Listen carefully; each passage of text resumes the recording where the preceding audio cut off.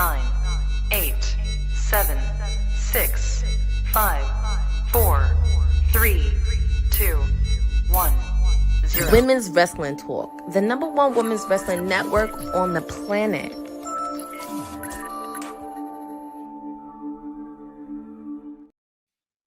Well, buzz. Happy Friday, beautiful people. It is the sweetest oos here for your Honey Night SmackDown watch along as part of Women's Wrestling Talk, the #1 women's wrestling network on the planet. And of course, you know, the sweetest oos is in the house. I am your hostess with the mostest for the next 2 hours.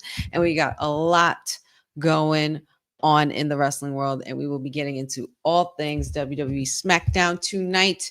And we are already kicking it off pretty crazy with Mr. Cowboy, Brock Lesnar, the Beast is in the building, and they are live from Norfolk, Virginia, for SmackDown. And we already have also AAA undergoing their PLE underway after this as well. We have WrestlePalooza definitely coming upon us. It's getting crazy, y'all. There's too much going on, and I can't even think. So much wrestling, so little time, but I am so happy to be here. I am excited. And if you guys are new here, please do not forget that let us know where you're from, where you're repping, help us keep this thing afloat.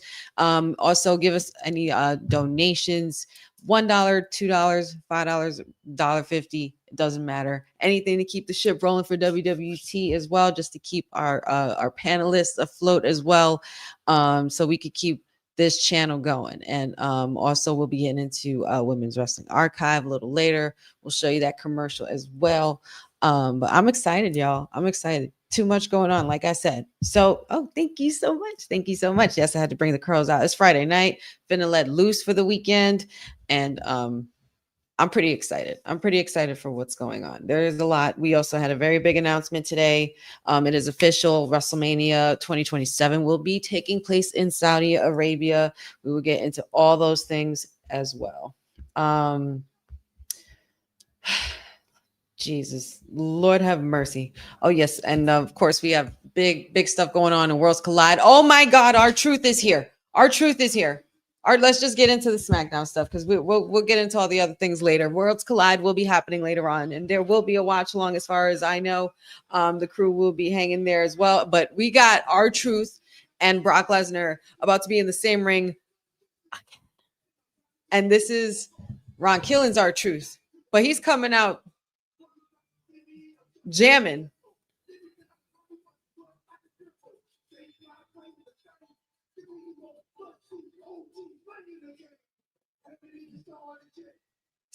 You know what? I'm not even mad at you, truth.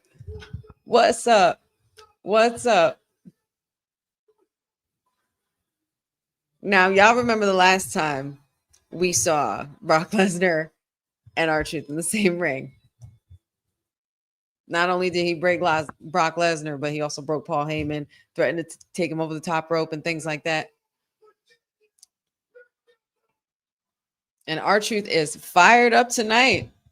This was totally not what I was expecting on my SmackDown start for this evening. So this is how rude, Brock. You can't tell R-Truth to shut up, but he just did.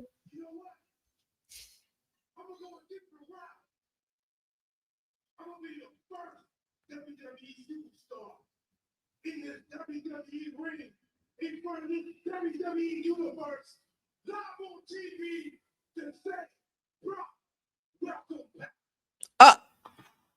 He said, welcome back to Brock. Now, with that being said, I used to be scared of you, Brock. This is definitely the second time he interrupted Brock, so you know what's finna go down.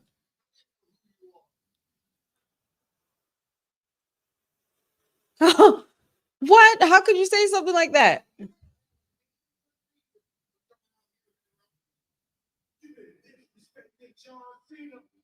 My childhood hero, my older brother.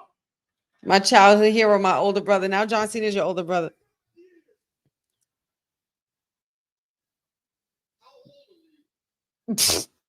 How old are you?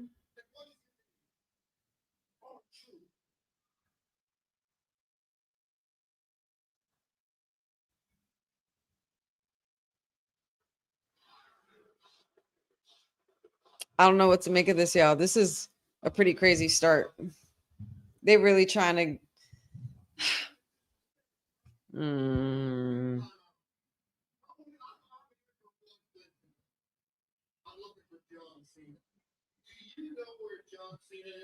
Oh God, R-Truth, you better have the answer for this question, or else you in trouble, buddy. You don't know where John Cena is because you can't see him. Sorry. That's my corny joke of the night, y'all. That's it. I'm done.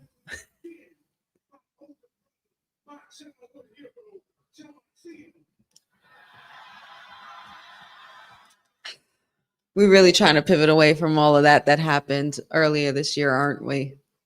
I really don't like that. It's not what I wanted. My timeline for John Cena was so much better than this, y'all. Y'all have no idea. If you haven't seen it on Kayfabe Podcast, we had an episode, Councilman Dion and I, we did an episode based on John Cena's timeline and what it should look like. And man, has this gone a whole nother route that we all thought, like, we never thought it would go this way. They're pivoting in all kinds of ways.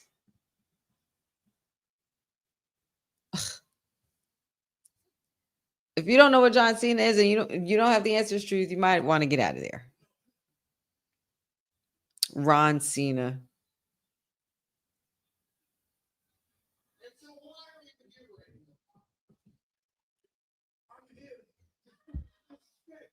Hope everybody's doing well. Shout outs to everybody already in the chat. I see you guys.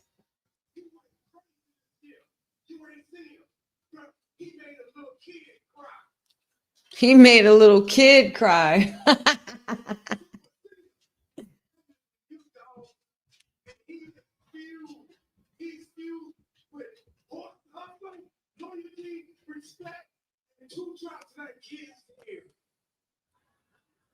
And teardrop. Oh my God, I cannot. What is happening right now? How is this the beginning of SmackDown right now?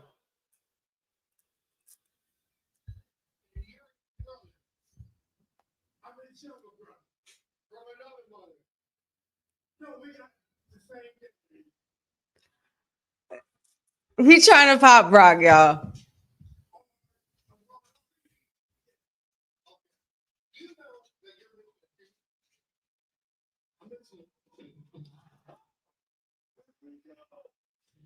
I knew it. That wasn't going to end well for Truth. We all knew that. This man, Truth, said him and John Cena got the same. He said, I'm his little brother. Brock ripped his pants. Hold up, y'all. You want to talk about a viral moment? Brock just ripped his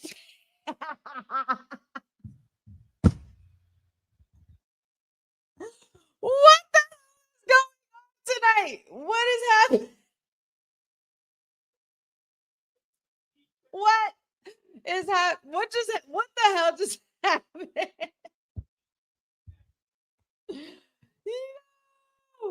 That basically took the whole segment, and now you gotta walk out like that. He said, "Did you see that, Stu? I ripped my pants." Well, you know what? I like this breaking the fourth wall and everybody talking to Stu. I'm really enjoying this. Shout outs to Stu, because Stu needs his flowers. He said, "I got blue underwear. Just so happens to match the color of the brand." Yo, that's pretty much gonna be the one thing everybody walks away with tonight. How you? This is hilarious. This is hilarious. That I was totally not expecting that. And then there's this man, Sami Zayn, is scheduled to pretty much oh.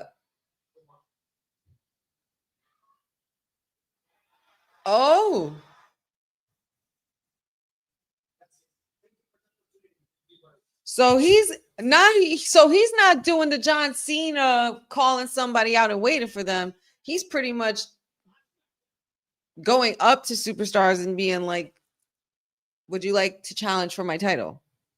Well, okay, Sammy. A lot just went down just now, guys. A lot just went down. But I can't help.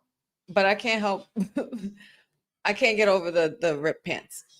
So we all knew that wasn't going to end well for R-Truth. We all knew that, right? I think, you know what? I think that needs to be, yeah.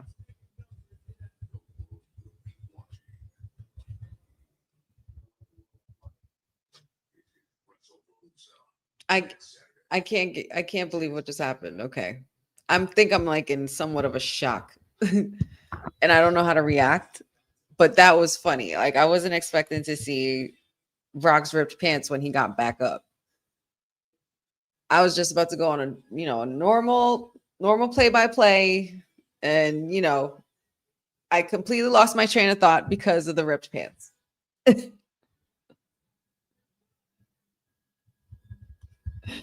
Hilarious. Brock Lesnar. That's them Garth Brooks jeans, yo.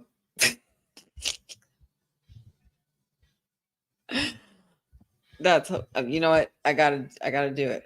I gotta do it. That's definitely newsworthy. That's hilarious.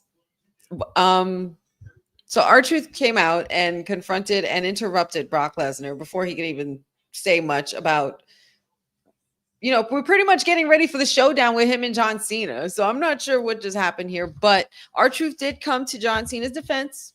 I guess we're truly completely going to pretend like that F5 at the, not F5, attitude adjustment at the press conference did not exist. So I guess I'll just have to play along with that. But and in the midst of all of that, he was trying. I feel like that was pretty much another moment to try to get R-Truth to crack Brock, and he almost kind of did. That whole line about him being his little brother, and Brock asks him from another mother, and then he goes, "No, we have the same daddy." I can't get over it. I can't get over it. That was just too much in one segment. And then to add the fuel to the fire, freaking Brock Lesnar completely ripped his pants while giving the F5 to R-Truth. Ron Cena. And Ron Cena also did declare that Super Cena is coming for Brock Lesnar. So I'm not sure how much longer I could take Brock seriously, especially after that moment. So something better make up for it. I hope he has another pair of jeans somewhere in the back, because you can't be walking around the whole show like this looking for John Cena. That's a little strange to me. Oh man, hilarious. You know what? Yeah, Jeffrey, I would have to agree. Good thing he wore underwear. Wardrobe malfunctions on SmackDown to kick it off. Wow, that's a great start.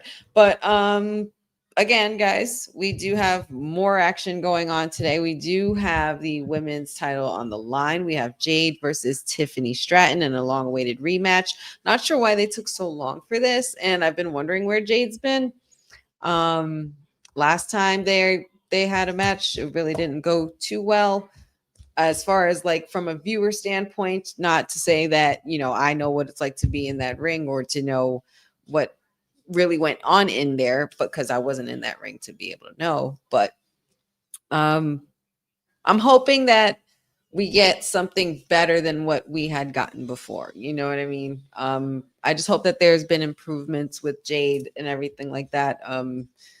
It's pretty much set in stone that they want to make her a top contender, but it's just about the in-ring work being able to be executed. And I'm really hoping that the ladies tear the house down tonight, as they normally do. In this case, Sami Zayn also offering Rey Fenix to be the next challenger for the United States Championship in his open challenge. We also have Drew McIntyre versus Randy Orton. And I wonder if John Cena is going to show up. Are we going to be able to see him? Is he going to be there or not? But we also have all the folks rolling in for Triple A's Worlds Collide. And earlier, as I was mentioning before, Brock Lesnar and R-Truth came out. We had an announcement made by Triple H and the Prince of Saudi Arabia in regards to having WrestleMania in 2027.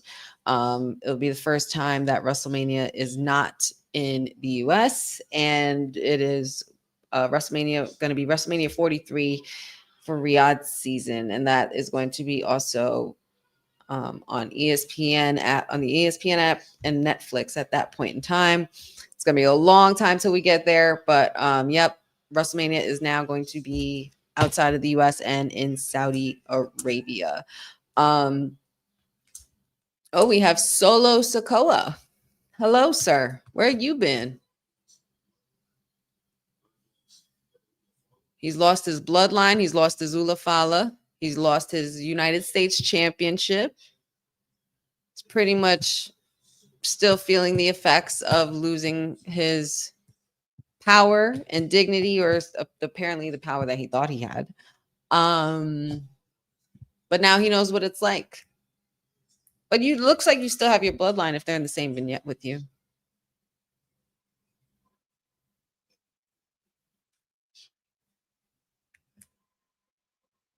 So it looks like Solo's by himself in this vignette here, but still talking about his family tree. Not sure which tree we're talking about anymore, because we know this bloodline is very, very, very extended.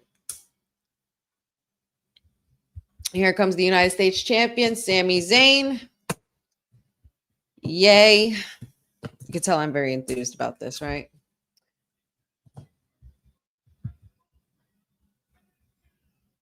I'm excited about Rey Fenix getting an opportunity. I will say that.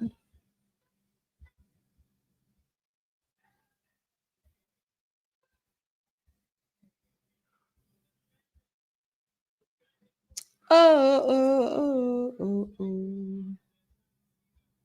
I mean, it's a catchy tune. You can't help but sing along, right?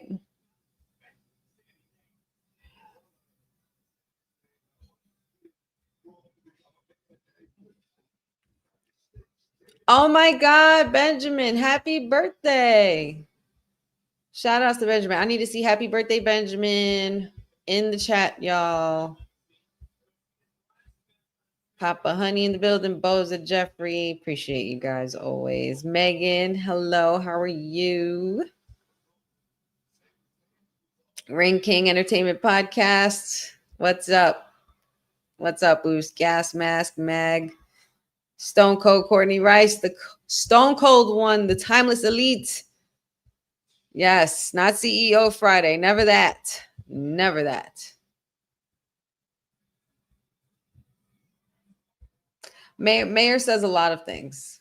Mayor says a lot of things. I did give Mayor permission last week. I opened the door for him. You know, I did say Friday is there because I had prior engagement.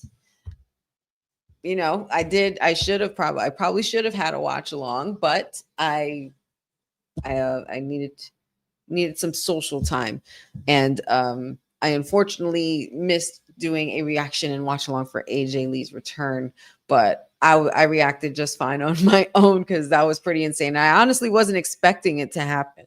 I was really expecting the swerve, which is probably one of the reasons why I was just like, but however, here we are. And either way, the show must go on. And yeah, for sure. I did miss that. I did miss that opportunity though. That would have been a reaction for the books for sure. But there's plenty more to go. Rey Fenix looking primed and ready to go one-on-one with Sami. I think these matches are actually going to be very good. These Sami Zayn Open challenges. I mean, considering the banger he put on with Cena, like if I don't know if y'all noticed, but Cena and Sami fought for almost a good 50 minutes last week. At least it felt like that. I mean, maybe not fought, but their whole entire segment, like the whole entire first hour of the show was dedicated to them. You know, coming out, the you know, speaking on the mic and addressing each other, and then Sami Zayn extending the challenge back to him 10 years later, back since from 2015 when he first offered it to him, when he first got here. That's a pretty crazy full circle moment, and that says a lot more of Sami. And maybe I should stop being so hard on the fact that, you know, that's just I guess it's just my bias thing about the whole cross thing with Sami. I'm still kind of not over that. So maybe that's why I'm a little bitter about it. But I can't not give credit where credit is due. I am a sensible person. I like to think so, you know?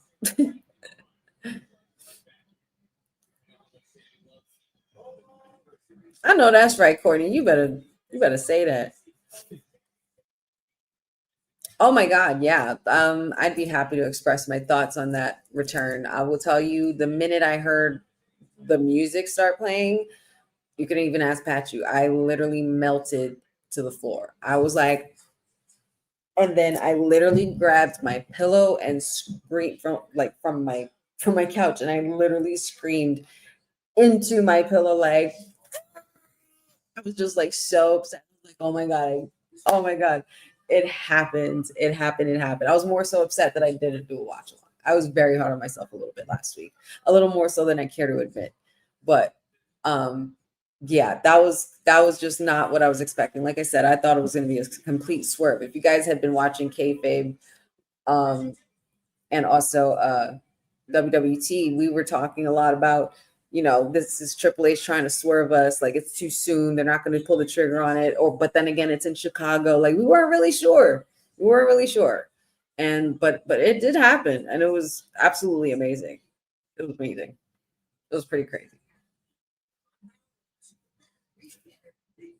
Yeah, I did. I thought that's what I didn't know if they were going to save it for WrestlePalooza. I was just like, why there of all places? I thought they were actually going to milk this for a while, up until at least Survivor Series or something. Being that Punk returned at Survivor Series, you know what I mean? I felt like that would have been appropriate. But, you know, Chicago was going to turn up for AJ Lee. But her return was so awesome to see her facial expressions, her skipping down the ring again, and her, you know, just pacing back and forth and giving that stare to Becky Lynch and stuff like that. Like, not for nothing, that would be me as well. Like, you putting hands on my husband, you have a real problem. You thought he was the problem. You have a problem with me now. Like that, I felt that to the core. Like that's wife core unlocked for sure. Like, that's just the reaction. There's no way that AJ Lee is going to let Becky Lynch get away with putting her hands on CM Punk. There's absolutely no way. And seeing the literal joy and pride in CM Punk's face that whole time, like, he's probably been waiting for this moment. Like, we talk all this shit about us, you know, like, if AJ Lee would have come back, oh my God. Like, forget all of us. Her husband, Phil Brooks, CM Punk, he was very and extremely proud, and he was just giddy from ear to ear. And it's things like that where you could truly see the fan in him, because you could tell he's her biggest fan. He loves her, and they love each other. I at least that's what I see exuding through, you know what I mean, throughout their time that we've seen them, and the time that they've known each other. We literally seen them grow up in this business and fall in love. They both fell in love in this business. Like, that's a beautiful thing. And for CM Punk to he's probably in his head saying, you know what, it finally feels good to have this kind of turn for myself. Like, you know, like I'm not alone in this, and we can be a WWE dope hot couple as well. Like, you know, there's so many cool, epic WWE couples. Like, you know, you think the McMahon Helmsley era, you think of Macho Man and Elizabeth, you think Luna Vachon and Bam Bam Bigelow, you think of iconic women with their valets, with their with like Sherry whenever she was with Sean, or whenever she was with Harlem Heat, or anything like that. Like, you know what I mean? It's just iconic. But and to actually see Seth and Becky working together, because Becky even said in her book that she wasn't really fond of working with Seth at that time. Like it felt uncomfortable. Like it just felt not uncomfortable. It just felt weird. And I get that because, you know, in the workplace, it's like how you separate marriage and then work as well. Like, you know what I mean? You're trying to be gimmicks and things like that. That's not who you really are. But it was with that whole Baron Corbin and Lacey Evans thing. It was a little strange. But this version of Becky and Seth, like as far as when they were baby faces, it didn't work. When they're heels, that works. On paper, that looks great. That looks absolutely great because it gives that they're that heel couple. They're the heel couple, and then you have the rebel couple and the fan favorite. You have AJ Lee and CM Punk across the way from Seth and Becky. Like that pretty much writes itself, and you best believe the asses are going to be in the seats for that. Oh my God, Dad, you're hilarious. Don't even do that. Miz and Maurice. Miz and Maurice is a great example as well of that, of epic WWE couples. Oh my goodness, what a maneuver there. Rey Fenix and Sami are going off right now, y'all.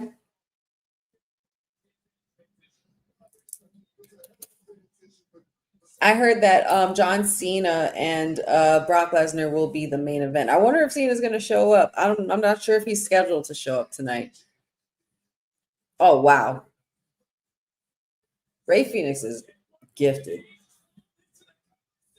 Very, very close count there for Rey Fenix. Close pinfall there, but Sami Zayn was able to get out of the cover.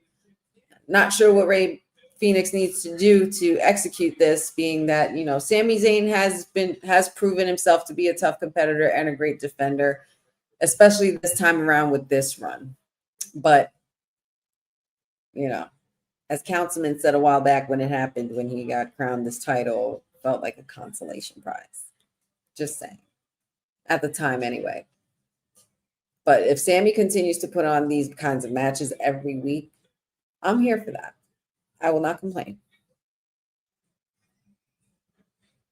Oh, by literally a millisecond, y'all. That count was too close. These boys are laid out. Let the bodies hit the floor. Who is going to come out as the United States champion?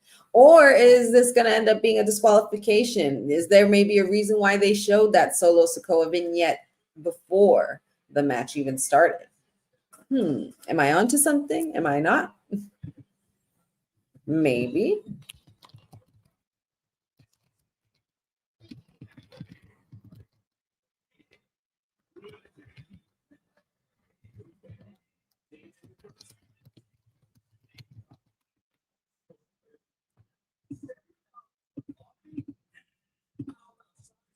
I can't believe Brock Lesnar ripped his pants, y'all.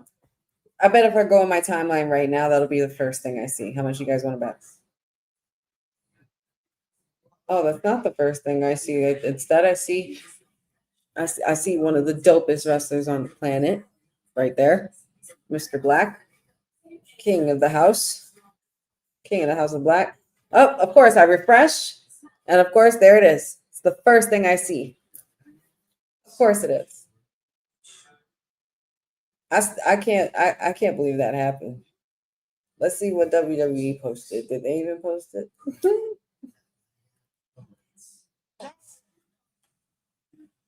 I used to be scared of you, bro. I used to be scared of you, Brock. I wonder if this is going to lead to something with Brock. Is R-Truth going to be the reason John Cena beats Brock Lesnar? Does John Cena win like in a sneaky way with R-Truth? Like, does he help him? And then Brock Lesnar gets crazy, and then you have Brock Lesnar versus R-Truth.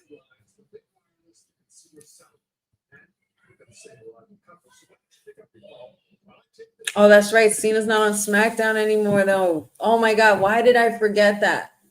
Oh, that just broke my heart. Oh man, that's right. He fought in his last SmackDown last week, y'all. That's really it. That's that just blew minds. That just blew minds. Damn gas mask. That's crazy. We really can't see him anymore on a Friday. We're this is really coming down to the wire, guys. I want to know how you guys feel. Like how is like how do you think like of course the like I said the show must go on, but John Cena no longer being in the WWE is really overwhelmingly unreal. No pun intended at all. But it just feels like it's not supposed to happen. You know what I mean? Like it's like one of those things that you think would last forever. Like I don't know how y'all thought when y'all were kids, but I when I was a kid, you know, when you're that young and when you're naive and things like that, when I saw people like Michael Jackson, like and like how and how enraptured I was like with their performance level and how their greatness, like you know that aura and being able to move the world in the way they did and to have such impact on the world, like it's it's one of those things where like when I was a kid, I used to think that Michael Jackson would live forever. Like I thought, like literally immortal. Like you know what I mean? And technically, he is via music through his music, but I mean like literally like you'll never there'll never not be a you on this planet, like you know what I mean. And with Cena it's like it's hard to imagine a wrestling world without Cena now after this journey we've had with him. It's I don't like I wonder if this will even include like maybe a legends appearance, you know, not necessarily wrestling anymore, but you know, because he is retiring from wrestling. But it's so crazy to think that this is John Cena's like this is it. All like literally like hello, like the Michael Jackson last tour that he was gonna go on, it was called This Is It. Like this is John Cena's This Is It. And it's like you would think John, like the legacy of John Cena, of course, will live on forever. His work and resume will always speak for itself. But it's just crazy to think that we are at this point in time in his life. Like we've literally watched him grow up, and it's such a great thing. Like that's what that's the beauty of watching wrestling for me. It always has been, even with seeing, you know, how Papa Honey, you know, reacts to, you know, when his generation of superstars that he was watching is getting older and things like that. So it's like, bro, we are literally at your retirement and you're doing it exactly the way you want to, which is not a lot of the superstars and men and women in the business could say that, where they literally do it on their own terms. Blue Thunder Bomb. That was a Thunder Bomb. Oh my God. He kicked out? Ray Fenix just kicked out of the Blue Thunder Bomb, y'all. We'll get into more John Cena in a little bit, but that was insane. Just back from commercial now.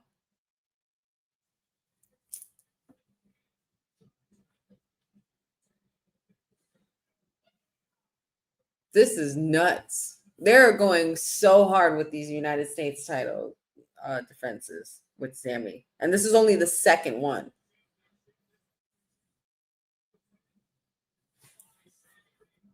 He's literally been the first match of the night for the last 2 weeks.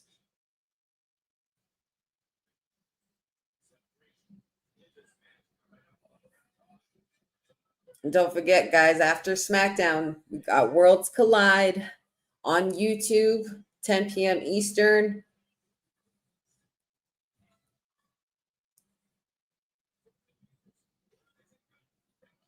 Oh, nasty. 1, 2. Oh my God. For some reason, I thought that was almost 3. I thought that would have been 3. That's crazy. What a move that was. Ray Fenix is so gifted. I'm so happy he's on this side of the pond because I'm not sure what was going on in AEW, but to not want to utilize a talent like him is beyond me. This is crazy. This is awesome. Yeah, you're right, crowd. Oh, what in the world?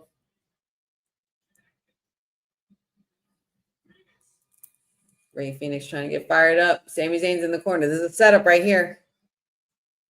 Yep, here it is. Here it is. I knew it.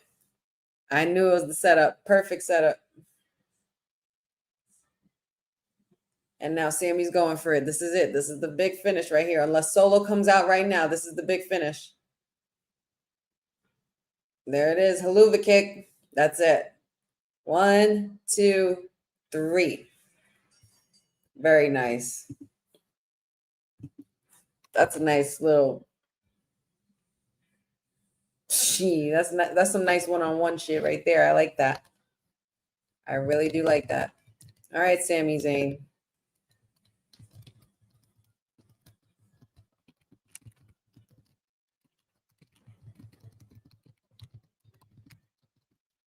Crowd going wild for the retaining United States champion.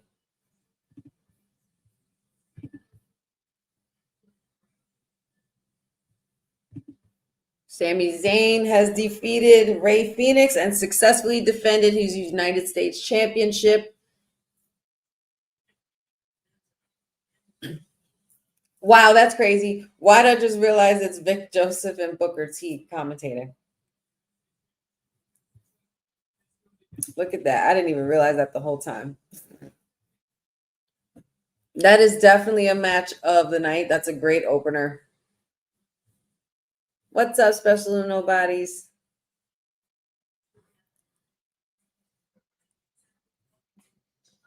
Oh, if you guys checked out Kayfabe Podcast yesterday, I did some Honey Pot predictions during our episode, which, by the way, we're getting close to our 50th episode, y'all. Pretty crazy, right? And I was discussing that maybe we'll see possibly the next challenge for Giulia going forward with the United States Championship. And it looks like all eyes are on B-Fab, and I'm here for it. Oh, okay.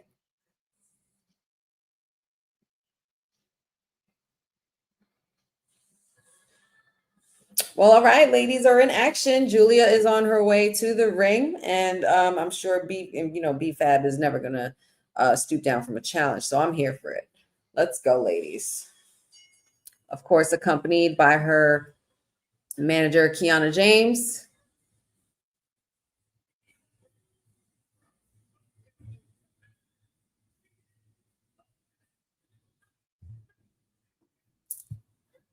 Finally, right, Courtney? Totally. I agree. This is shaping up to be a pretty fantastic night.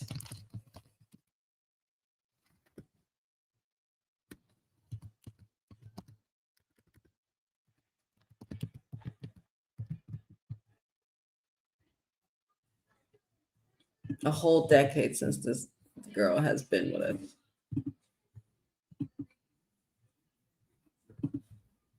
I still can't wrap my head around the fact that AJ's back here. It's nuts.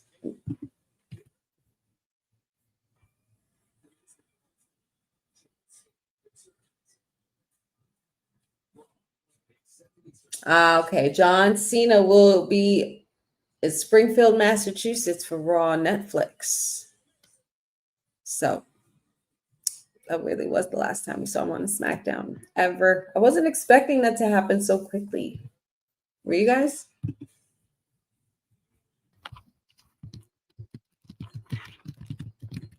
I don't think I was expecting that.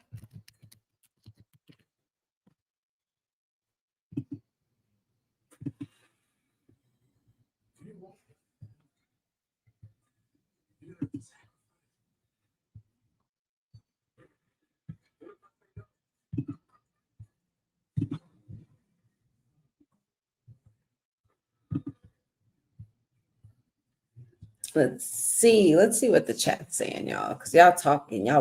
The bees are buzzing in the chat, and I'm here for it, busy bees. I'm here for it.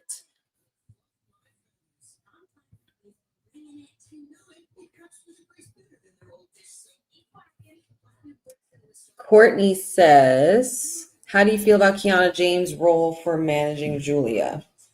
I'm not mad at it. I understand what they're doing.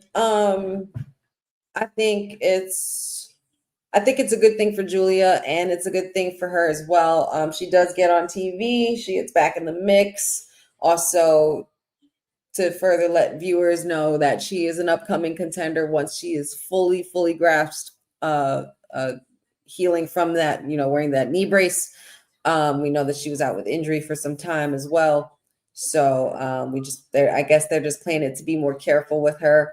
It's a good look for her to be like a liaison for Giulia. I think that's something that Giulia needs, kind of like kind of like the, how they used to do with, when they give the heel a heel manager, and you have like, Mr. Fuji, Yokozuna, you have Bobby Heenan versus anybody or with anybody.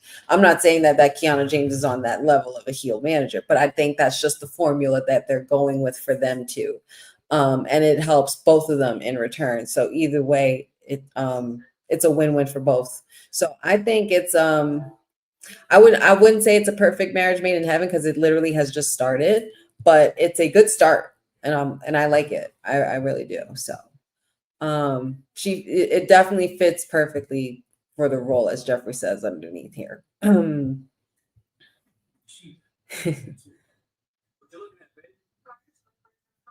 Clipboard Karen. Yeah, that according to Zelina Vega, that's Clipboard Karen. So I mean, and I've been wondering, speaking of Zelina Vega, Nick Aldis, I need to speak to you. Where the hell is Zelina? Where's my former United States Women's Champion? Where is my first ever inaugural Queen of the Ring? Where is she? And why is she not on my TV? Riddle me that. Because this is getting sickening now. There's no way that you just threw that title on her just to feed the Zelina Vega army, and then also take it off of her and then put it on Giulia, and then she's not on TV like she's never existed. Not feeling that energy at all.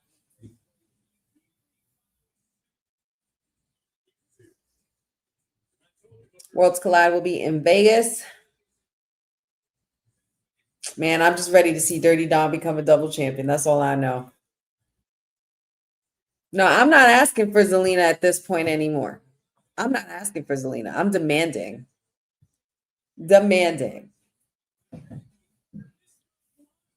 Why wasn't she even a part of this Worlds Collide event?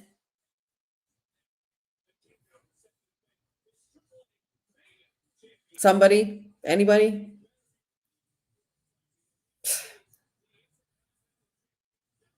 But as I said, I just want to see Dirty Dom be a double champ tonight. That's what I think. That's what I want. Oh. All right, everybody stop. World, stop. The profits go from here. Where do the profits go from here?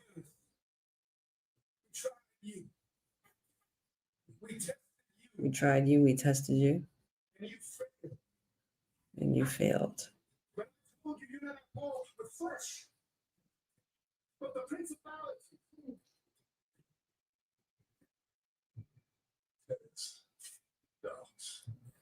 Pains me to see you like this.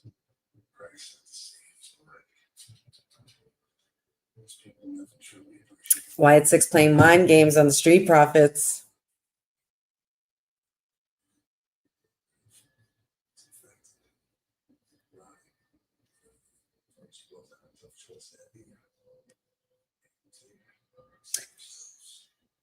You know what? This is something I didn't even mention in Honey Pot Predictions. I completely disregarded the tag team's involvement for tonight's show. A lot of things have been.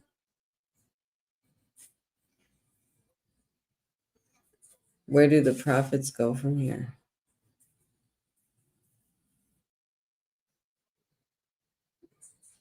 Woo! He said follow the buzzards, y'all. He said follow the buzzards. He said follow the buzzards. My heart.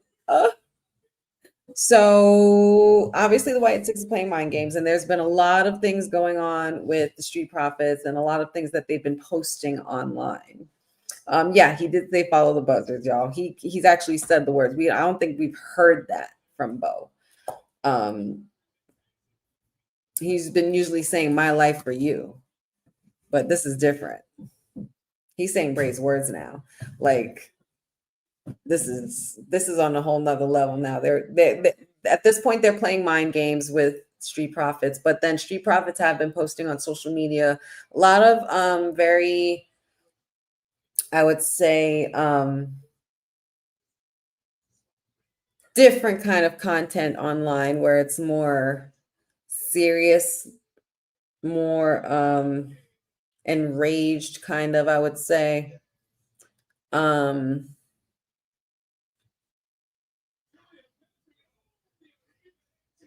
I don't know if I'm fully believing it though, because it just seems too easy where everybody's like, and this pretty much isn't even a match, so you pretty much screwed me out of a women's match again for the second time. Giulia's completely doing away with B-Fab, and somebody help her. Michin, yes, thank you. Kiana James just standing there and watching. Get her, Michin. Oh, kendo stick to the hip walking. Oh, girl, I know that hurt. Oh my God, you better eat that kendo stick to the back, girl. Michin, you look good. Come on now. Oof.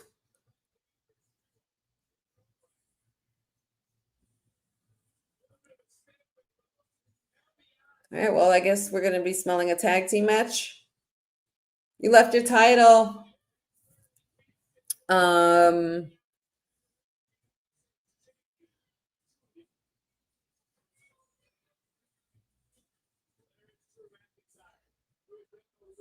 Well, okay, I guess. But in regards to the Profits, like it's hard for me to believe what they've been posting recently is in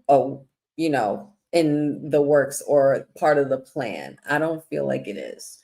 I feel like there's a different plan in place for Street Profits, because at this point, splitting them up to me looks too easy. So what's something different? I mean, they did try to turn them heel and all of that, but it didn't really work because they're still fan favorites. I'm wondering if something else is going to be recreated from this. This is going to put Street Profits in another kind of light. Like, what are they going to do? There's going to be something that they do differently with the Profits that's not gonna seem like their old selves, or even what we've been seeing currently. Because even still with them trying to like be heel and everything, even with Bobby and then with B-Fab after a while, like it's hard to even consider that, because they're, like I said, fan favorites, and people end up doing you know what I mean? They end up doing everything with Montez Ford whenever they go travel and things like that. So it's pretty much, I would say it's difficult. Unless Bianca Belair or somebody's coming back and knocking their heads together and reminding them who they are, and then they turn into like an ultimate heel version of Street Profits, like where they're way too serious, like on some New Day stuff, then maybe we might have something to talk about here. That's different. What about that picture that was posted with R-Truth, the Profits, and Carmelo Hayes and stuff a while back? You know what I mean? Like a sick 4-man heel faction, like for real. And then you just add either a heel Bianca or B-Fab in the mix. I was saying that it could be Carmelo Hayes along with the Street Profits, and then you have B-Fab and Bianca. Create a whole new women's tag team with them two. I wouldn't be opposed to something like that. But we do have, speaking of the women, at least we have a women's match happening tonight. We do have the women's title, WWE Women's Championship on the line. Tiffany Stratton and Jade Cargill will be next because they are both heading into the ring and they both look good tonight. Let's just hope that Booker T can behave himself because I'm not sure what the hell that was on NXT, sir. But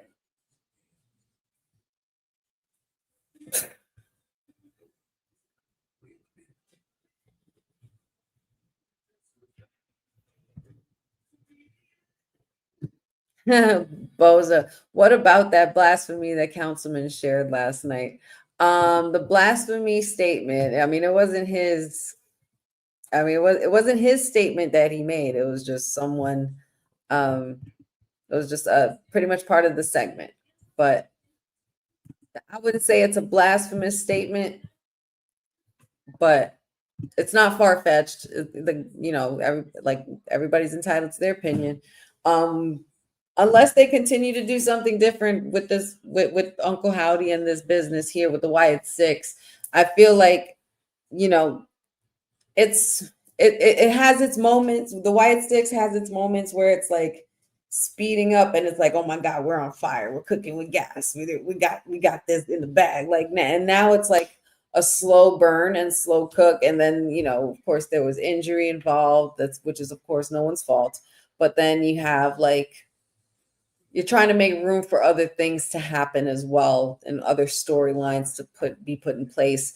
I get what Triple H's formula is with every other week where you don't use the same person every week in a lot of cases. In this case with the Wyatt Six, it's better to spread out their story as far as possible so that way it doesn't oversaturate, get people sick of it. But I hate that point because it's like, when we get to the point where we don't see them enough, we're like, damn, we missed them. Where are they? I don't want them to lose their momentum. I don't want them to lose their mystique, their edge, and things like that. But then they show up and then something happens and then another QR code pops up or another video and everything like that. Like, I'm waiting to see when Nikki Cross is going to strike. Where's the love for Sister Abigail? When are we putting this girl in this division? Oh, quiet 1 second. Alistair's about to speak. When I tricked you into thinking I was doing that, I knew I had poisoned you. Then Alistair and Damian Priest. I need more from them, and I want it to end in a Hell in the Cell. I said this last night on Kayfabe. understand this, priest. I am both sickness and cure. You can keep fighting this and He's the sickness and the cure. sickness. What happened? And then you can show the entire of the shit that she's not.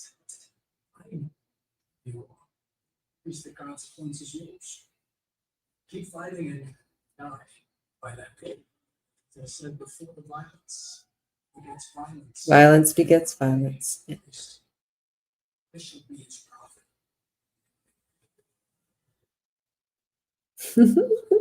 I love it. I like the build up for this rivalry.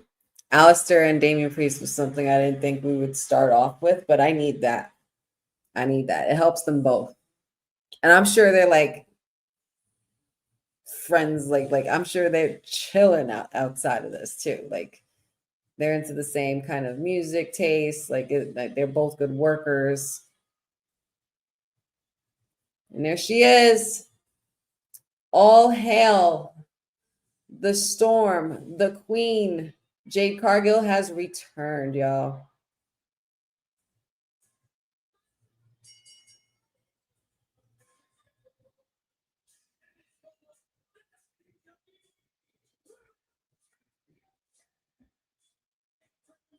Lord have mercy, Jade. What?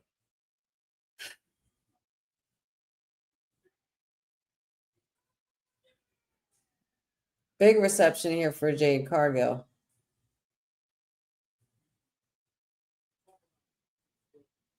Aura, presence, got it all. The look. Are we ready to do this in the ring though? Come on, Jade. We need you sharp, girl. Need you on your P's and Q's. Bring your A game tonight. She looks great. But then again, that's never the problem. Her look is never the problem. She has that. She has it. She's the total package, the physique, all of that.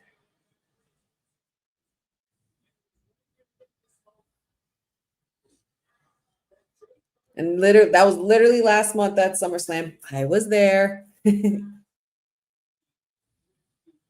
And the match wasn't a lot of people were saying that match wasn't what they expected it to be. It was definitely a match that I was looking forward to, but I feel like that match needed just a little more. And you know what? Fine, we're building it from here, from Jersey. At least there's history between the two.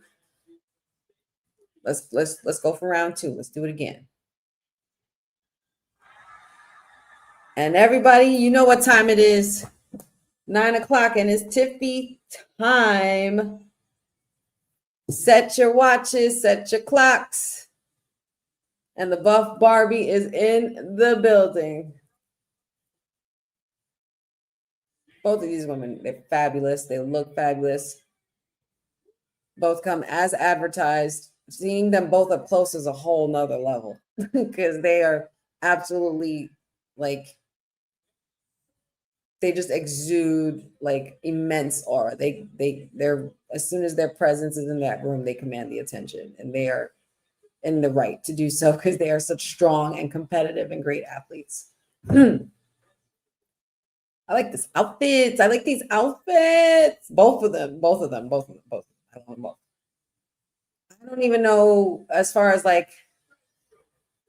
I'm not sure who I'm picking. Well, I mean, I kind of do know as far as like honey pot prediction wise, I did choose Tiffy to retain. Tiffy is also aiming to break the record. She wants to hold this championship for the longest. She wants to have the longest title reign. Currently, Bianca holds it at 419, I believe, that as we discussed last week. It's possible that Tiffy's on her way to wanting to break that record again, or break a record, not again, but break that record. And, looking to establish herself in the history books.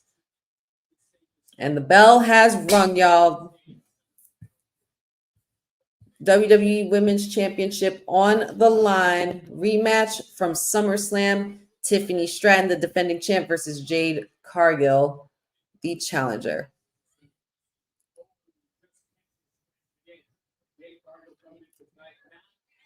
Oh, what athleticism! Why did it take me a minute to realize that Vic and Booker T were on the commentary table until I actually saw them visually?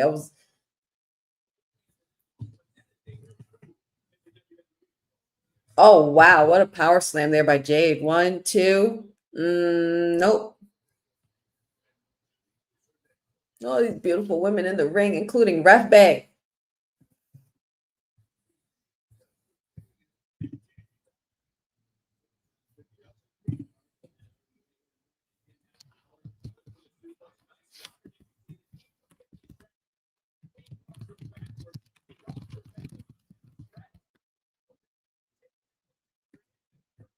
Quick pin there by Tiffy, kick out by Jade.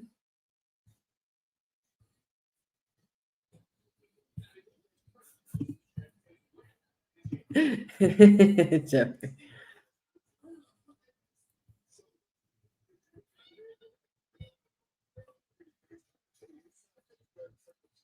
I think Jade had presence in AEW too. It's just that AEW didn't know how to book her or what to do with her.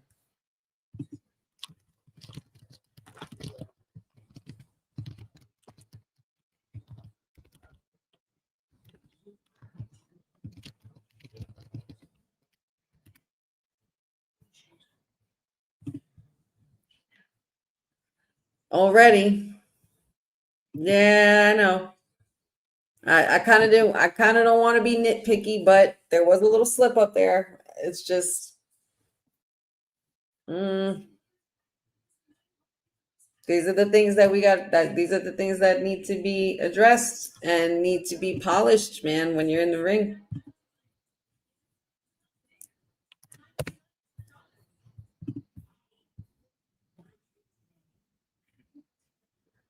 They did. AEW did. They did. They did shove. They did pretty much just throw her into the wolves, without any like conditioning training and stuff like that. Like as far as like in ring performance training, but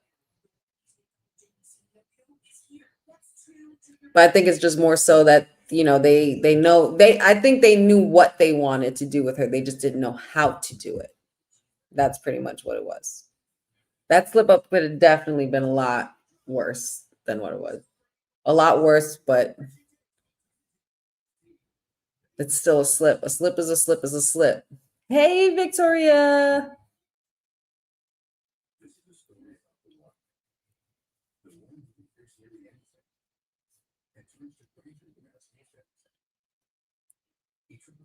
Jade Cargill really trying to lay it into the champion. Showing some dominance here.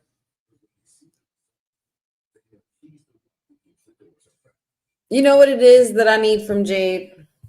I need Jade to like work with like Randy Orton. I think that's my thing with Jade. Like I don't have a problem with Jade. There's just something that she doesn't do when she's in the ring performing. And or one thing that she does do that affects what she doesn't do.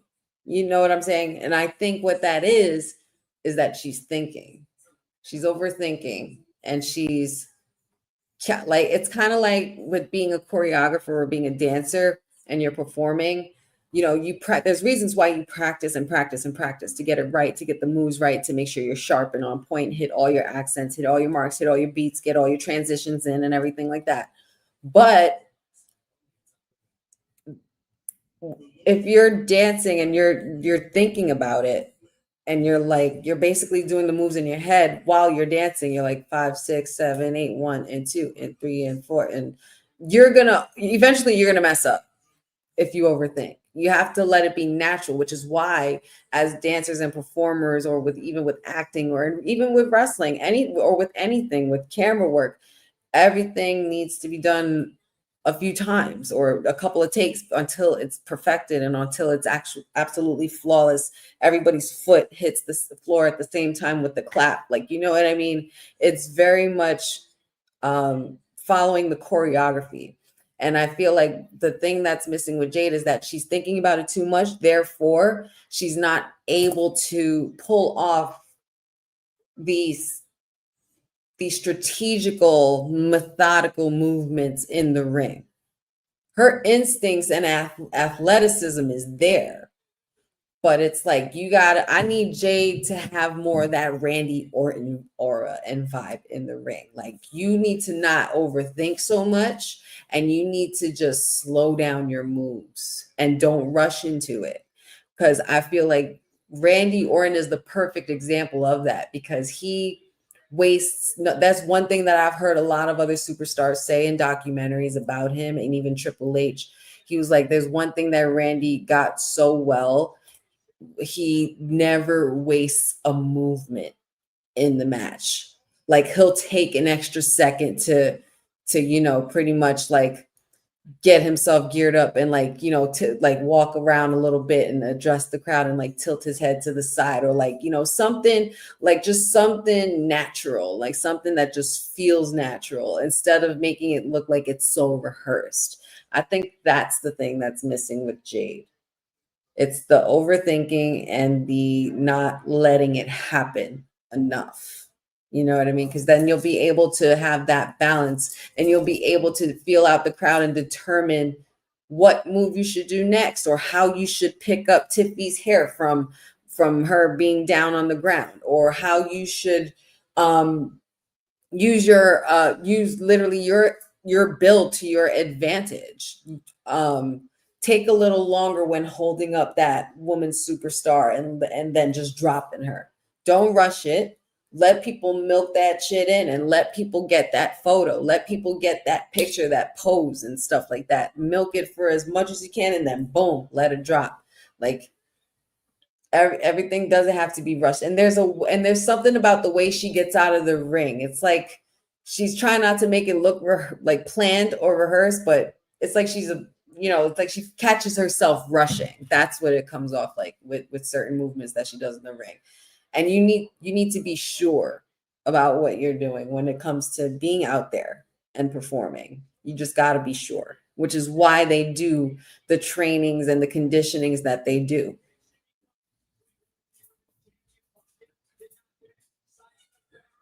There's also the selling aspect and the selling point of it. Like, you got to be able to over dramatize, be overly dramatic.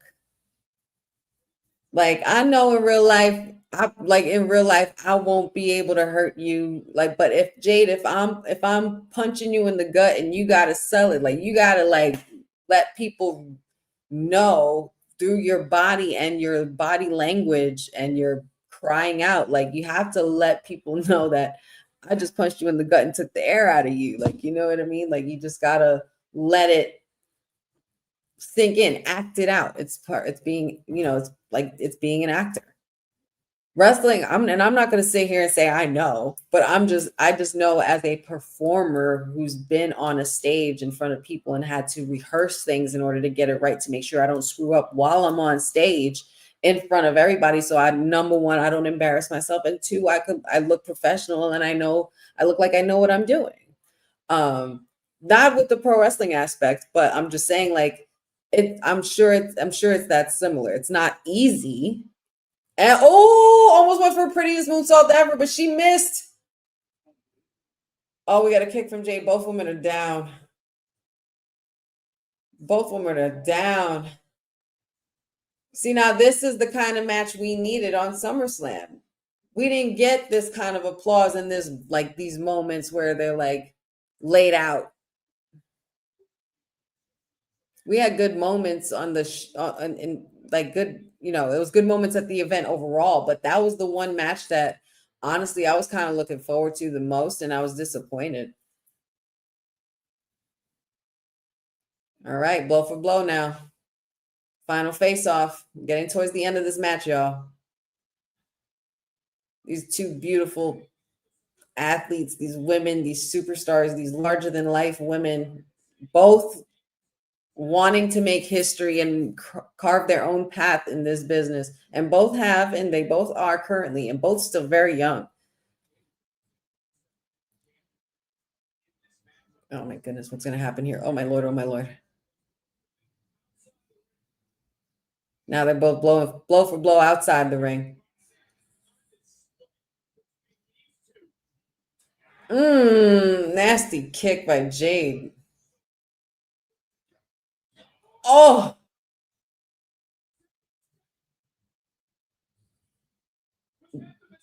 Jade literally went,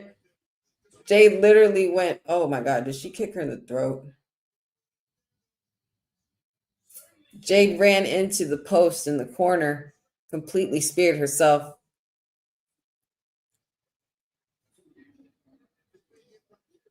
Oh my God. That was a very bad landing. Whoo! And then through the barricade. Well, that was chaotic. Holy shit. So basically, both women get counted out and Tiffy retains the title. But I hope Tiffy's okay because she slipped. Oh, there she is. We were waiting for that. And I believe one of them called it last night, Councilman or Dion. Somebody said Nia Jax sighting. I want to say it was both. But yeah, Nia Jax, the queen, the 2025 queen of the ring, has returned. And she is, oh my God, Nia. Are y'all seeing this woman? Nia. Girl, you look, ooh, baby. Ooh, baby, Nia. Nia, girl. Listen, Nia has every right to claim this title as anybody. She does. Let's not sleep. Nia's been a former champion. Nia has had a wonderful last couple years in her career. And look at her, dude. Look at her. My God. Nia, you look good, girl. I am here for this. I'm so chaos in the honey pot. I dropped my pot. Hold on one second, y'all.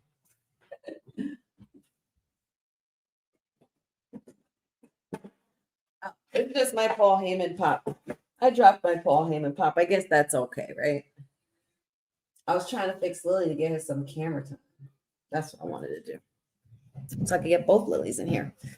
But that was wild and that was chaotic. And I like that ending for Jade and Jade and Tiffy. I believe this is going to lead to a triple threat. That's makes sense to me. Special little nobody's. I cannot with you. And there goes Miss Chelsea Green.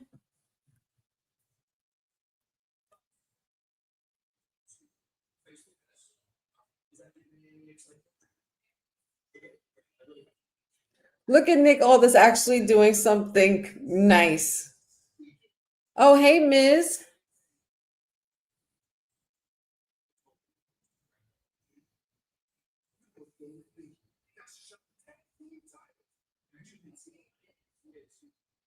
Ooh. So Miz thinks he has an opportunity for the tag titles and he doesn't.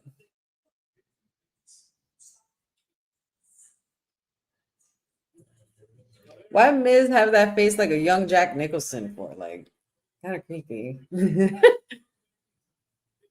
Yes, there he is. Speaking of Randy Orton, the Viper is stretching in the back and getting ready for his match against Drew McIntyre, which should be coming up soon or next. But we have something here with John Cena and Brock Lesnar, a little vignette, I'm sure, leading up to their face-off. Well, leading up to their WrestlePalooza showdown that's going to be happening next Saturday on the ESPN app, which is going to be the first event with WWE's partnership with ESPN. Pretty big stuff. It will be taking place in Indianapolis. And yeah, if you're going, have fun.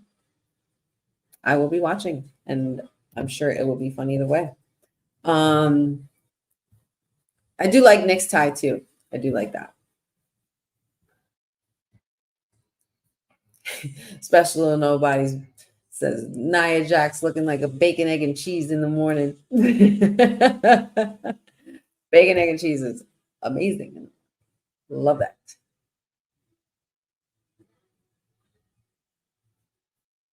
So that match was pretty good. That match with Jade and Tiffy, see, now that's what I'm talking about. Why couldn't I get that at SummerSlam? We needed that. All right, there might have been a slip up, but at least we made up for it. And you know what? We got a good pop at the end of it. And you know, the barricade. I was just really worried about Tiffy for a second because the way she did that moonsault from the top rope and then flipped, it's like her heels slipped and then she could have hit her head. And I'm really hoping that she didn't because she snapped back pretty hard. So that part worried me a little bit. But then after that, being knocked into the barricade, ending in a no contest. So Tiffy retains the title, but Nia Jax, hell hath no fury like a woman scorned. I'll tell you that much. You got to love women's wrestling. Got to love women's wrestling. And you know what? Speaking of women's wrestling, you should support Women's Wrestling Archive. Women's wrestling didn't just show up yesterday in glitter boots. We've been here the entire time, body slamming through history. The Women's Wrestling Archive launches January 1st, 2026, and it's gonna pave the way for all women's wrestling. Because if we don't document it, a man might say he did it first. This has been a passion project for a very long time. Head over to the womenswrestlingarchive.com to donate $1, $5, or whatever you can. It all goes a long way. Let's give these women the spotlight that they've always deserved. Her story belongs in history. Help us preserve it today. Join us at womenswrestlingarchive.com. Support the archive. Support women's wrestling. Donate today.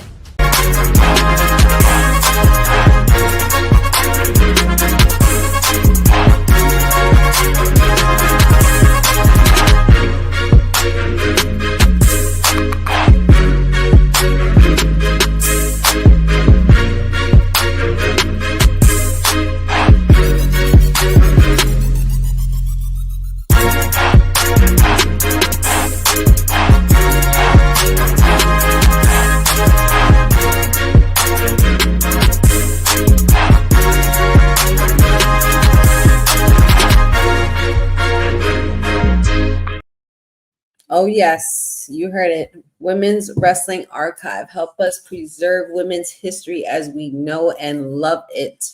Send a donation also as well. Yeah, man, just trying to make a good living. Trying to make a good living doing this stuff so we can continue to do more content and keep more good stuff rolling out for you guys as well. So make sure you like, subscribe the channel, as well as the super chats open. So donate at any point in time during the show. We will highlight your comment here and give you a huge shout out. And, you know, it helps us continue on the women's wrestling talk that we know and love, y'all. We do this for y'all. We do it. We love to do it for y'all. And we got to stick together. Wrestling community is very important to uphold, as well as preserving wrestling history of all kinds, especially women's wrestling, and being how, you know, with how it's impactful it's been, you know, since they've pretty much sparked up this women's evolution. And look at where we are now, you know, and let's just keep it going. But yeah, man, WrestlePalooza's official theme song is a song called Nokia by none other than Drizzy Drake. Never even heard the song. Never heard it.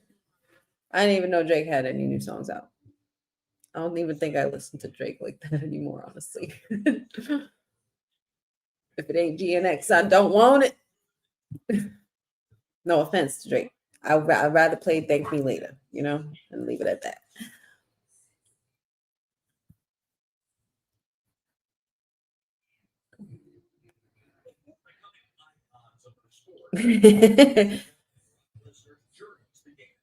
Yeah, well, if I was the councilman, I'd be very happy too. I'd be very happy too, Boza, because that's my if that was my client, I would want to keep the title on her as well, and it's been on a good run. They got to keep things afloat going on in Strattonville. Strattonville's looking very, very good. Strattonville's in good hands.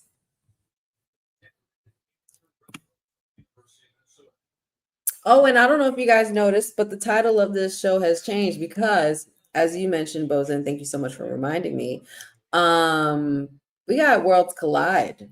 Nothing like we really planned until then.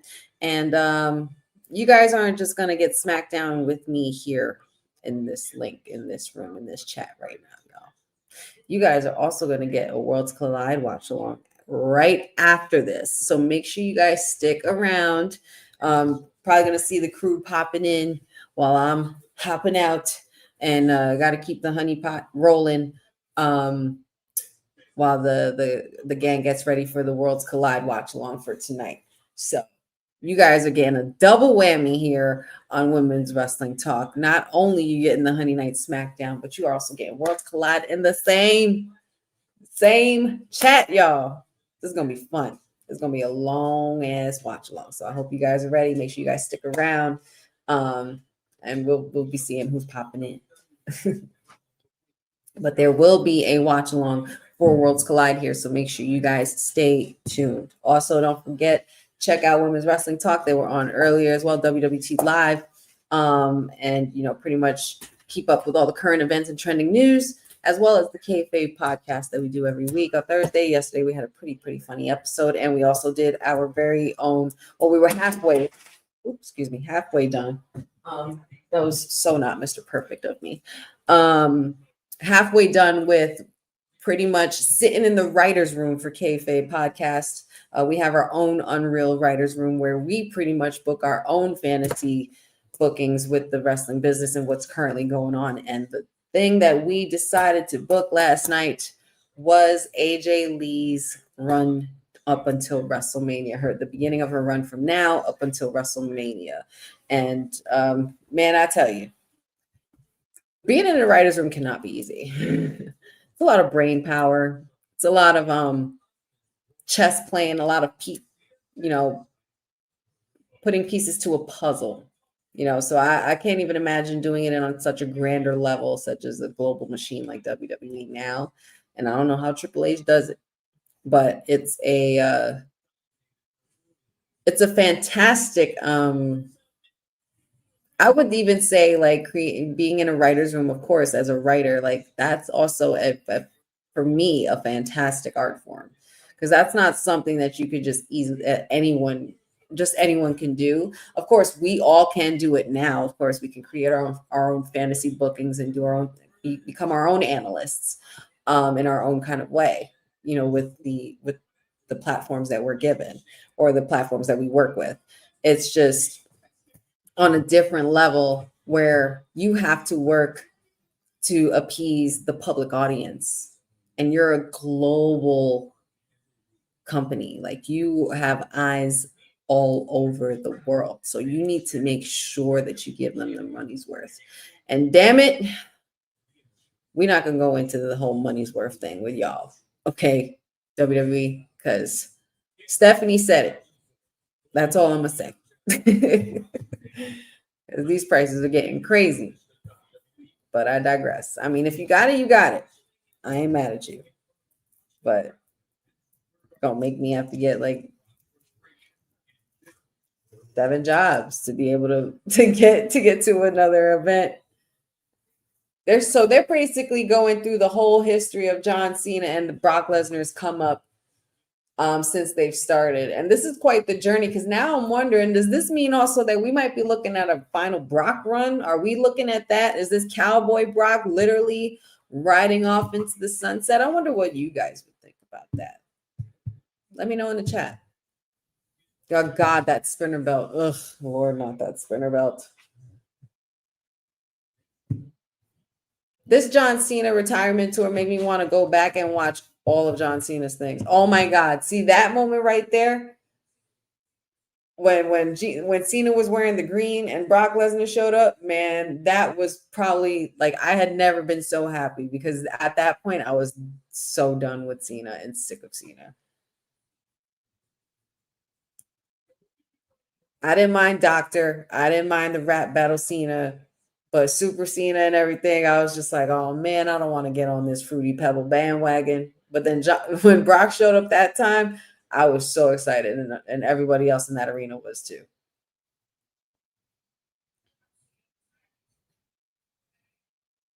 Here we go. Drew McIntyre is making his way to the ring.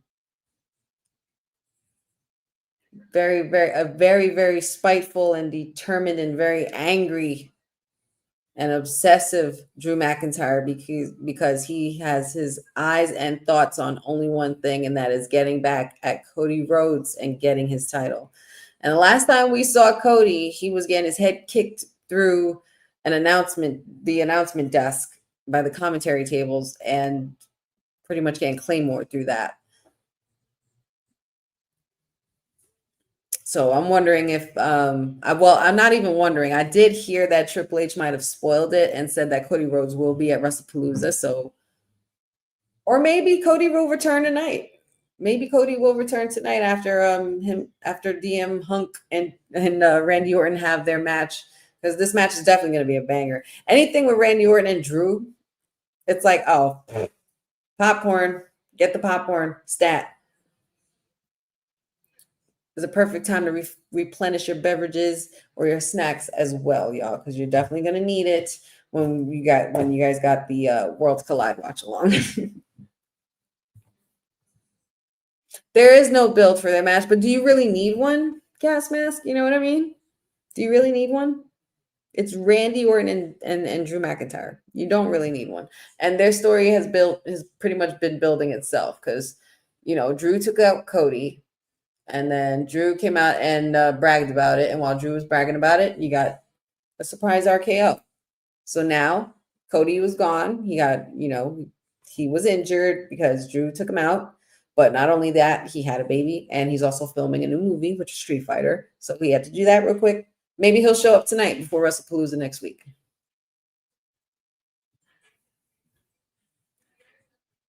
Oh, well, Cody and Drew? Well, I mean, not yet. There isn't a build for their match just yet, but this is that Claymore through the announcement desk was just the kickstart of it. That's at least what I'm getting from it, you know?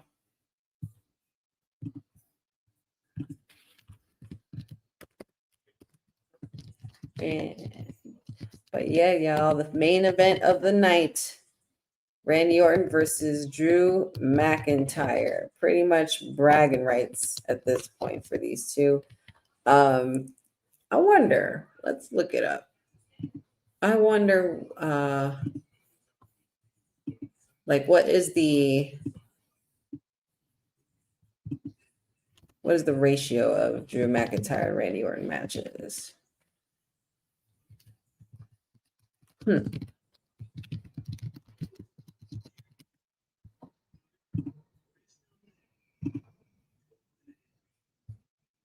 So let's see. Their rivalry dates back several years. Their most prominent feud occurring in 2020, of course. 2020, yep, SummerSlam. Clash of Champions, Hell in the Cell, Raw, SmackDown, Saturday Night Main Event. So this is pretty much just revisiting an old rivalry. So it's basically, this is probably why there's no build-up to their story. Gas mask. I think it's because you don't really, like I said, you don't really need it. And then with Cody, it builds itself because Cody and Drew, I believe Cody and Drew have fought once before. I'm almost positive. Cody Rhodes versus Drew. This is why it's crazy when there's so much wrestling and so little time, y'all. You forget how many times, how often these superstars have fought. But yeah, long and storied history in WWE, including a past reign as a tag team champions known as the Dashing Ones, which a lot of people I'm sure have forgotten about, which I kind of did. I'm not going to lie. The Dashing Ones. Of course, when you had the Chosen One and the Dashing Cody Rhodes as a tag team. I wonder if Dion remembers that time. Yeah, that's very interesting. Very, very interesting. So, but they have had matches already. They've had match on Raw, SmackDown.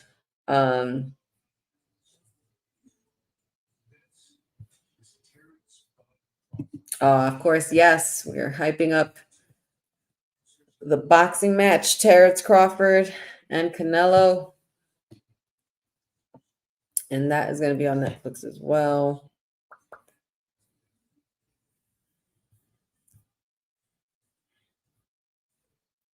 I would say so. That's not far-fetched, Jeffrey. This is definitely a filler SmackDown. You needed it. You needed it though. And you needed to see all these other superstars. I'm sure I mean, there is other ones that I feel like that deserve or earn some more TV time, but a lot of them are,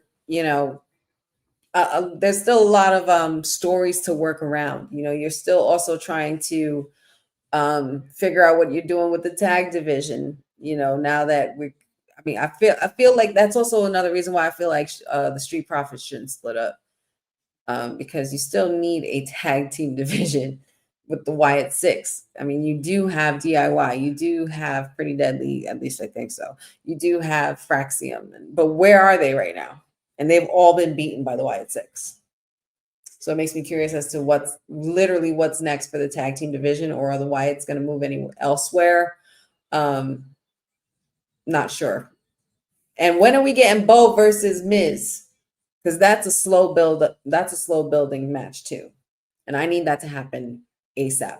And we need to get Nikki in action because I'm done with this. Like, I need Nikki moving around. I need Nikki going after somebody, something. She's been listening in the background with the women's division and stuff like that, and being a little sneaky here and there. But yes, Rey Mysterio in the building, and of course he's excited for tonight. And then of course there's the dirty one, the Intercontinental Champion Dominic Mysterio, who is on the cusp of literally making history tonight. He can possibly be walking out as a double champion, and I personally would love to see that. And one person who I know would not love to see that is Rey Mysterio. What's so crazy is, like, I'm sure, like, deep down inside, they're having the most fun they've ever had, like, being able to play these roles together. But imagine how hard it is to, like, have to be on the side of like the opposite end of your son, the opposite side of your son, like the opposing side, and pretend like you're not going to be happy about him becoming a double champ. I bet you if he does become a double champ, that might change Dom, or that might change Rey Mysterio's perspective. Not perspective about Dom, but more so, I think he would still try to talk to Dom and be like, I'm proud of you. And then Dom's just going to like dead that in the water. Who's that back there? Who's that back there? Who is that back there? I can't tell. Is that Bo? Oh, there's Carmelo. Who was that back there, y'all? Who is that in the shadows?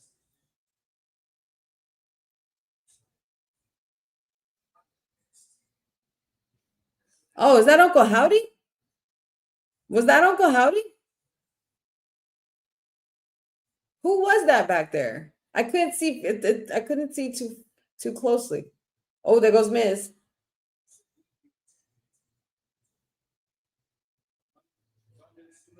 It's a blue light back there, right? That had to be Howdy. I need to look at that again, and I need to be closer to my TV because I have my light and all my stuff here, so I couldn't really see it that well. But that I'm almost positive that was blue light. It looks like it's smoky back there, and that looked like it was Howdy. Now, who's Howdy got his eye on? Does he have his eye on Sami? Does he have his eye on Melo? Or does he have his eye on the Miz? Because remember how the Miz froze when Howdy showed up in front of him? He was shooketh. But I don't.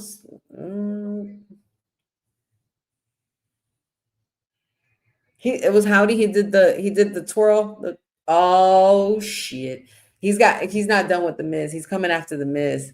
They're trying to make it look like he's going to be after somebody else, or maybe after Sami, which probably won't be far-fetched. But he's got to take care of that unfinished business with the Miz first.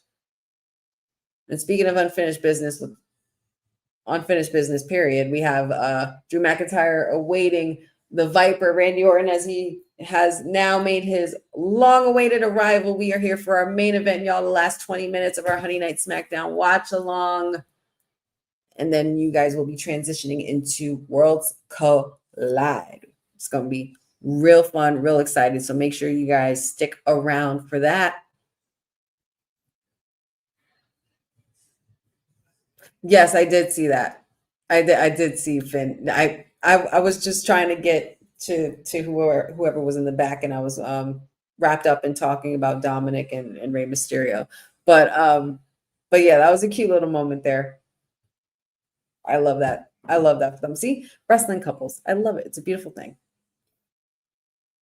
Yes, I did hear that, Jeffrey. I did hear that Aaliyah Mysterio is training in the dungeon with the boat.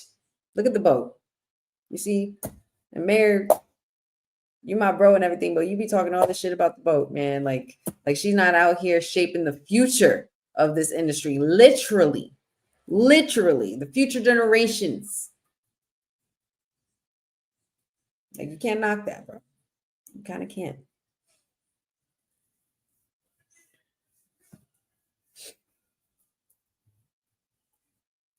I'll tell you something about Miz and Mello, Boza. Miz don't mellow. Everybody's like, Mello don't Miz. No, it's the other way around. Miz don't mellow.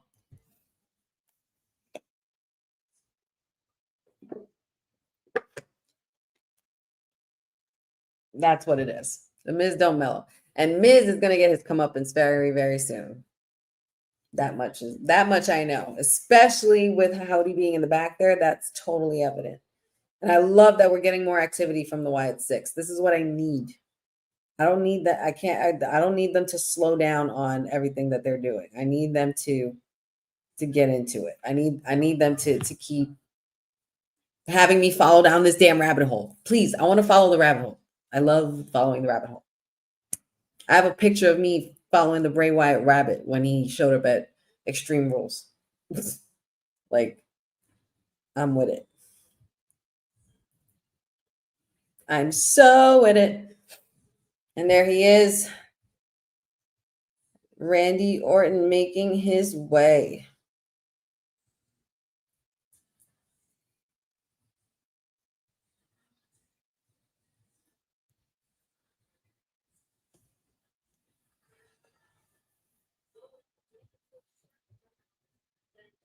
They talk to me. They talk to me.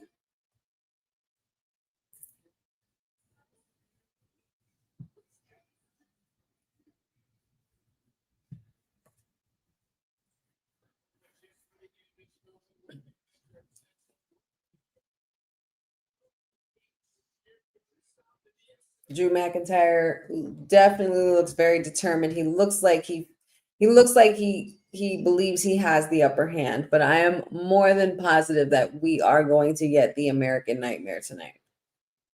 I have a feeling maybe not his music is going to hit, but Drew's going to get Randy down so bad to the point where he's going to break him down and beat him down, and then you have Cody come back. Because if I'm not mistaken, I think Cody's wrapped up his scenes pretty much.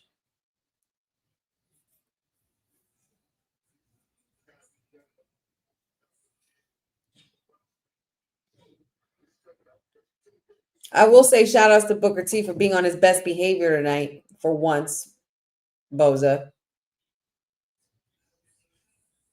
I really do want, like, all right, Jeffrey, here's the thing. I don't know if you tuned into kayfabe last night, but when we were talking about the predictions for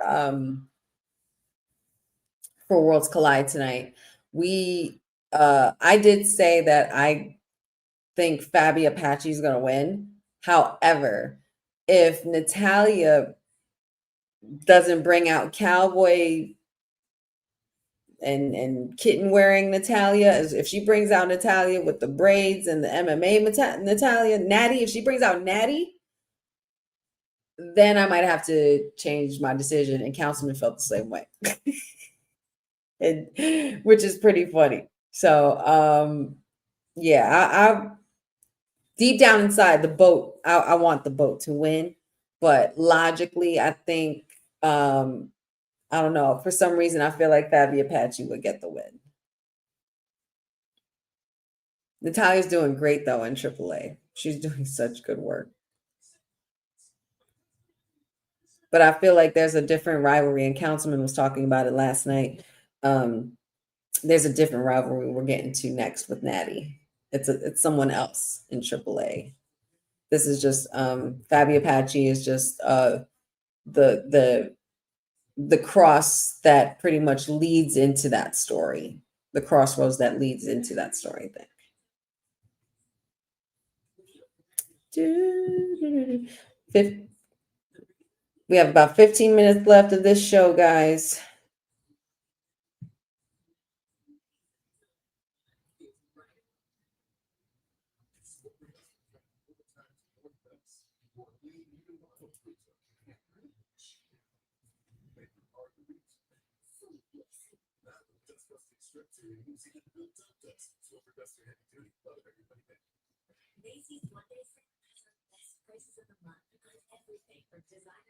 Don't you just hate commercials?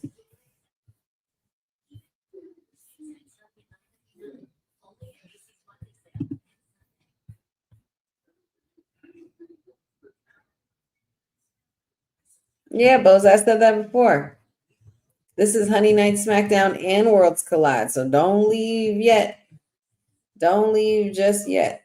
We'll get the gang on in here soon, too, I'm sure. I, however, don't think I will be able to stay for the said watch along, but I will be making sure I tune in.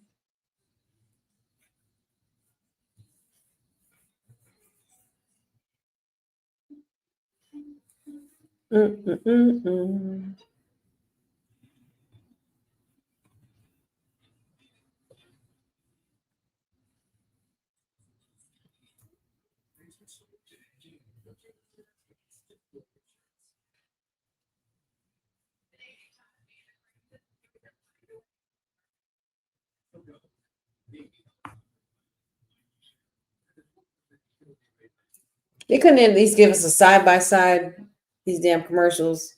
Over it. No, it's okay, Bozy. You're good. Don't my bad. Don't apologize. Don't. Don't be sorry. You are Gucci in my book, buddy. You know that.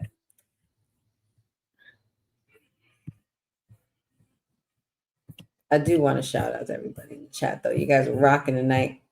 I hope you guys enjoyed the show. It was a bit of a slow night, a filler kind of night. You know, we had to kind of cleanse our palate, you know, a little bit from the whole AJ comeback and everything like that. I think it was a good start to have Brock Lesnar rip his pants. It kind of like, you know, gave us something else to talk about. Can you imagine how like, now I wonder, do you think everybody in Gorilla was laughing when he got back there? Can you imagine? Can you imagine like having to hold your laugh just in case if Brock got pissed off with Gorilla for laughing at his ripped pants? But that was funny. He like, Stu, I ripped my pants. Like, you know what I mean? Any other time, I feel like Brock Lesnar at this point would have been really pissed off about that. Because, you know, somebody like Vince would have just laughed in his face, like been straight up dick about it. But in this case, I think like it was just playful at this point. Like Brock was just like, you know, at this point, sometimes in life you gotta laugh at yourself. Can't take everything seriously all the time. Batista ripped his pants. So many people have done it. So many people have done it.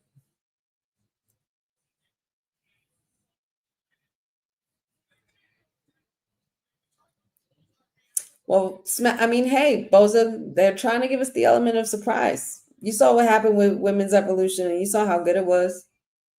Let WrestlePalooza build itself. Oh my God, I remember that. Oh wow, AJ Styles definitely ripped his tights in a match too. Wow. Ouchies. Drew McIntyre is completely just torturing and letting loose on the Viper Randy Orton. I've never seen Randy down like this.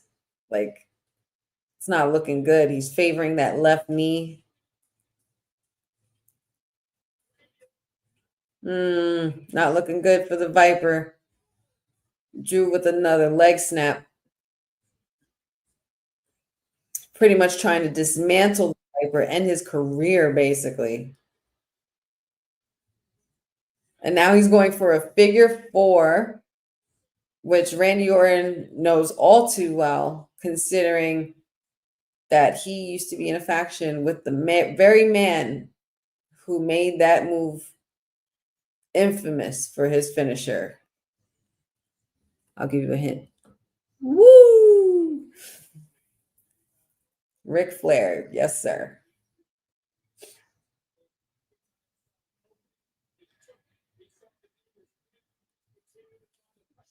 Why? What did he say?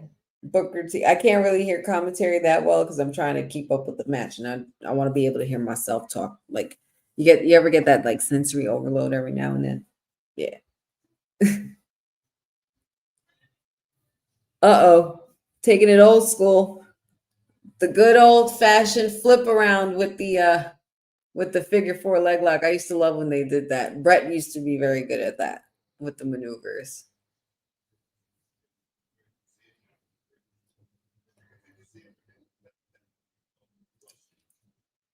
Yeah, guys, we got 10 minutes left, but we have Brock Lesnar pretty much kicking off the show. R-Truth completely interrupting him again. And Brock ripping his pants. Sami Zayn had an open United States Open challenge again. This time offering him the opportunity to race Fenix, which was a really good match. Tiffany and Jade also had a great match. Unfortunately, it ended no contest. Both women were counted out outside of the ring after being dismantled through the barricade. And then afterwards, Jade was attacked by by Nia Jax, a returning Nia Jax, who was, girl, Nia, I give you this, girl, because you was looking fantastic. Oh my God, watch his neck. No, watch his neck, please. Good Lord. Drew McIntyre is out here trying to end careers, y'all. Drew McIntyre is back to his heelish ways. Oh man, this is a dangerous Drew McIntyre, y'all. This is dangerous. Not looking good. They're taking it to the outside. Ref is trying to get them counted out, but Drew is just not listening. What did Drew just break?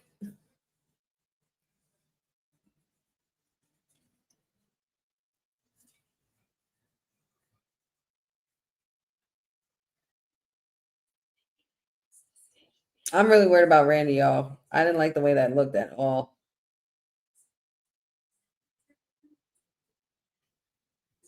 Listen, Boza, can you blame him? I can't blame him. Drew wants to be a 3-time champion. So be it. He's been having nothing but a great year after great year after great year after great year. And great rivalries in the midst of that, too. Oh, he broke their pencils. How rude. I'm like, what the hell did he just break? I thought he broke like one of their headsets or something.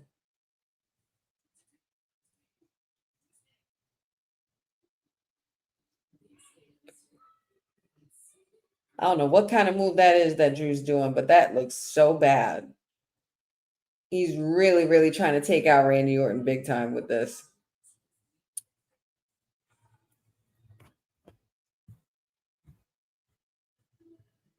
Number 2 pencils. You know what? I'm so done with you, Jeffrey. Yes, both. She did return after her side mission in NXT. We all know, if you did watch NXT, Nia Jax was there recently, and she went one-on-one with Lash Legend, which is another match I really think I want to see again sometime soon in the future. I'm sure we will be seeing them meet again at the Royal Rumble when that time comes. But I like the slow builds. I like them. I like these slow cook builds. I'm still very curious about who Uncle Howdy was looking at back there. But yeah, that's pretty wild. We also did, going back onto the highlights for tonight, we also did get a United States Women's Championship somewhat, I guess. It's been kind of like Giulia's new thing, I guess, where it's like a halfway a match, but halfway not. Her and Kiana James, her manager, have gotten the upper hand on B-Fab, of course, pretty much calling to action Michin to come and help and defend her friend from getting beat down. And Michin brought the heat tonight with that kendo stick, I tell you. I hope Kiana James is doing all right and icing that back, because that was a very nasty shot when she came out. And Randy's not doing so good. You know it's real when Randy Orton's hunched over on the sides. Drew McIntyre is literally coming to him. This is what I mean. No wasted movement with Randy. None whatsoever.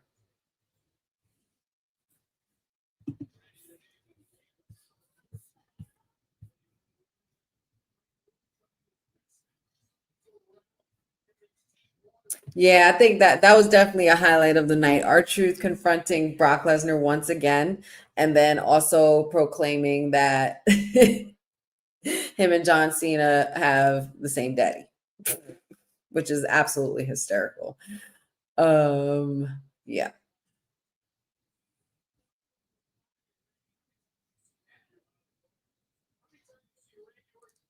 Drew McIntyre is just literally doing away with Randy Orton like he's absolutely nothing. Oh, the tables might have just turned.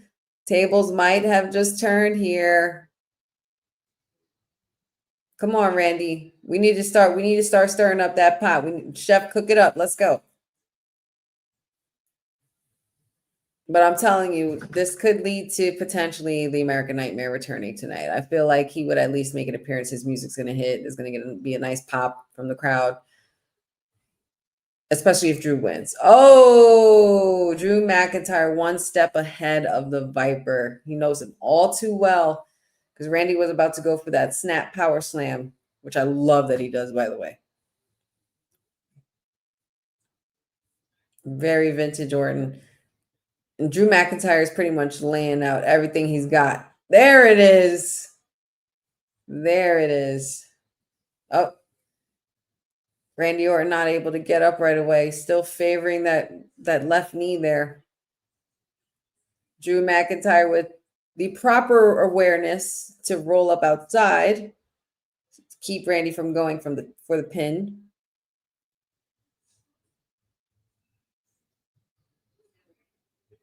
I don't think Nia Jax is wrong for wanting her title back. And I do think Bianca will show up soon. It's just a point of when. We did see Bianca earlier today when WWE made their announcement. We also saw Liv Morgan, Logan Paul, Seth Rollins, Charlotte Flair, and Stephanie Vaquera as well.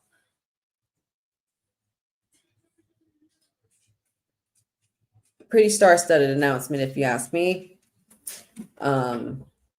Pretty big announcement as well. All right, these two men are pretty much laying it all on the line. We got 4 minutes, y'all.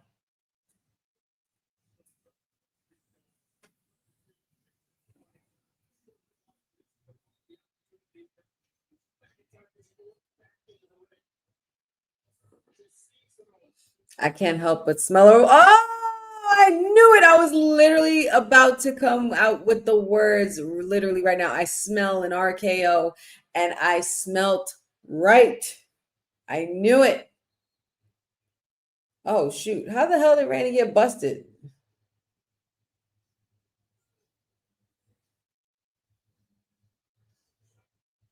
How the hell did he get busted open?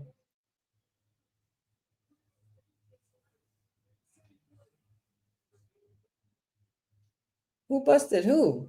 How did that even happen? Oh, from the Claymore. Okay. So he probably scraped him just a little bit, but damn. Oh, some vintage Orton. DDT off the ropes. Let's do it. Oh, he wasted no time this time. Usually he likes to take his time with that one. This one was deliberately intentional and straight to the point. That's how I like it. That's how we like our Viper. Let's go. What you gonna do? Is the Viper hearing voices?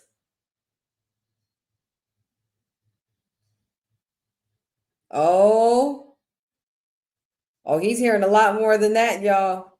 He's not just hearing any voices. He's hearing them punting voices. This is not good. Oh, ref, move out the way. It's not. Seth could do the stomp, but Randy can't do a damn punt. Sick of this shit. Of course he misses it. Here it comes. And he swung on he used the wrong leg. Oh, damn it. Randy Orton's frustration got the better of him. Drew McIntyre was a couple of steps ahead. Randy just a couple behind.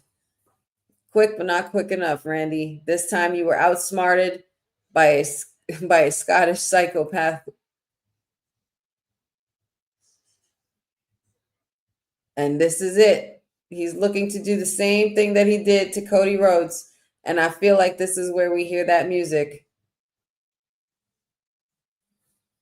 What'd I say? What'd I say?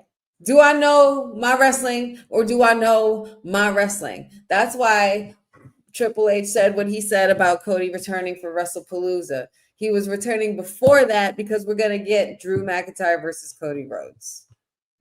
And here it is. Cody Rhodes is back. Whoa, he held that. He held that Cody Cutter real quick. Very, very nice. Up, he's grabbing the mic. Here we go.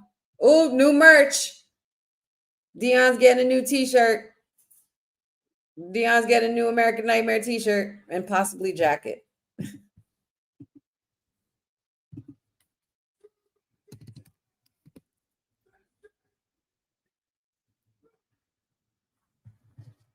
And here we go.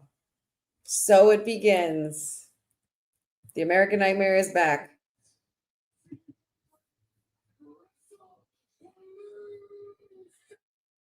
And it's official. Drew McIntyre versus Cody Rhodes at WrestlePalooza. The champion is back, y'all. The American Nightmare is here, and he is returned, and he is back with a vengeance. He is done with Drew McIntyre's shit, and that is it. That is it. Cody Rhodes has just made his way back. I literally, on cue, And I predicted earlier in the show that we could possibly see the American Nightmare show up tonight.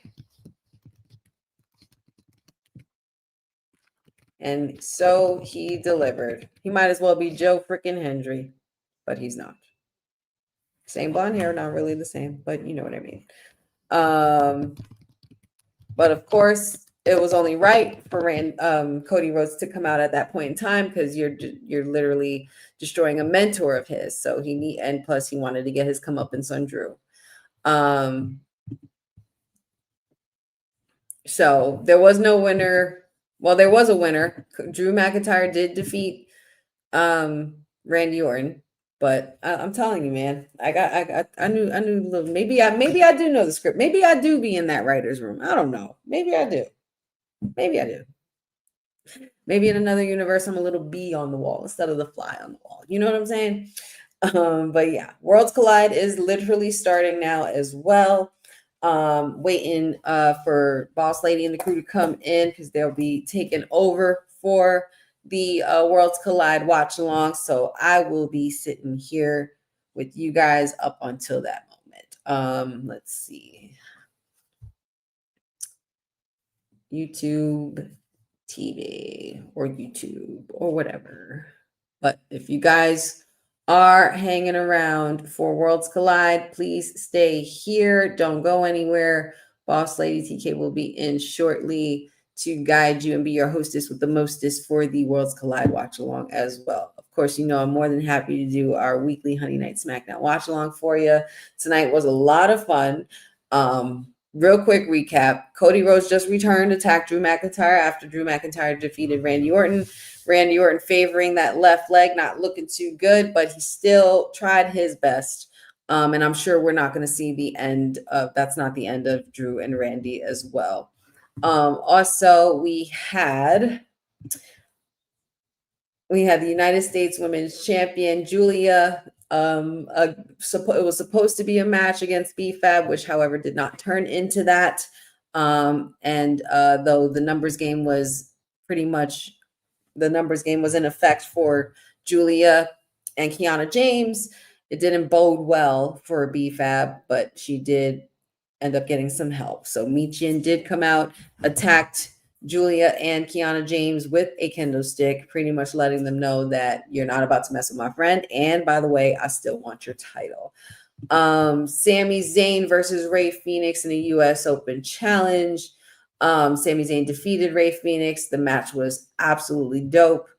Also, we got a vignette from Solo Sikoa in regards to what the future holds for him. Not sure, but still very much focused on his family tree and maybe needs to make some changes within himself now that he's no longer has an Ulafala and no longer feels in charge. So we shall see how that bodes going in the future. Aleister Black and Damian Priest pretty much hyping their matchup going forward. Can't wait for that to continue. And Brock Lesnar came out to start the show looking for John Cena. But of course, you're looking in the wrong place, Brock, because Cena doesn't go to SmackDown anymore. In case you were living under a rock, Brock, Cena's last SmackDown was last week. So you weren't going to find him here. But you did find Ron Cena. You found Ron Killens. You found R-Truth, a.k.a. John Cena's little brother. And apparently they got the same dad.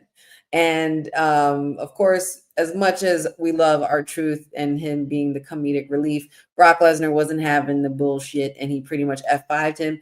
And even better than that, you want to talk about some comedy, Brock Lesnar ripped his pants, y'all.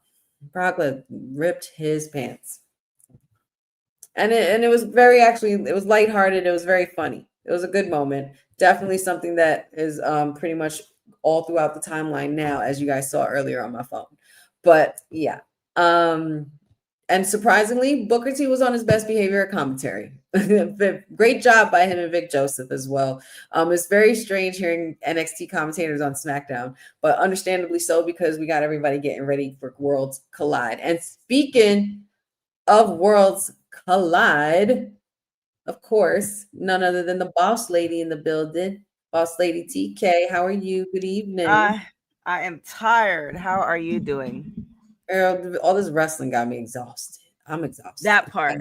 I'm pooped. I'm pooped. Yes. I've had quite the day. Been working all day, getting ready for this watch along to kayfabe last night, and had a little master class behind the scenes. I know y'all got a lot going on for tonight with Worlds Collide. It's just a lot. It's too much. How are we supposed to get through all of this? Yeah. 7 days a week. Feel the same way. The day has been crazy, and it's just going to get busier with traveling and all that stuff. So, but we're here. Yes. Glad you're back from your travels, safe and sound. I'm about to take off again. So, here we are. Yeah. But thank you. And we were talking all that mess of WrestleMania 40, like team no sleep, only nap. Now we just don't sleep. Yeah, now we don't sleep. Now you don't sleep at all. But I'm gonna let you get to it. My dog is obviously tired, but I'm gonna let you get to it. We're doing Worlds Collide, and if you want to join us for WWT After Dark, it's gonna be happening right after Worlds Collide, and that's for people who are members of the channel. But thank you so much, honey. I'll let you get going if you want to. Yeah, sure. No worries. I might pop back in here and there a little later. I want to tune into the festivities, kind of rest my body a little bit from the day. That part. Ease up, you know. Want to make sure I have more energy to keep doing this stuff a little more consistently with y'all. You know what I mean? Don't stop, y'all. It don't stop. It doesn't. But thank you guys, everybody in the chat, for joining. You know, I might pop back in a little later. If not, I will definitely catch you guys on the flip side for Monday, Wednesday, and then of course for next Friday. And get ready for WrestlePalooza, y'all. Business is picking up. WrestleManias are now international. Lot going on. But I will see you guys. Enjoy Worlds Collide. And buzz. Have a good night, y'all. Have a good night. Yeah, Beulah's saying bye too. Bye, Beulah. All right, Lillian. Get it.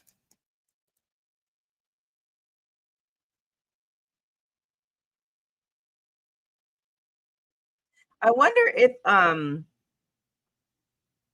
assuming she's still with the company, but she was sick for Evolution. So I wonder if she's doing behind the scenes stuff. But welcome for you guys who don't know me. I mean, I feel like you should, but here we are. TK Trinidad here with the beautiful honey handing it off to me for Worlds Collide in Las Vegas, September 12th. I can't believe that I was actually trying to get there because it's only like a 3.5 hour drive, but it wouldn't have worked. My schedule just blew up, and that just I couldn't even imagine. I would have lost his mind. What up, Gas Mask? So yeah, we about to get into it. I also need to order some food because I haven't eaten all day. So it is what it is. Okay, Lillian, but she's been singing the anthem for years. She's actually a really, really great singer.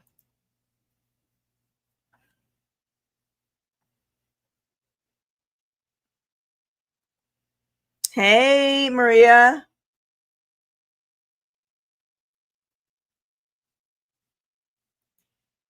Okay, with the high note.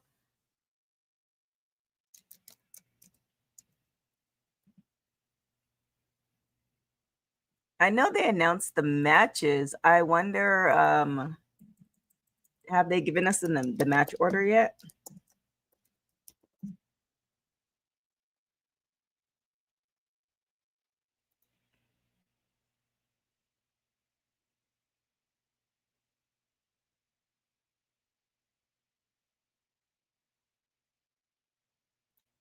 All right, here we go.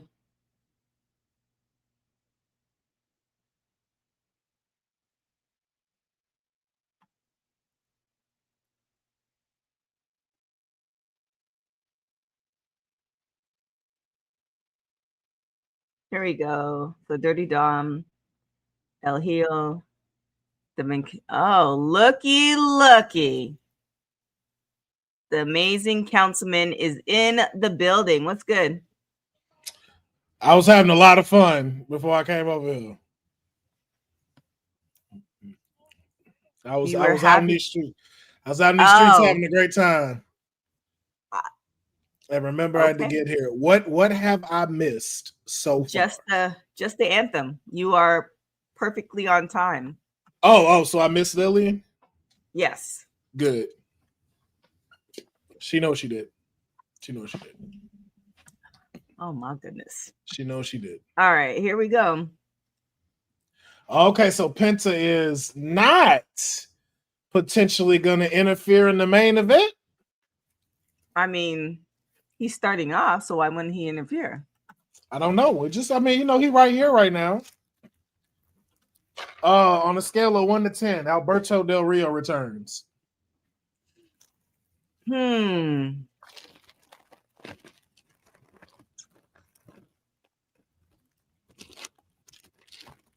That is a good question. I'd say a high 6 or 7. See, both of you're saying WWE hates him, but AAA don't. AAA does not. Right. It really depends on who hates him. And again, as I've said forever, if this was a drinking game, it's where the money is. So if he still has shirt sales, if people are still requesting him, the people who are paying the bills are still requesting him, it doesn't matter about us. And all the comments in this YouTube, they're all writing in Alberto. Mm-hmm. So that means he got an audience somewhere. I don't necessarily agree. I'm not necessarily in that realm with him, but if he's here and he's not stepping foot on Raw and SmackDown, I don't see no reason why a room to clear him would not be a discussion. Right.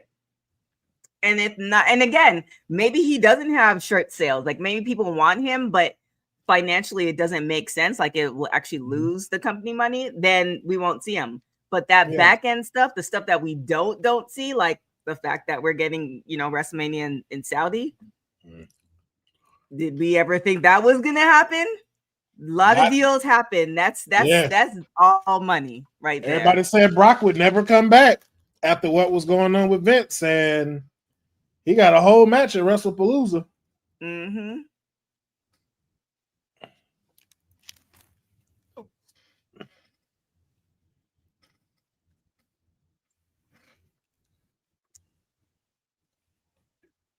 I am so before you hopped on, I was telling them I'm so glad because I was gonna try to make this trip to Vegas because it's like 3 hours. I'm so glad I didn't because my day blew up and I would have lost it. I would have lost. Said the same thing. I was like, bro, it's 4:30. You gonna get there at 9. Oh yeah. No, what? Leave from LA to Vegas in the afternoon? He was literally on here with us talking about, I don't know if I still might just pull that trigger. I'm like, you'll hate yourself for that. Oh, he wouldn't even get there at 9. It takes 6 hours. Oh, it's 4. That's traffic on a Friday? No, it takes 3 to 4 without traffic. It takes like 5 or 6. Where he's at in Oxnard, he could miss all of that though. Okay, well, but he would miss Worlds Collide no matter what though. I wish and I said this last time, of course, they don't care about us, but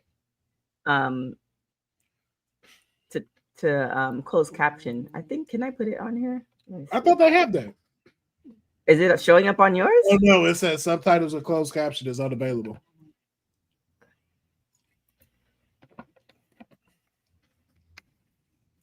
Why we don't get the same courtesy? They do it for like regular WWE shows, right? Right.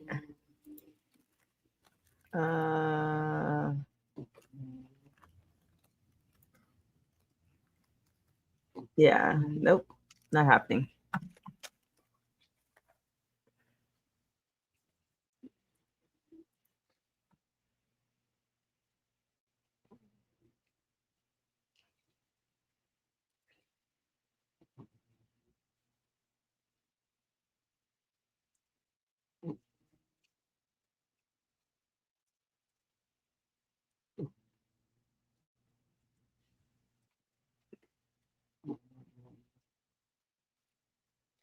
So he's talking about how he's always wanted to be in AAA.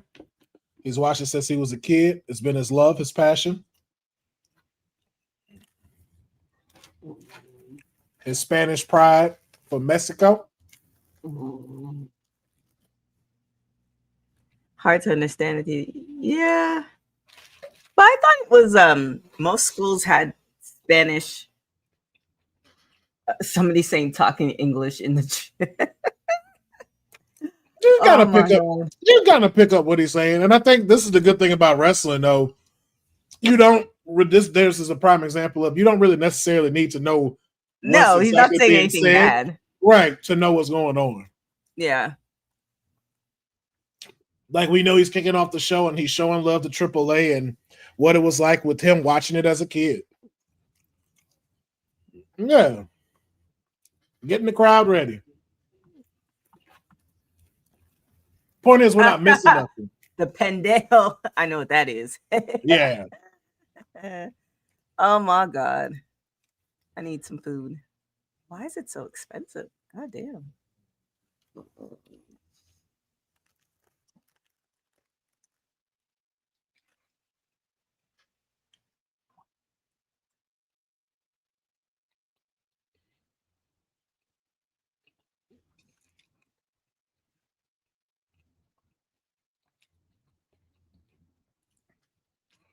Wow, they got my boy Corey cut off.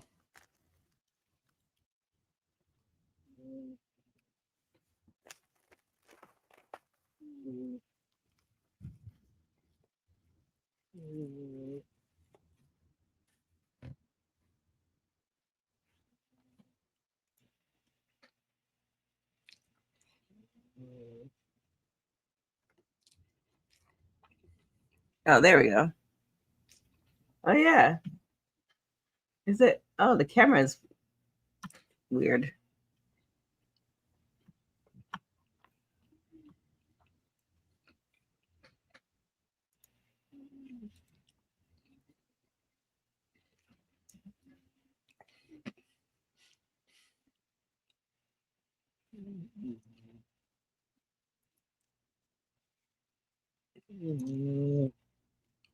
Yeah, they need to adjust this camera.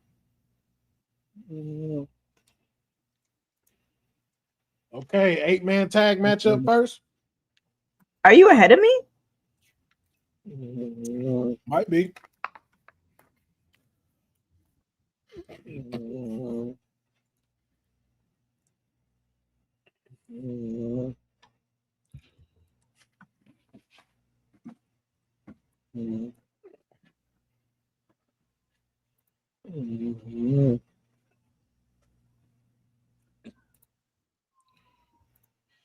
Oh, here we go. Oh, damn. Am I that far ahead of you? Yeah. Like the first team in the ring.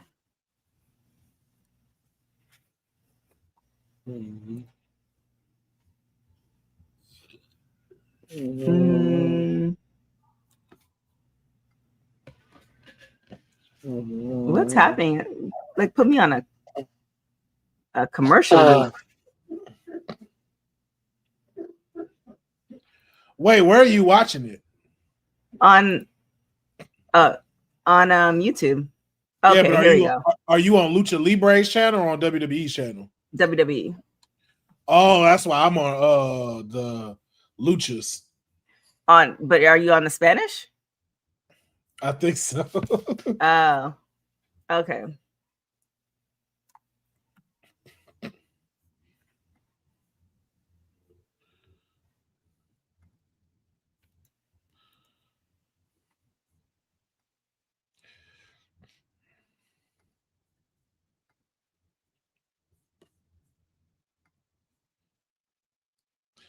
Oh, okay. This is much better.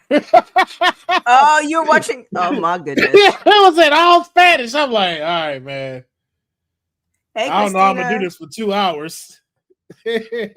Didn't you watch it on the WWE thing a month ago? Or you watched it but I just clicked on it. That's why. Like I clicked on the first thing that said Worlds Collide. Gotcha. I didn't realize what it was. That's why when you was like, I'm on WWE. Because I'm watching Joaquin on the top of the turnbuckle right now.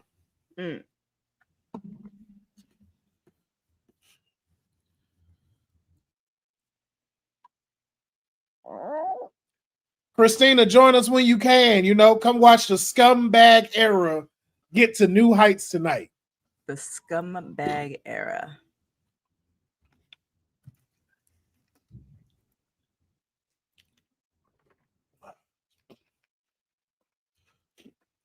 I'm here for La Parka.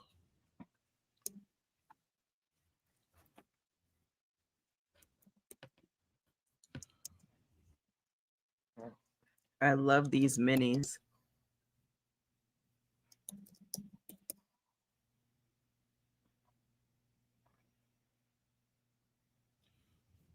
Who you got taking the victory? Who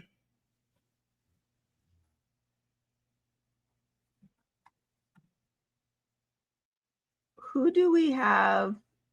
Wait, is Lillian working with AAA now? Like, I mean, I know she's singing. Oh, I'm not sure. I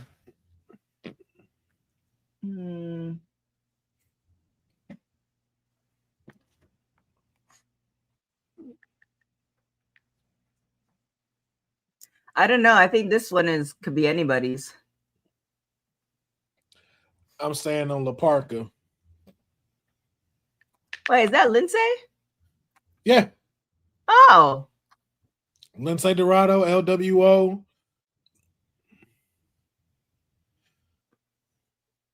That's so crazy.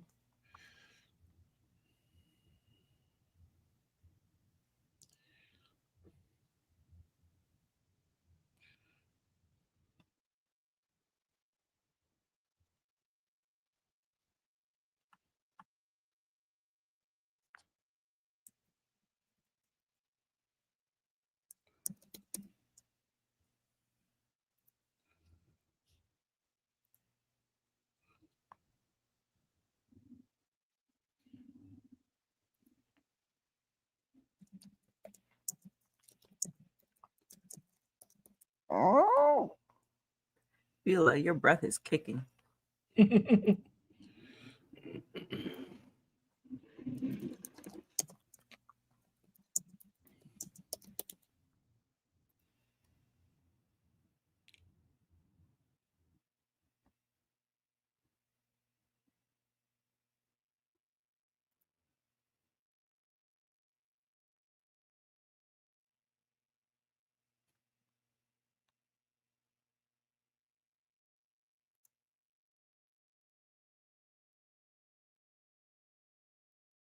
Ooh.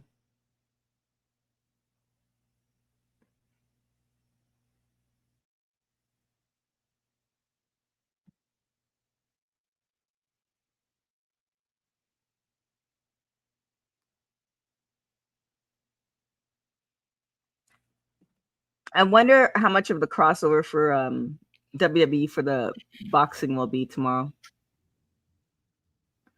You say how much it's gonna be? How much the crossover? Because it's on WWE's YouTube channel. Like they're gonna be making some money on that, man. Everybody talking about this fight.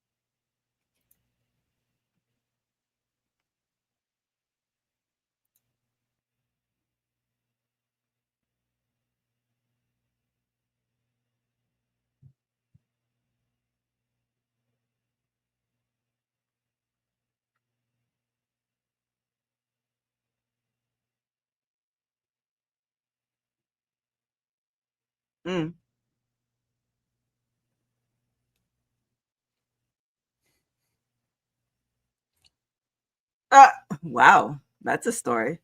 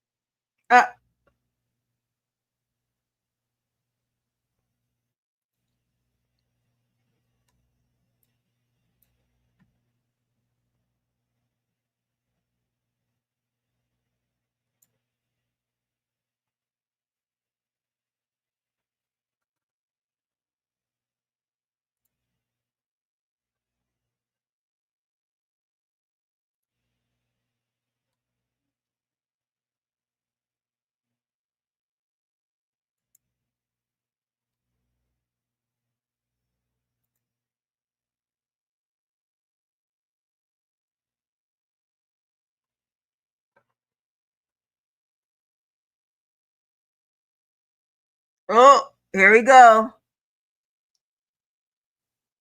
Yo, the bounce off that rope was fire.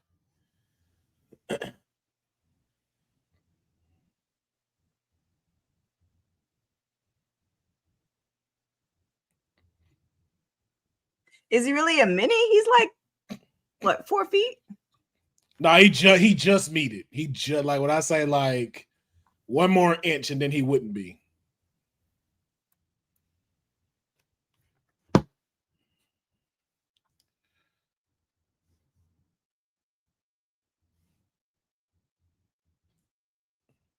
Mm.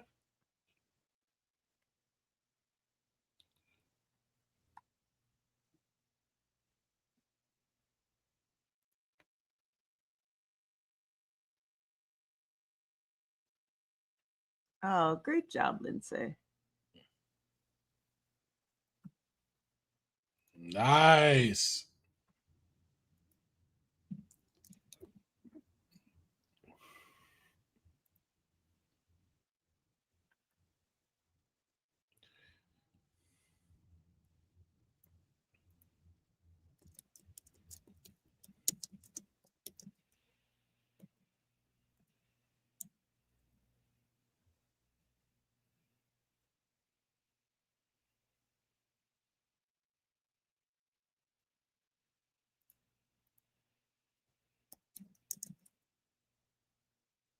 Ooh.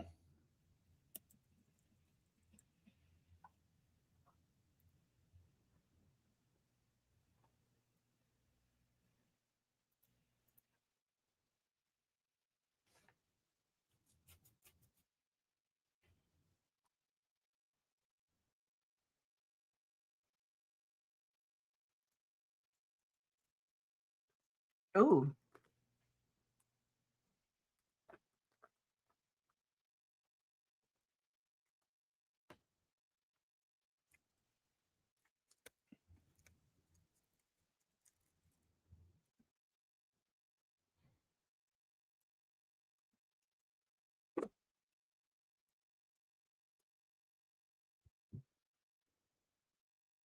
Considering the radio kid was added yesterday, this is great. Yeah, because he'll replace Nino.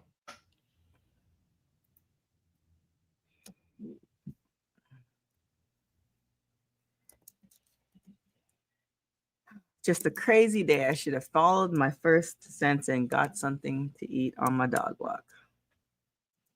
Now I'm hungry. Yeah, and these prices is ridiculous. Mm-hmm.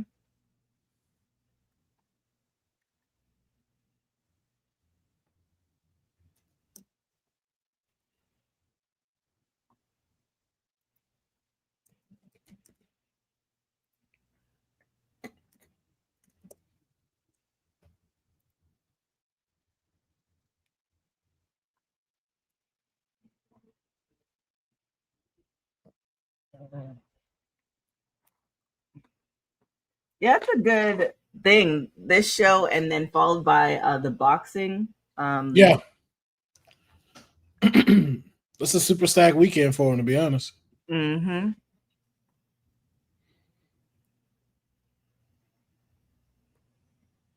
Oh, wait, that's okay. Here we go.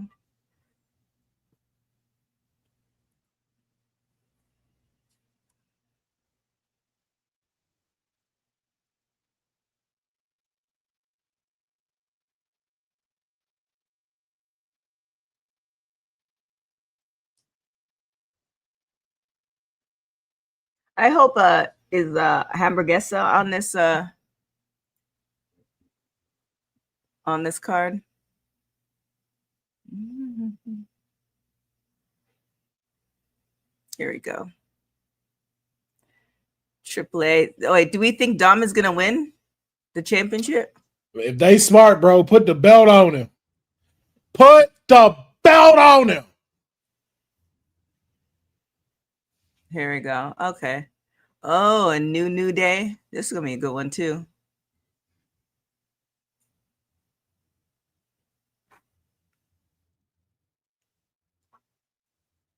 Wait, no women's match? Yeah, Natalia and Oh, there we go. Okay, I Bobby. see it. And then Oh, Lola and then and Roxanne. yeah. Okay. Of course, Dom is winning the People's Mysterio. Yes. Christina, hopefully you can hop in for that match. Why are you calling Christina out? She's in school. She might be studying. Things might be happening. No, she just said she can't get in right now. I was like, hopefully you can make it for the main event. I ain't calling her out. Stop trying to instigate. I'm not trying to instigate. I'm just saying. Oh, look at that. Oh, my goodness. That is impressive. Yes.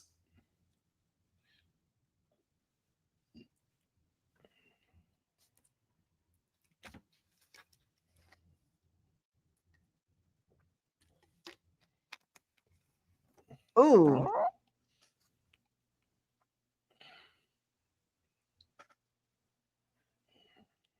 Hey, okay. Hey, Eric. Ooh. Let's go.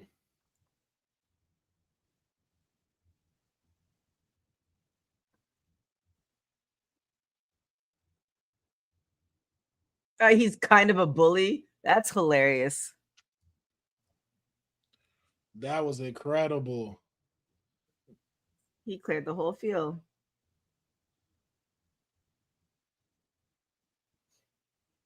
Yo, he is killing it right now. Oh, wow. Yeah. Damn. It's a great way to start Worlds Collide. Mm-hmm.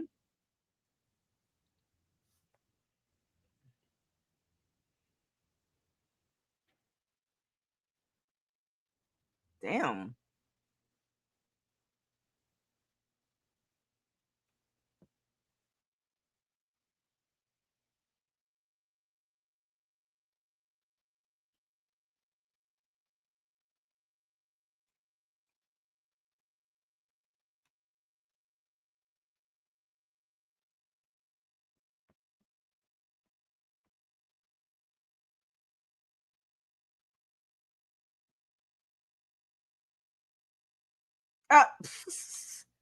He said he thought it was a commentary.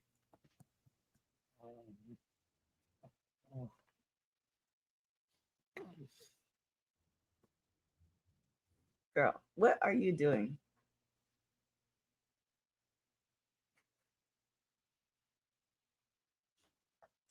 Oh. Coast to coast. Oh, my goodness.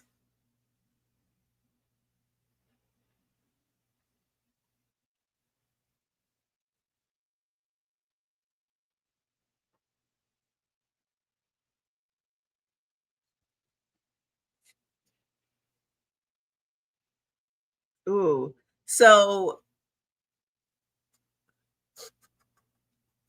is WWE affiliated with any Japanese promotions? Besides Wrestling Noah, that's about it, I think. Mm.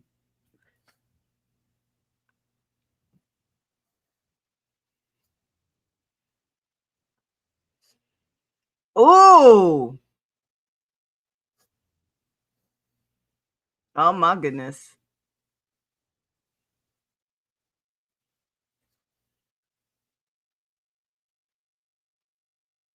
Honey did her SmackDown watch along. She handed it off to us.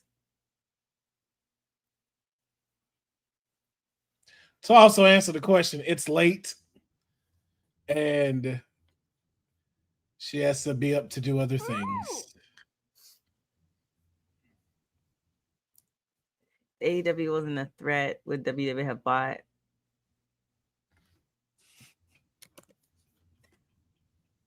I think either AEW or WWE would have bought it because according to the rumors, financially they weren't doing as well. So, but because it's kind of like ROH, you know, you have such a long history, you don't want it to die. But I think this is a really incredible acquisition for WWE because now you have, I think we talked about this a couple like last week or something. You have different fans for different things. You can't, there's some of us, the lucky ones, that can watch everything, every promotion, all this stuff. But there's some fans who, stick more to AEW or WWE or AAA or TNA. And so now they've got a whole swath of fans, and vice versa. Like, if WWE didn't acquire AAA, would we be having this watch along for AAA? Probably not. Right. So I think it's a good, world domination. WrestleMania's in Saudi now. Like, again, never. Ooh, that was impressive. Ooh, nice.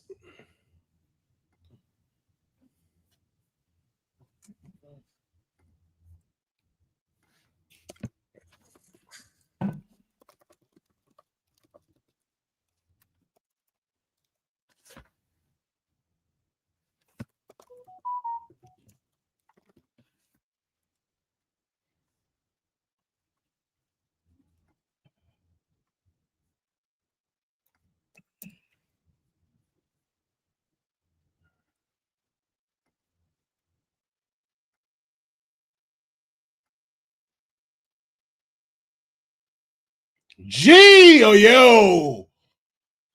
Good thing they caught him, because he'd have went face first. Sheesh. Oh, are you ahead of me? I didn't see anything that happened. Yes. Okay.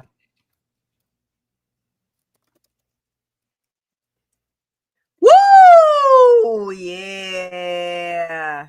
They had to tip him a little bit. Mm-hmm. Oh, my goodness.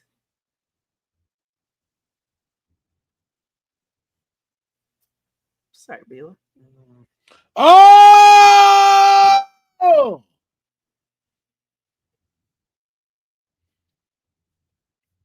That's how you do it. That's how you do it.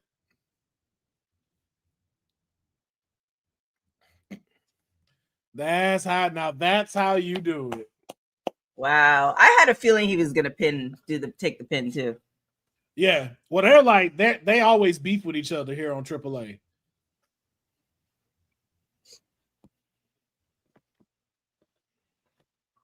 That was a good opener. That was a good opener for Worlds Collide. Facts.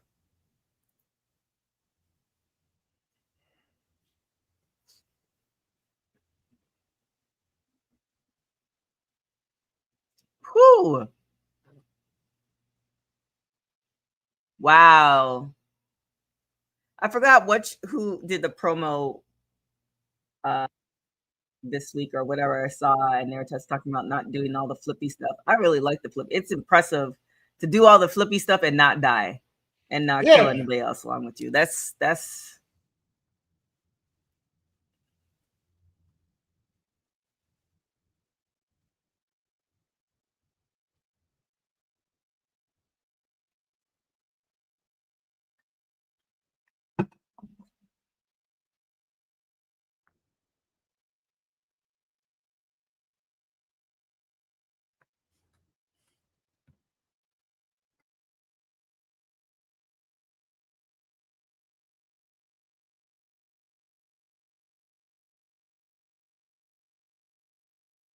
crazy. I know you did WWT live. Was there anything that was during the show that you think we could talk about for WWT After Dark that we can dive a little bit more into?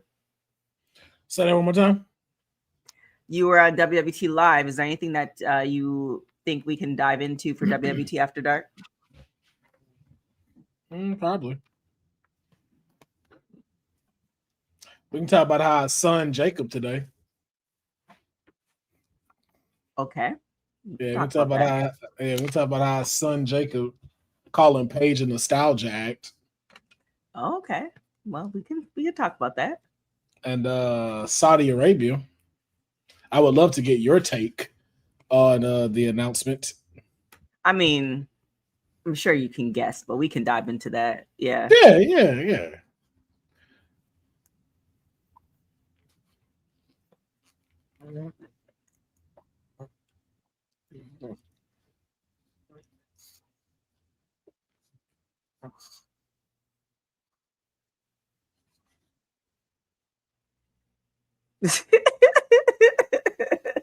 I really love how Dom has grown into who he is.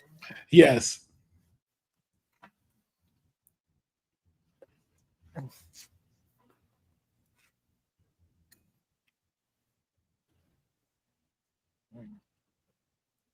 All right, son.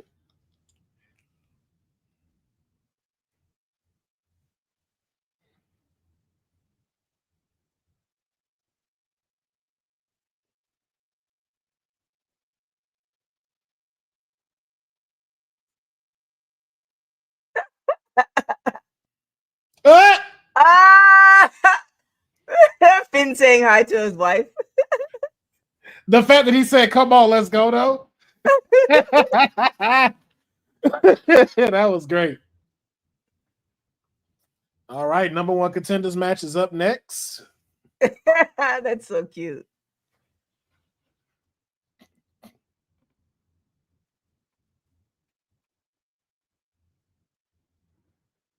I know, Bosa. Isn't that cool? I love those little nuggets.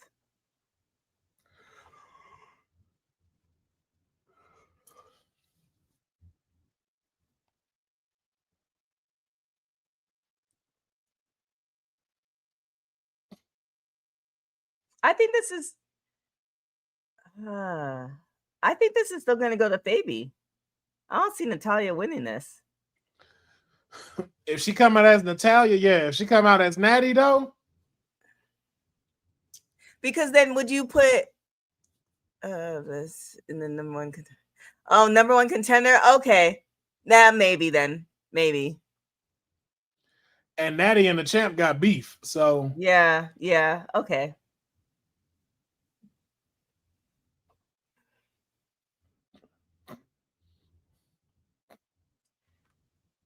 What up, Pachu? Where your wife at? I'm just messing with you. Sleep. Yeah, she did say she had a long day.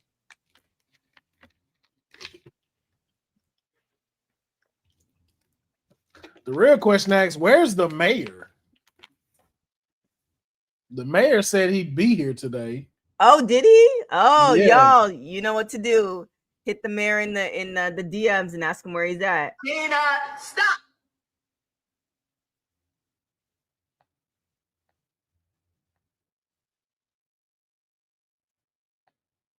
All right, Fabi Apache.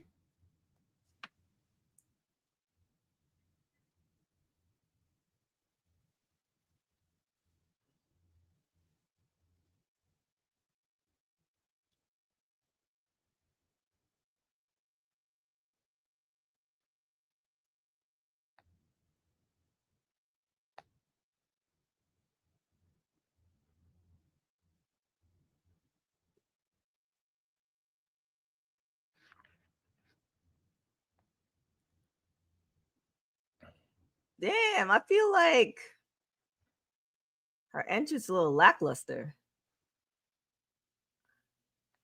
In general, hers. No, just hers. I feel like there's so much she could have did with that.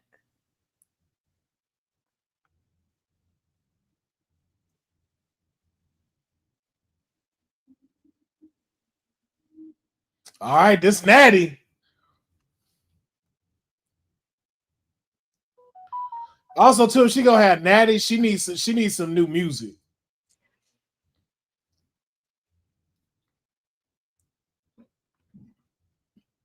I agree.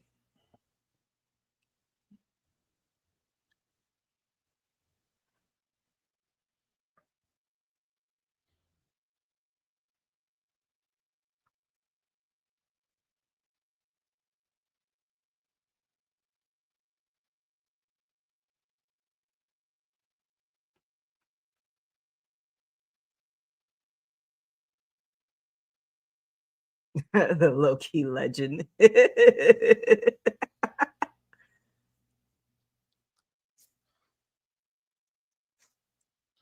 See, man, this is the one we need to see on Monday Night Raw, man.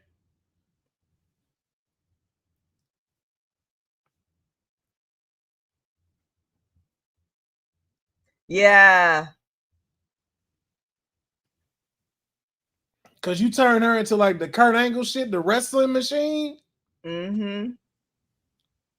I wonder why they're trying to keep it separated, like from main roster WWE to everything else. I don't know, man. I don't like it though. We finally got a natty where we like, yeah, this is what you need to be doing.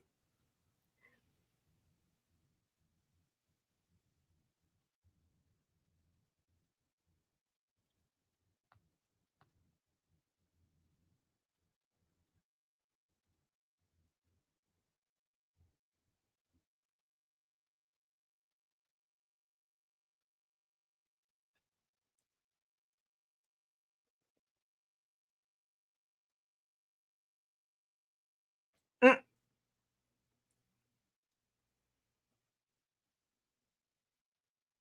Mm.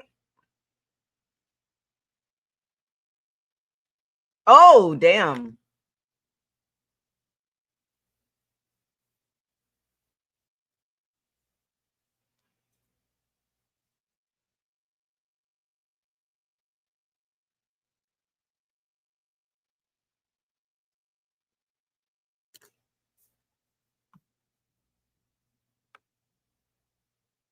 All right.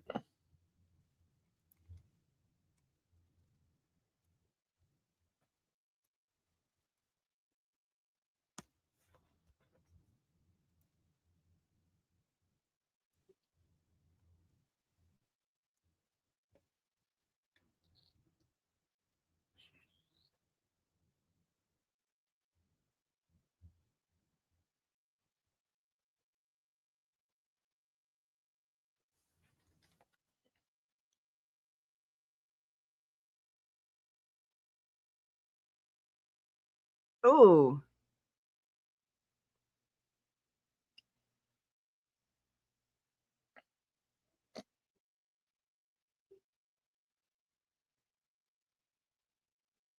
Oh yeah, definitely a Rumble spot. I think we're definitely gonna see folks from AAA in Oh the yeah. Rumble. Oh yeah, Mr. Iguana definitely got to come into the Rumble. Mm-hmm. There ain't no way you miss out on that, especially with you selling his iguana now on WWE Shop. Mm-hmm. Yeah. Do you think there could be a world where for the next 5 years it'll be more international shows than North American shows? Yeah, I can see it. Well, I don't know if more. Are you talking about PLE wise or just like in general? I'm thinking of like PLE. I feel like they might hit the major cities like New York, Florida, maybe LA. Yeah, and I think then the small rest is towns gonna are be out. all gonna be, you know, Yeah, I can definitely see the small towns being cut international. out of shows. Ooh, damn.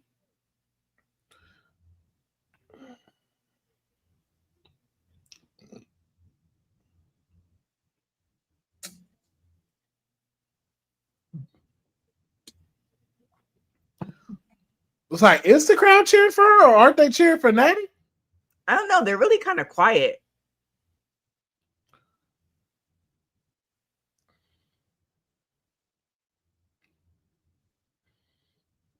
Well, yeah, I remember too, like here, they're real fast paced, and this been kind of like This is a slower pace. Yeah. I like her boots. Both the same people are whining on YouTube and calling W's. I mean, you can call WWE what they want, whatever you want, but are you paying their bills? Hey man, check is a check.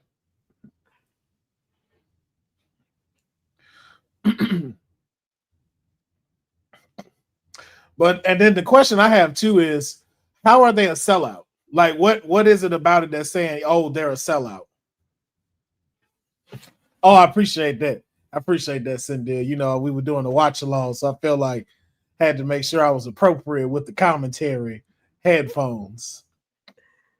I think people use that word sellout when it's no longer in favor to them, opposed to whatever. Ooh. Oh my goodness. Seen that. Dang. Thank you, Boza. But yeah, again, you're going to Saudi. Yes, we understand that, but give me the reasoning why it's a sellout move.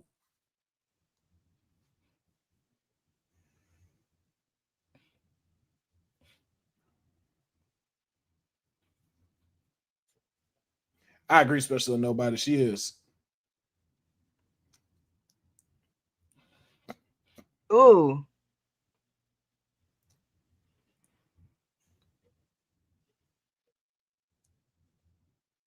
Huh, that's interesting. How again, Boza? How though? You're like, I get you're saying it, but give me your reason. Like, how did they take a hit? How is WWE selling out? Because here's the thing with the indie wrestling, right? You know, it happened in Saudi. TNA is gonna go down there for sure. AAA is gonna have a show down there for sure. Yeah, some indie shows. No, they weren't Albert. They may or may not, but there's probably other promotions. I'm sure the UK, the indie promotions in the UK are going to take a trip down there. So I think and then you have the whole rest of the world that's going to watch wrestling. So I think it's just shifting the money. And also, too, this ain't the first time we've had WWE people go over there, right? Like, they were doing that in the 80s, going over to play and go wrestle in Saudi Arabia in promos and promotions there. So it's not like this is the first time this has been happening. This is the first time where we're like seeing it as a lucrative deal in front of everybody. Bet most of your weed money. I can get that. Oh man, that's what we could talk about after dark. I have a whole opinion on weed money. Yeah, we talk about that. Yeah, Albert. Yeah, I mean, there's a whole rest of the world, and I definitely don't think WWE has been around for so long. They have so many different like entities that this decision was not made just because they analyzed everything, they evaluated the numbers, all this other stuff. So it's gonna be at the end they're gonna be making money. Yeah. Yeah, like Albert said, the dollar isn't the baddie in the room anymore. Mm-hmm.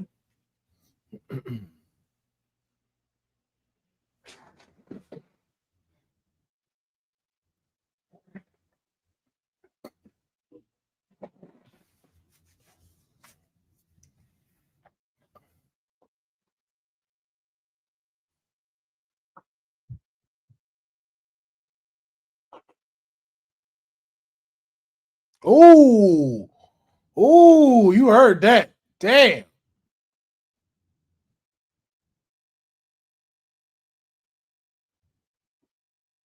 Yeah, it was.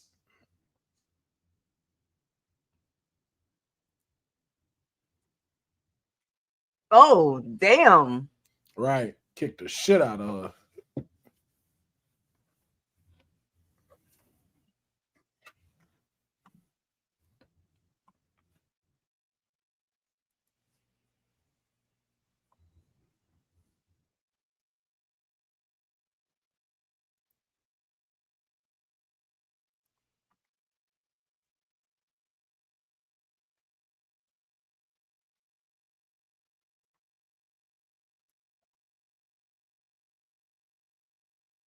Yep, that's it. Got her.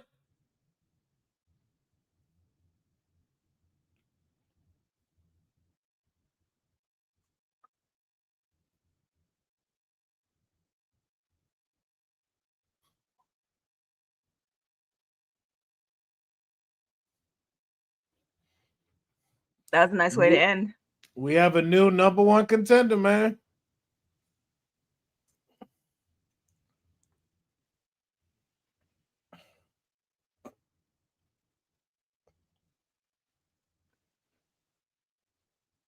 I mean, I think the thing, especially Little Nobodies, is that when you're used to having something in your backyard your entire life, it's a change. You're not used to a change. You're like, wait, what's, so I think people, you're people bring their families. People like it's a change that they're gonna have to get used to.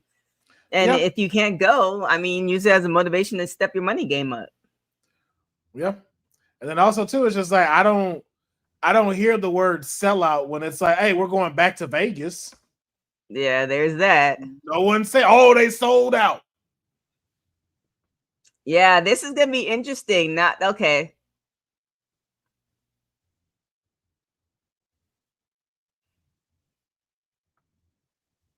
Congratulations to Natty. Yep. Man, I mean, is she a big baby? It's kind of like the thing too. Like, okay, I've been here, right? Like, Fabi's been here. This is technically her company, and now somebody from the new company from WWE. It's kind of like, where you come from? Like, you just got here. Like, so I would be upset too. I'd be like, I don't care that you Natty. I've been here just as long too.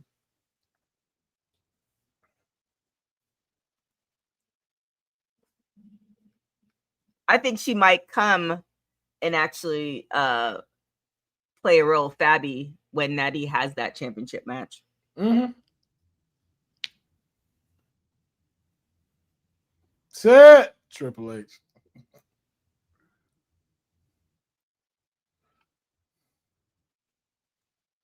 See, and just even looking at this Riyadh commercial, like, yo, like, they done made a whole fucking playground over there.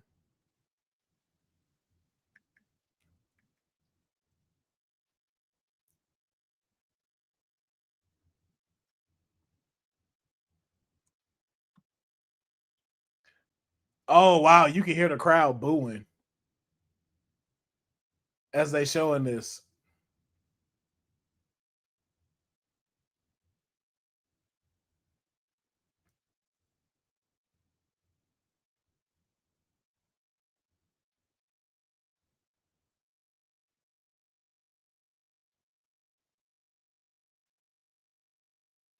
Yo, you hear them?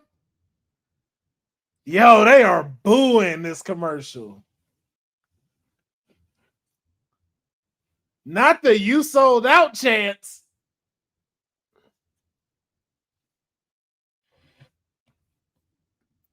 I'll be back in a sec. TK finna leave me here by myself.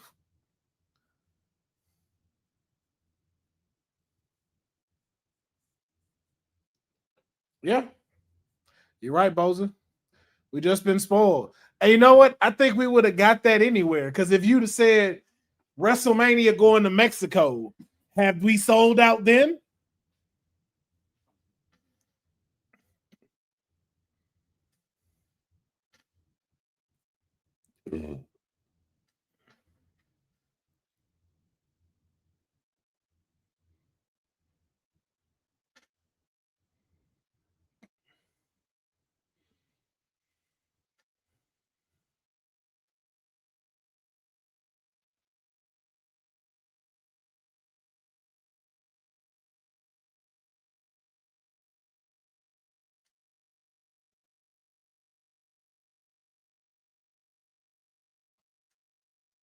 Yeah, but why are people pissed? That's the thing of like what no, especially when nobody's saying, why are you pissed? Like he's sure like he's right. 80% of people don't know why they're pissed. Like, what are you really upset about? Give me the legit reason, not know, oh, they sold out. What is your legit reason that you're upset WrestleMania is going to Saudi Arabia? Because like I said, my only thrill that I wasn't thrilled about is just the logistics of it. Nobody is giving a real legit reason why you're upset that WrestleMania is going to Saudi Arabia. Except using the same filler word that does not count for this. And you're filling it up with stuff you don't even know what's happening. It's like, oh, now they're going to make it be Kurt Angle versus John Cena. They're going to have these random ass matches. You don't know that. We don't know. It might be a really great, it probably will be a really great, not might, it probably will be a really great show. Why does my YouTube keep stopping? Chewy.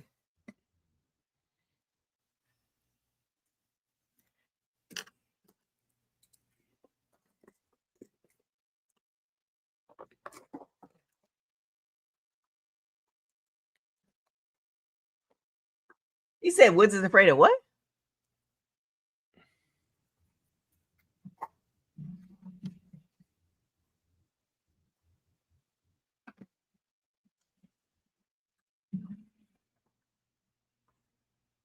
Yeah, both of them. Coffee. Oh, that's up next.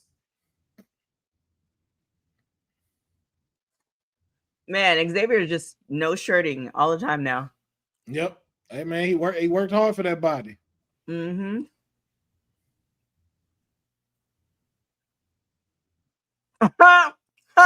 Kofi. Man, signed it twice.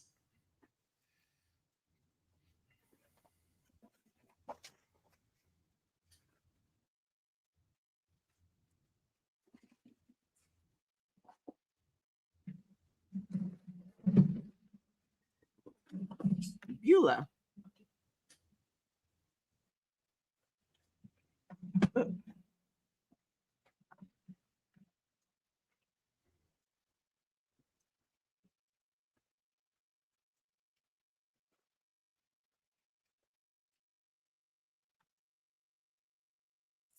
Yeah, who do you have in this? I think it might be obvious. I think the champions are gonna retain. Yeah, same. They just got it. But like I said, man, my heart would love for the New Day to take it because the amount of trolling that they would do as the champs would be legendary.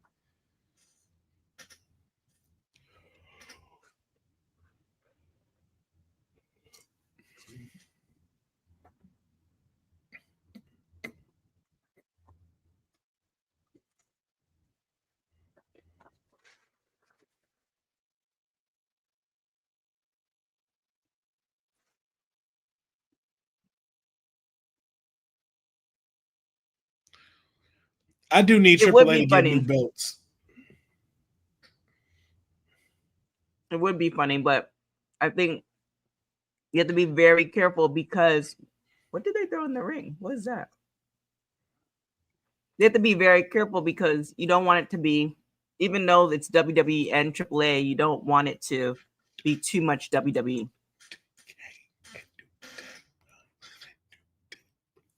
Man, I'm sorry. New Day stuff go hard. Oh. Hey, theme music go hard, man. Shout out to Mega Ran, bro. He killed that.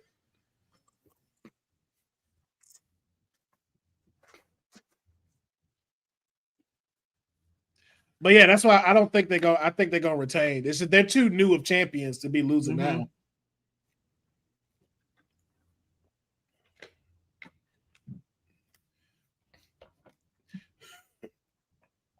How long do you think Big G is gonna be with New Day for?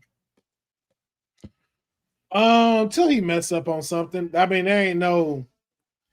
They got him doing the Grayson Waller effect this Tuesday at Homecoming. It's really till they figure out what they want to do with him. They probably keep him there until Austin Theory gets back. And that could be a feud between those two.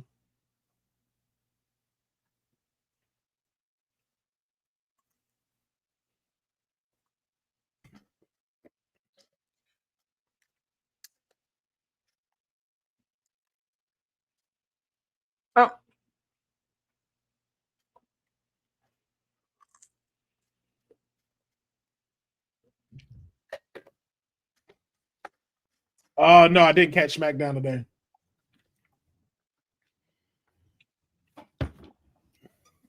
Yeah, I really wish that maybe it doesn't make sense, like how you can watch Raw on Netflix and everybody can watch it. Doesn't matter on the time zone. I really wish they can do that for SmackDown. Yeah, I don't like that it's just on this strictly cable channels that you can't do nothing with. I don't like that.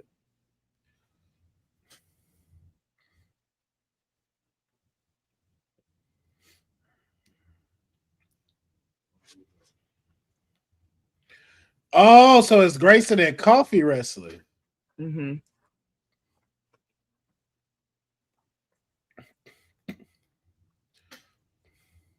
Oh yeah, no. Tag teams are winning. They're winning. Mm-hmm. Maybe they'll blame it at Big G, but I feel like they can't kick him out just yet. No, they're not. They're not. He's just gonna eat the pin. I don't think it's gonna get blamed on him. And then this gives Pagano and Psycho Clown opportunities to come to Monday Night Raw. Mm-hmm.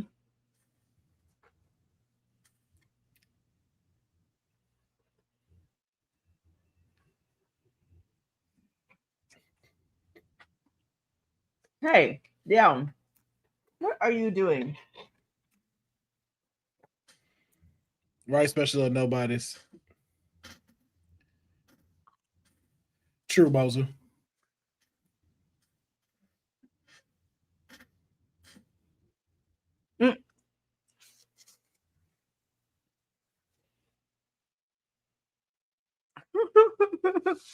Suspenders and a cowboy hat. Oh my god.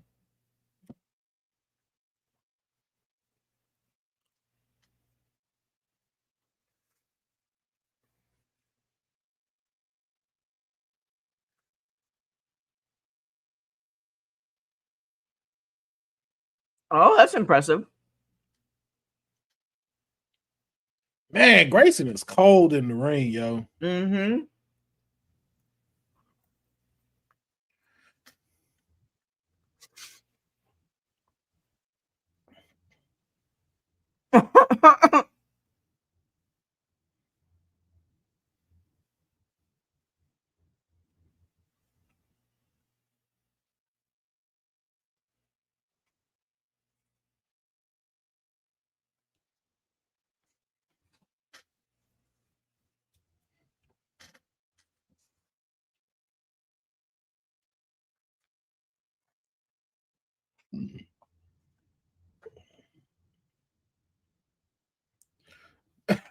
Corey Graves, stupid. I know, especially the numbers. I really need to look into a BPM.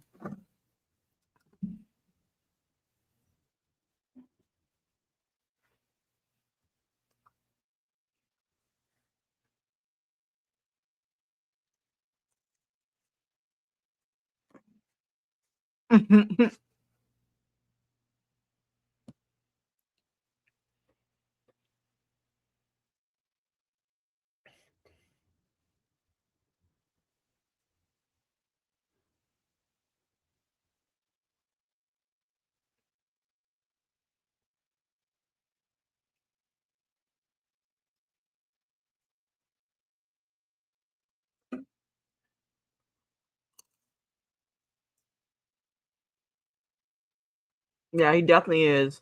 I would be too after all the little drama of when he got moved to NXT. Yeah.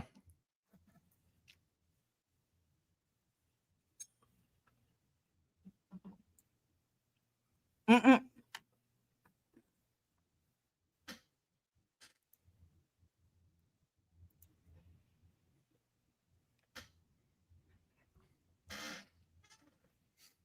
Mm.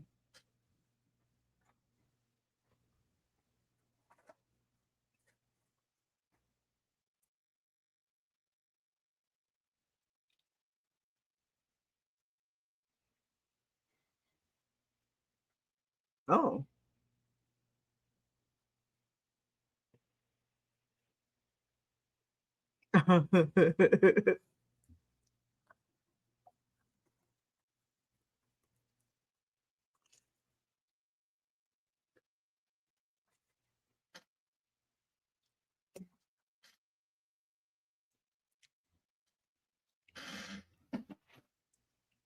Mm.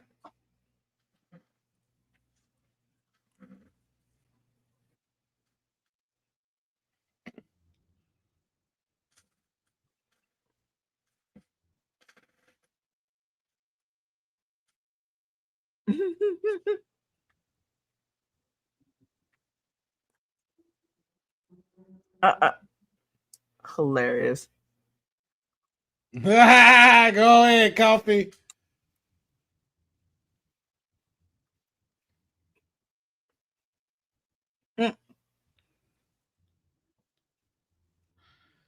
Ah, I love it. This is why I knew this match was going to be great. This match was going to be so much fun. Ooh, drop the link special, nobody's. Yeah, drop that, sir. Drop that.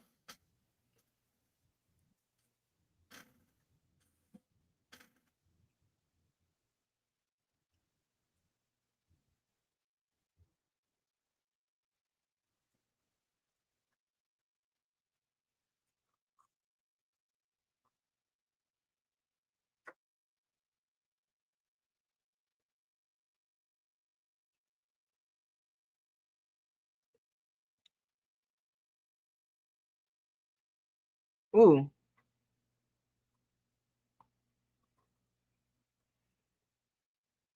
Oh, that was dope.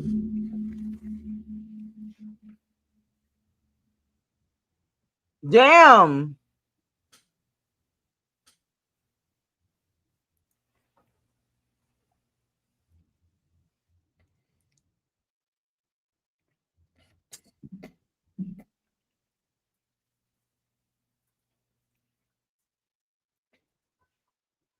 That was nice.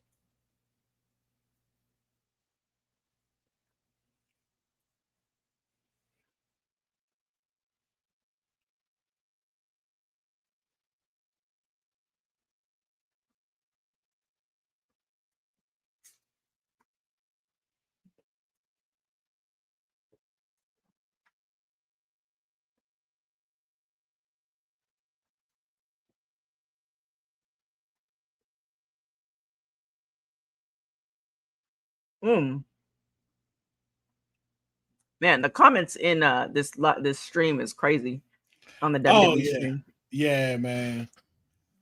It just really show you a lot about how America really is. Like, and clearly people would not, their mamas did not teach them. If you ain't got nothing nice to say, don't say nothing at all. Mm-hmm.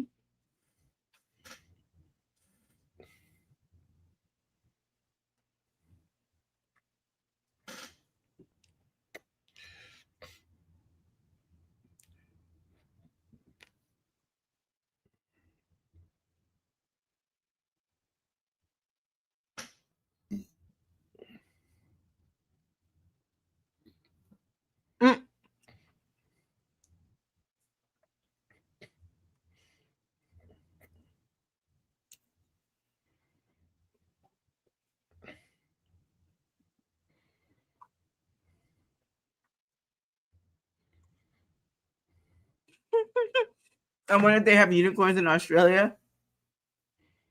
Hilarious.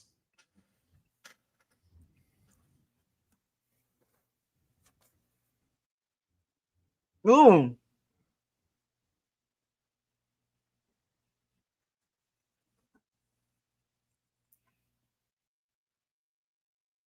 Oh, that's a good one, Courtney. Yeah, that's a good one, Courtney. That can expand into just life.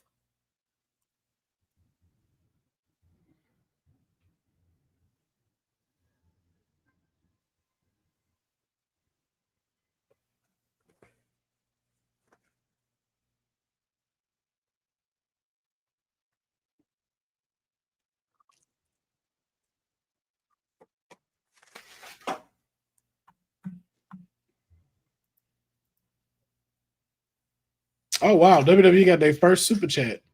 Mm-hmm. Like they need it. Right. Here we go.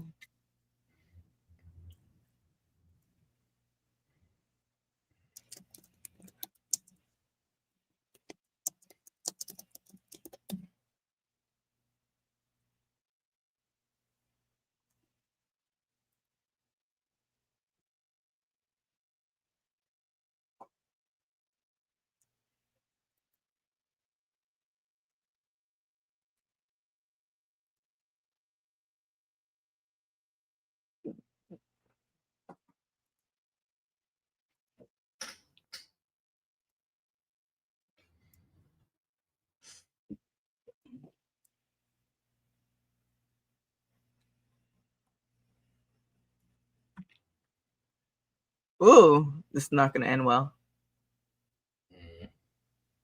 Oh.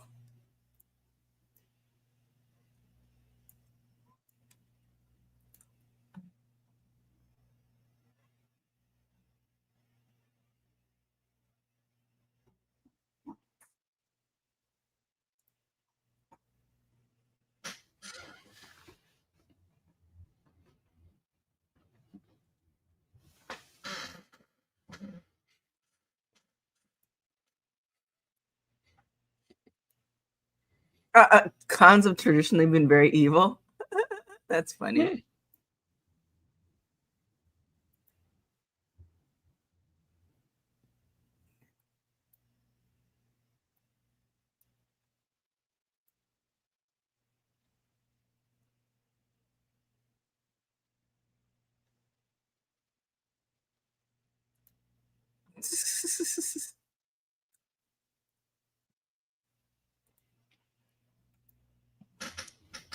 Brooklyn Borscht.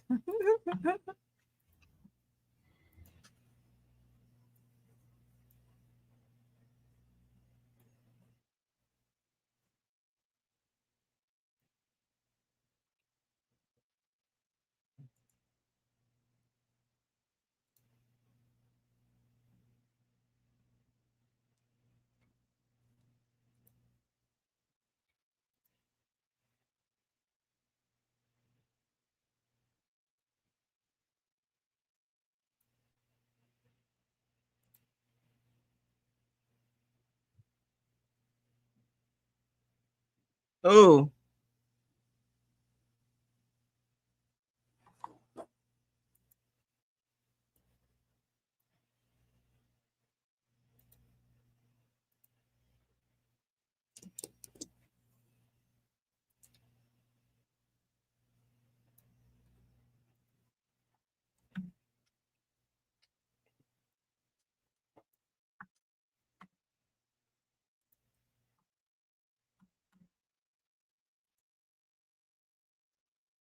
Ooh.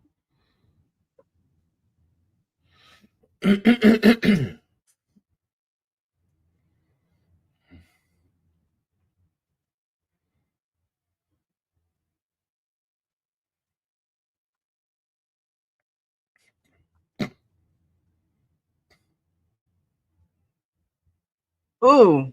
Damn. Ooh. Damn. Yo.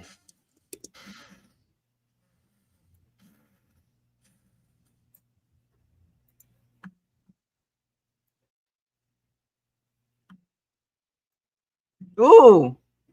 Right. Damn. Oh, that feel like that hit the chest. No, somewhere it felt like it hit lower.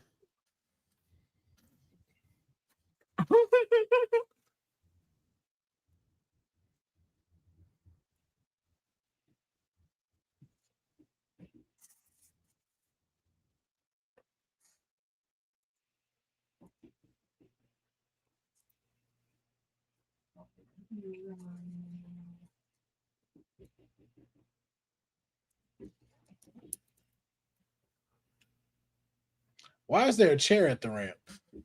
Words are screaming like a little girl. I mean, that's interesting.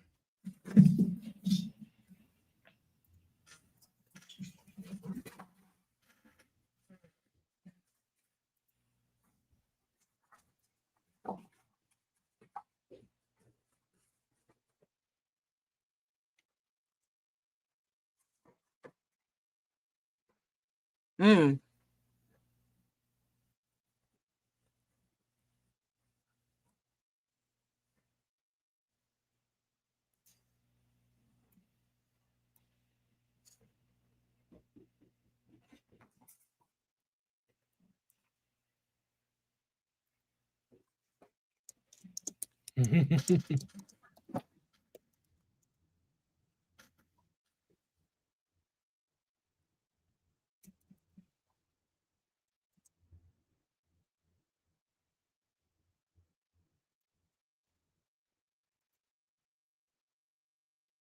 Damn.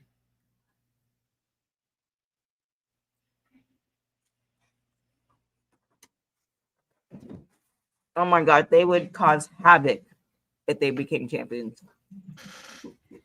Yes. Oh.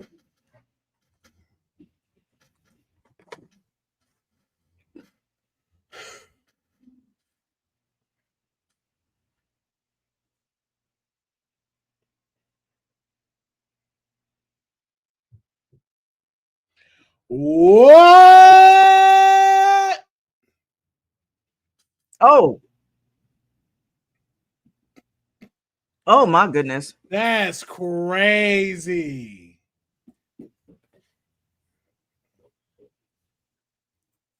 Oh, that's it. That's it. Yeah.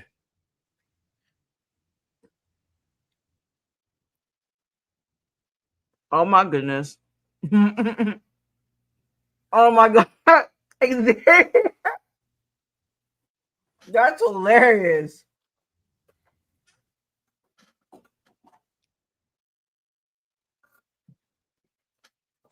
Ooh.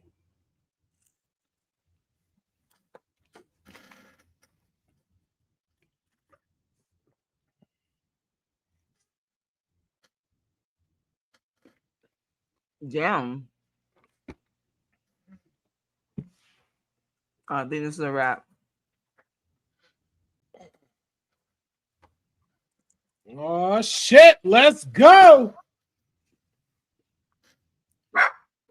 And that's how you do it, ladies and gentlemen.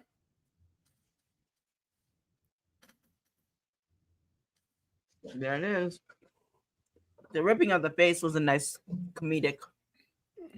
Shit, just dope in general. I ain't never seen that.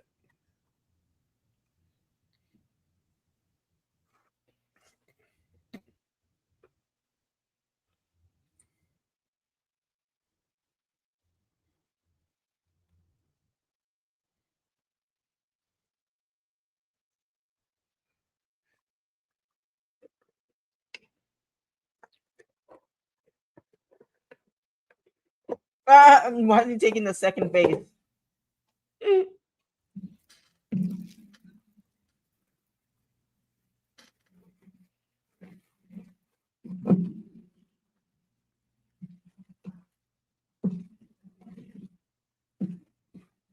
I know you can expect something from New Day or Xavier in the next 24 to 48 hours about this. Oh yeah.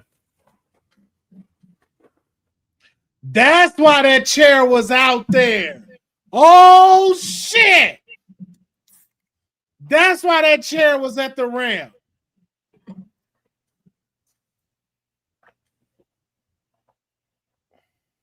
Oh shit.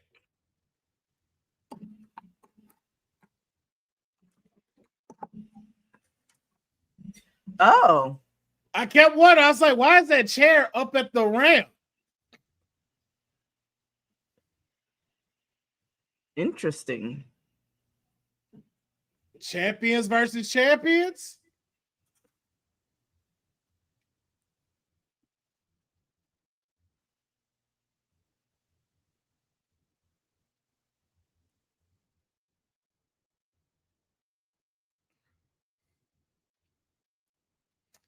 Why does Bo got that little baby lantern?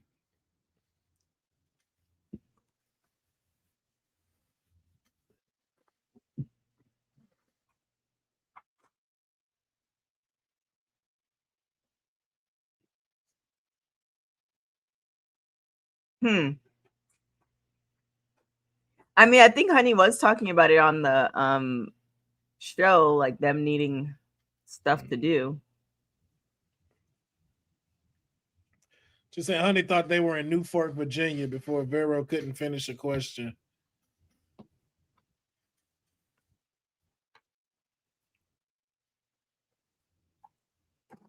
Man, those days when Bray was around. Whoo! Yo. That whole stadium. Yeah. Man. Lit up. Yep.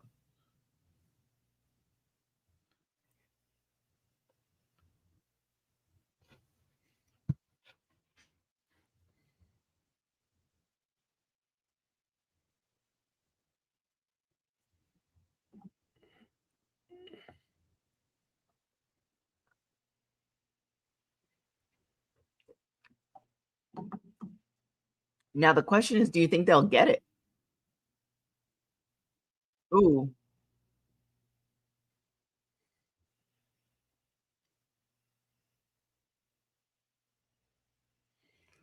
That's gonna get interesting. All right, so What faction was Nikki Cross part of when she was in NXT? It was with Eric Young. Sanity.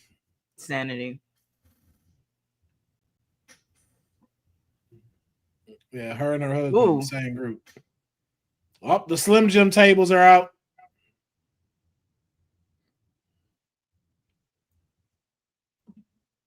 No, Schism was Ava. Wasn't that Ava? Yeah. That's Joe Gacy you thinking about. Nikki was with Sanity. And Joe Gacy was with Schism. He was the leader. What happened to Bray Wyatt? That's my cousin. He ain't into wrestling like that. Oh, I was like, he don't know Bray Wyatt passed. Oh, okay. Yeah. My man be busy being a father and working hard, man. Well, hi, Will's cousin. Thank you for joining. Yeah.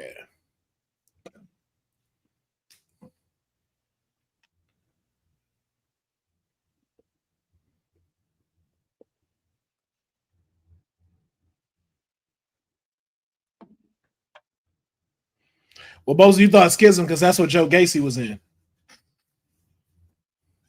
And they had the same type of vibe too. Yeah.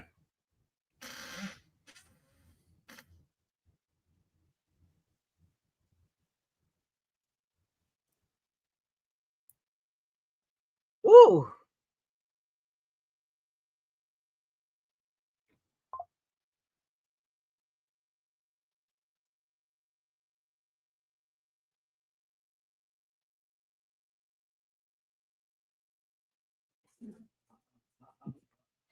This is awesome. This is awesome chance. Ooh. Wow. I agree. Wow. I agree, Bosa. I mean, I get it, but it just, I mean, that we could talk about that on After Dark too, like TNA of it all. Yeah, we can talk about it. Is it helping or hurting?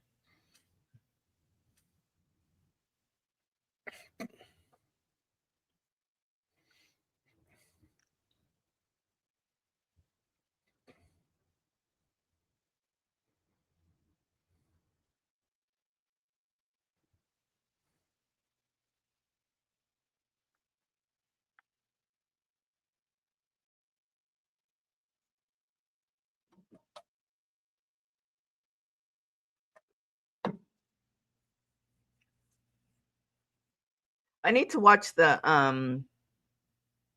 their Netflix special.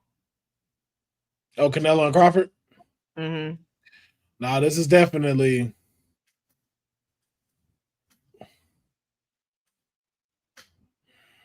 Does it give you, did you get to watch it on Netflix or no? Yeah, I did. Does it give you, did you watch Mayweather ones back in the day? Yeah, that's what it gave me. They gave you that vibe? Okay. Mm-hmm. Nah, this is definitely one of those like, yo, y'all, man, I just wanted to give what it's supposed to give. But this is definitely another worlds collide. Okay. Yeah. Like this is definitely, there can only be one in the middleweight division. And these are the two. This is definitely Rock and Stone Cold. ChatGPT got Canelo winning. What exactly? I'm now going to check ChatGPT because what exactly is ChatGPT saying? Like, why? That is hilarious. Okay, Charlotte Flair.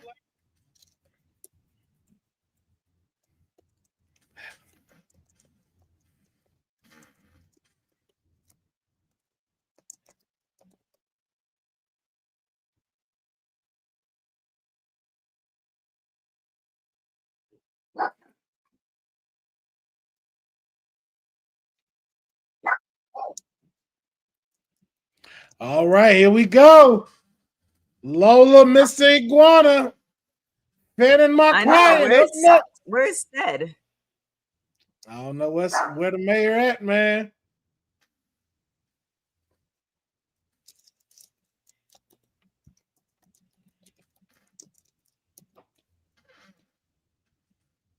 Also, IWC, y'all are disgusting. I just want y'all to know that. Why? The comments I saw about my client and just how great she was looking at Triple A and Triple Mania. I was like, hey, man. Show my client some respect. ChatGPT saying Canelo. Likely by decision, maybe late round stoppage if Crawford gets reckless or tired. Crawford does have a realistic path, stay mobile, use reach, avoid big exchanges early. And Canelo do got more power than Crawford.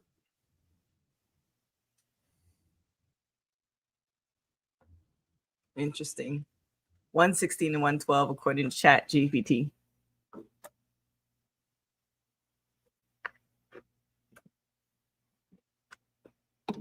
I wonder if the people are using ChatGPT to actually gamble.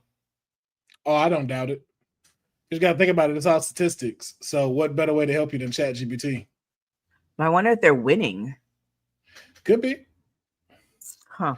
Because if you take what you know about what you betting on versus what the statistic could look at and say, you could find a good point to be able to know, okay, yeah, I can go with this. Right.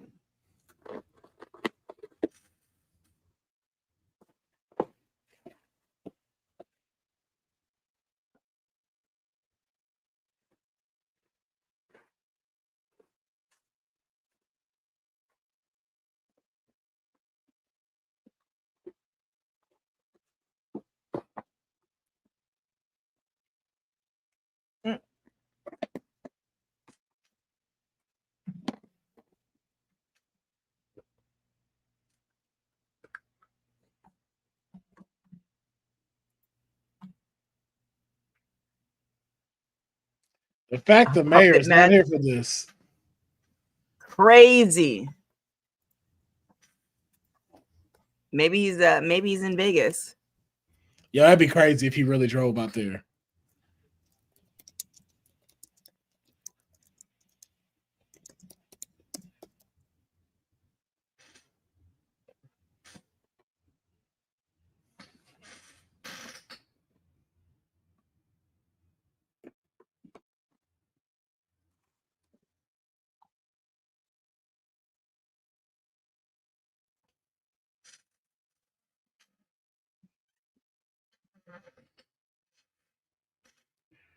I will say I do wish the crowd was a little more into this. Do you think it's more AAA crowd, WWE crowd, or just a Vegas crowd who's taking in a show? I would probably say a little bit of both. I saw some of the shots with, hey, you say his name and he appears. The mayor is here. Christina's saying the mayor's probably under the ring. That'd have been hilarious. Listen, we know what we're here for. We're here for nothing else. Yo, if you'd have came from under the ring, yo. We're saving that grand entrance for the actual for the title. Saving that for the title.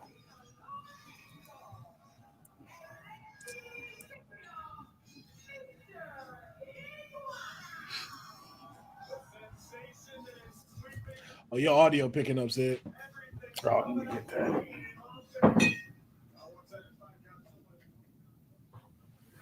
that. Raquel out there. Legal to be in the country right now. That's good.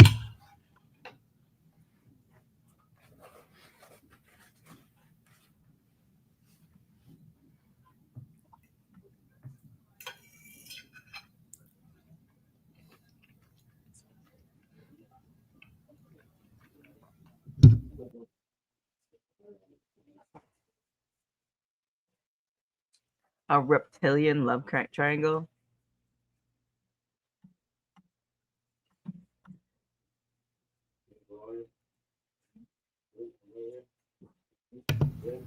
Hey man, Roxanne been eating the fuck out this entrance for like the past few months, man.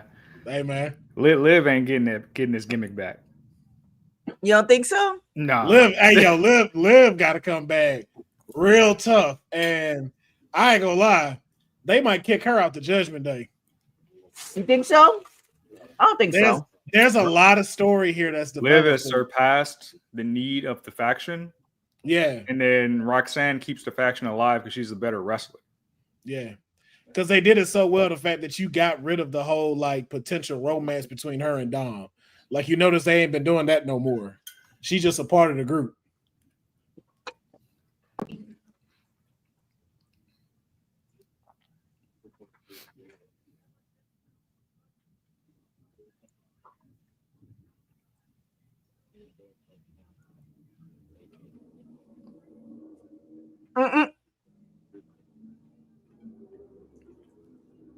Oh, is that the demon in the bag? Demonita, gotta be. Now listen, wait a minute. If the thing that big, it might be worth $80. That's fair. Yeah. Yeah, if it's that big, then I might have to reconsider that as a birthday gift to myself.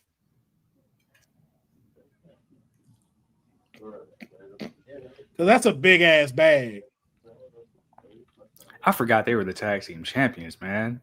Right. The New Day are right. Him and Yo. JD on this card. Yo, Nothing to do with the tag team titles. nothing at all, bro. I know Courtney get fucking pissed off every time she see them.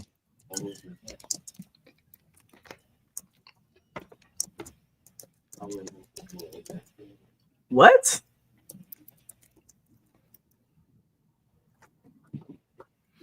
Ah! The special little dope.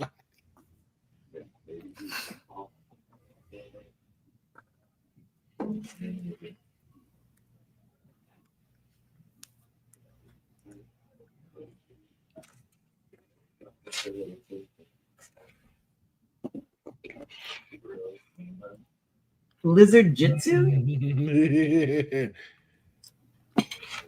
That's why these are pretty good matches, man. The way Iguana moves, and then the way like Finn has made that kind of like new style of wrestling.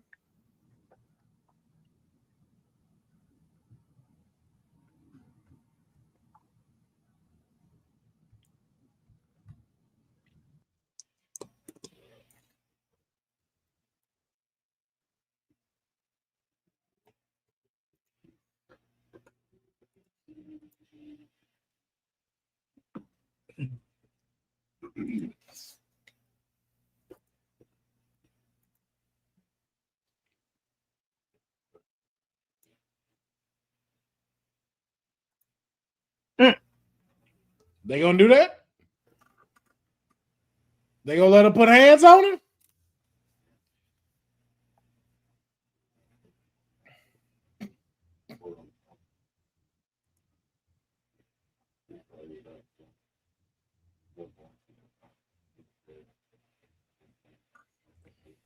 Hey man, hey. Strategy.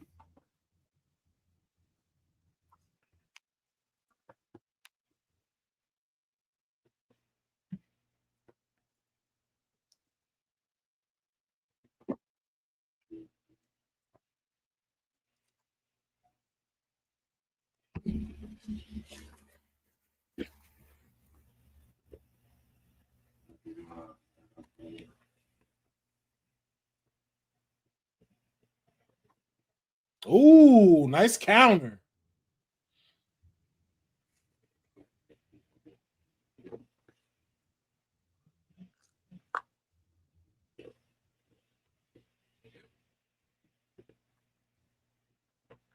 How tall is Roxanne? She's like 5 feet? Probably so. Yeah. And Lola ain't nothing but probably like 5'4", I'd say. 5'2", 5'4", somewhere between there. Yeah.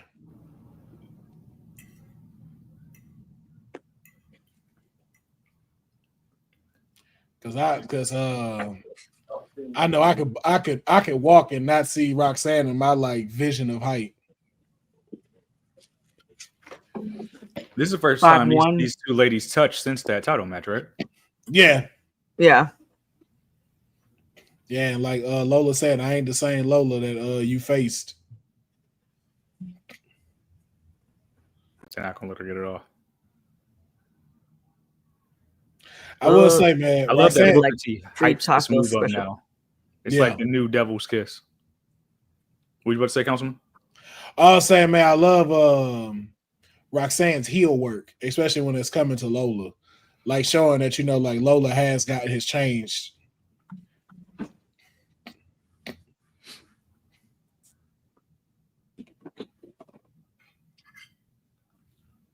What was that with the we have completely lost the plot with the YS6. I don't know who writing this shit, but what the fuck they want with Mexico? Was it a dope surprise? Yeah, but you're right though. Like we have lost the plot. Man, I ain't seen no VHS tapes, cassettes, nothing. They just here. When I saw I saw Bo with that baby lantern, I was like, what the fuck is that? Like the lantern this big. He just it makes no sense. Like first it was like I get like trolling the Street Profits, like you're bringing light to like the cracks in their brotherhood, but it should never be about the tag team titles. Never. Do you think they're gonna win though? Zayn's ear, like, hey, you'll never be champion. Look what you did to your brother Kevin. Like it could be something like that, but like chasing tag team gold across the globe is dumb. Yeah. Do I think they'll win? No, but I think that sets up the AAA tag team champions to lose in their next defense because they got so beat up. Yeah. Whoever it is. So that means to me, like, it makes sense if Xavier can now be medically cleared and they get a rematch, then the New Day are going to be AAA tag team champions.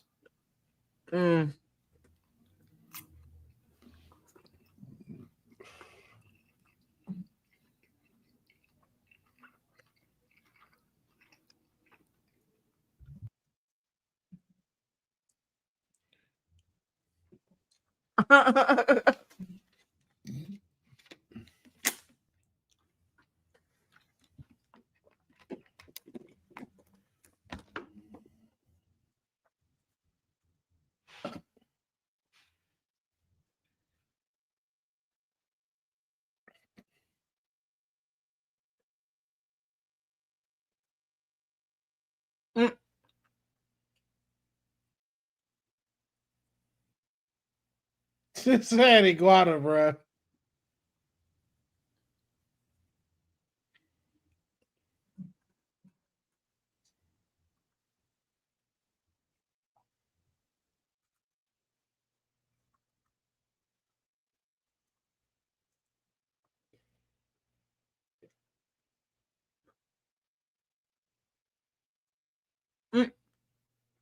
Wait, who controlling it?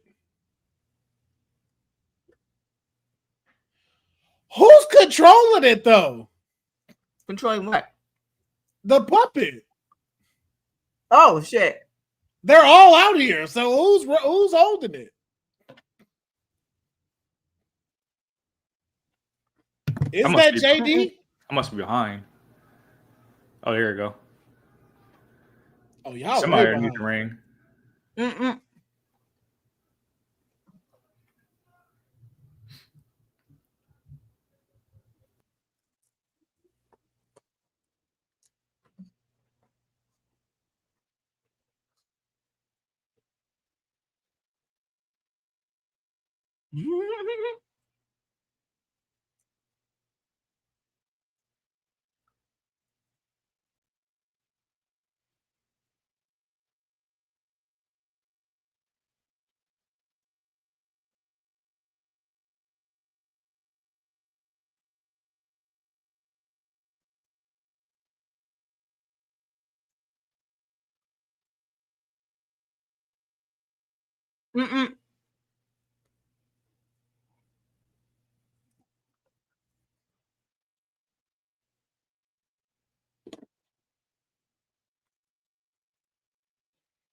Nice.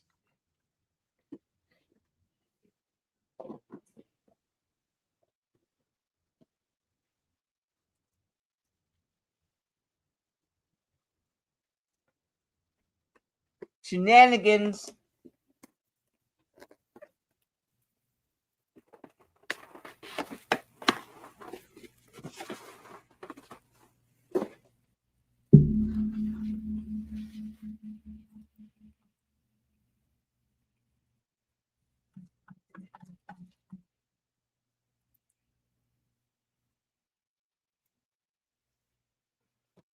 You said the green guy.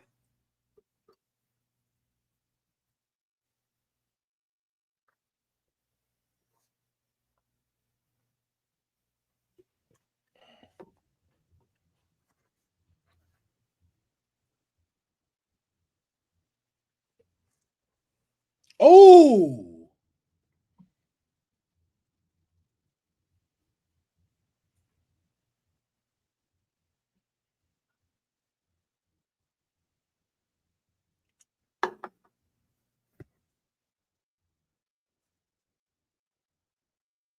Oh, hilarious.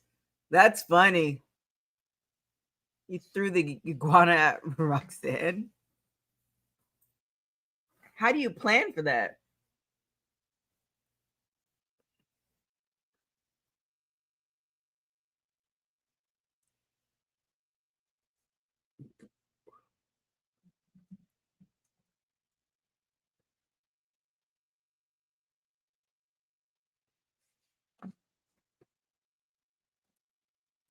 not him talking. She said, don't do it.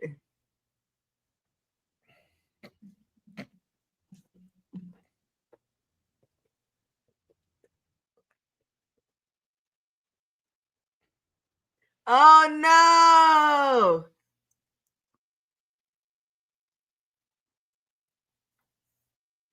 Ah, no, he not. There you go. You called it, Bosa. Hilarious. Hilarious.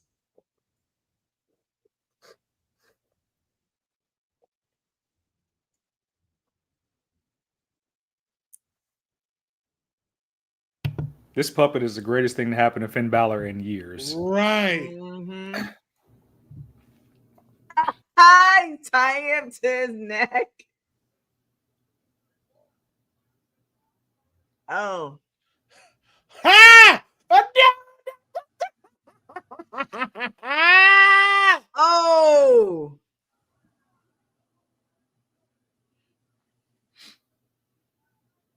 He said, are you okay? Oh my goodness.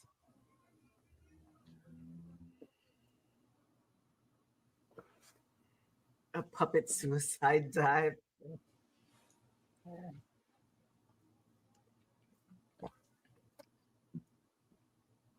Wow. That is silly. That is hilarious, though. Wow. The victory. Okay, hey. Oh.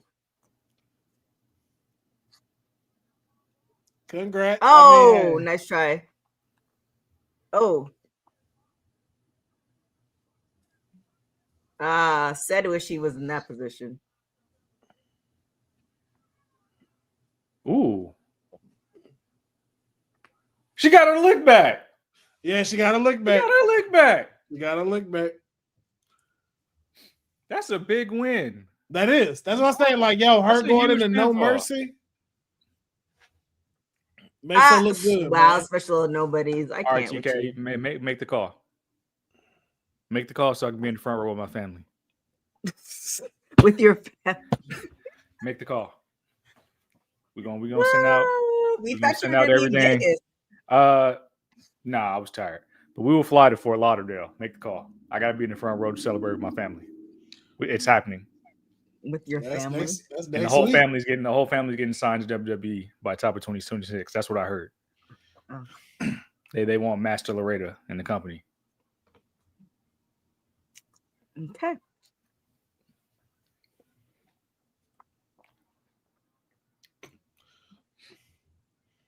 I really hope she beat JC Jane.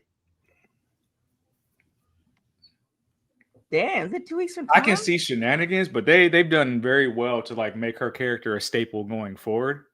Mm-hmm. I'm just curious when It's going to be one or the other. I'll say it that way. Either JC drop or Oba drop, but not both.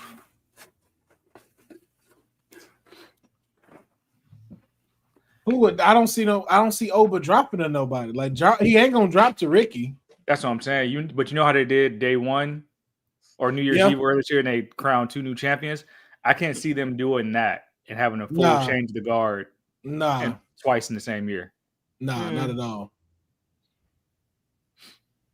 So I can see shenanigans in the women's match, but then it's like, yeah, but for how long? Character got some staying power now, at the very least.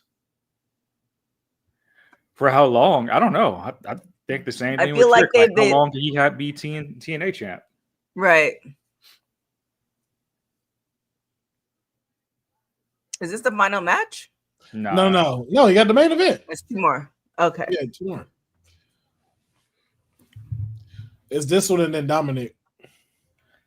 See, I should have drove. These AAA shows be like really good on time. Yeah. I thought it was gonna be 2 hours. I didn't realize it's gonna be 3. I really feel now I'm on board with y'all. I feel like they're gonna make outside of character stuff like that. I think Ray would be honored to like put that title around Dominic's waist. I'm telling you, yo, like, and no title has moved on Worlds Collide. Like you might see Ray break character and actually cry. Yeah.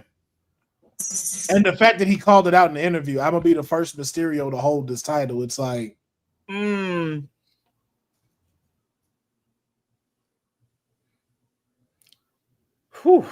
It would have been fun to drive out there. I just really, I'm not a Vegas in person, the afternoon, though. Oh my gosh.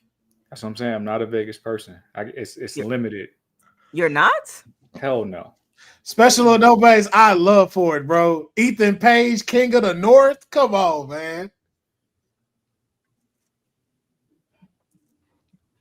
Ethan Page is gonna be one of the people that went through NXT that has like one of the more successful main roster careers. Yeah, he can make anything work. This is gonna be a fire match, though. Yeah, I'm gonna be right back. What did Penta come out? He just came out and just said what's up and dip. Beginning of the show to kick it off. Yeah.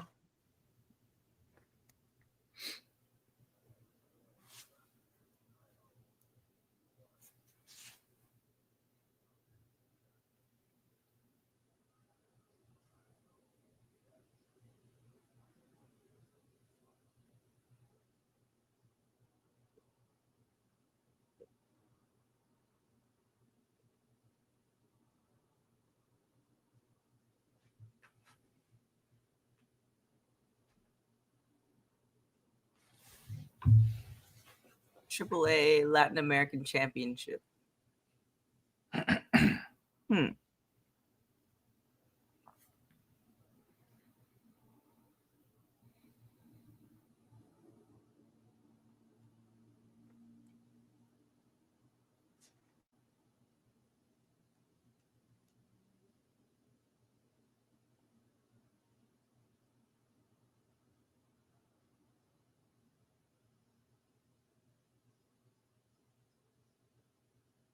Oh, it has a little tail.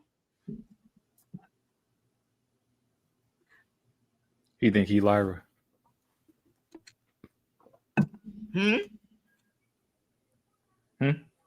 What did you say? Said he think he Lyra. The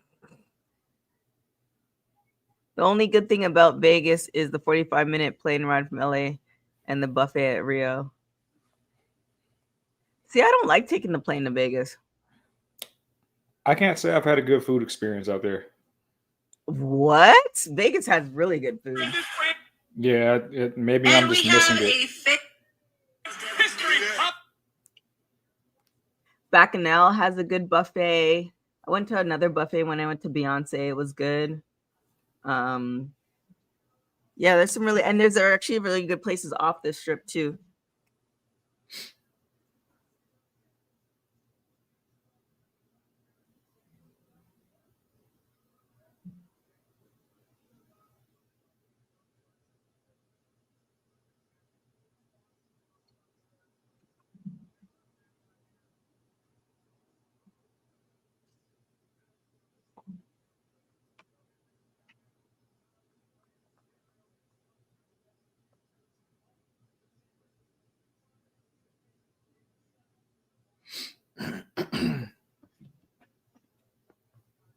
He's back.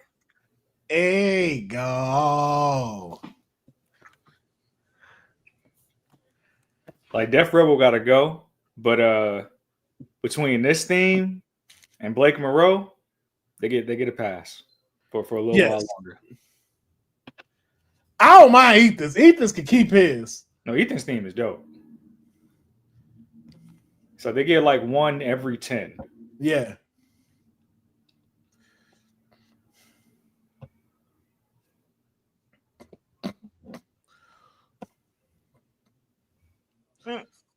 Oh, it's Tavion Heights. Interesting.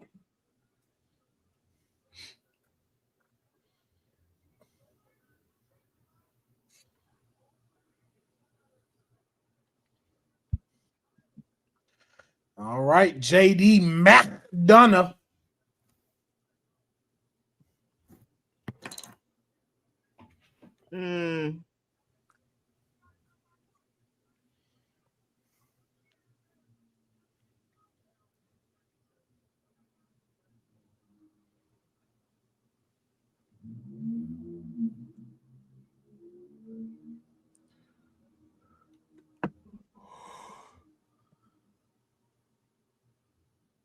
Ooh, excuse me.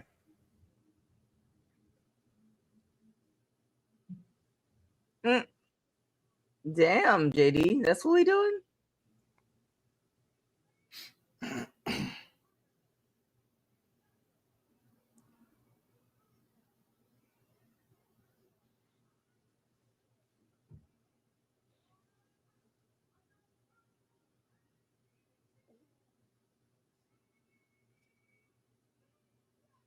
Who do you guys have for this? I'm going with the champ retainer. But I want Ego to become the king of the North. Yeah, I think it's a good showcase for Wagner to retain. Yeah. Especially after just getting to the AAA. But if it's not Wagner, I think the next best would probably be Dragon Lee. He's really gotten lost since being called up, doing all the LWO stuff.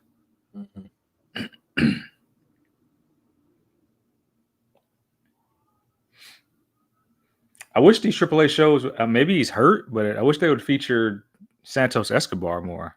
Like he could really use it right now. Yeah, he could. Especially with having Los Garces over there. Yeah.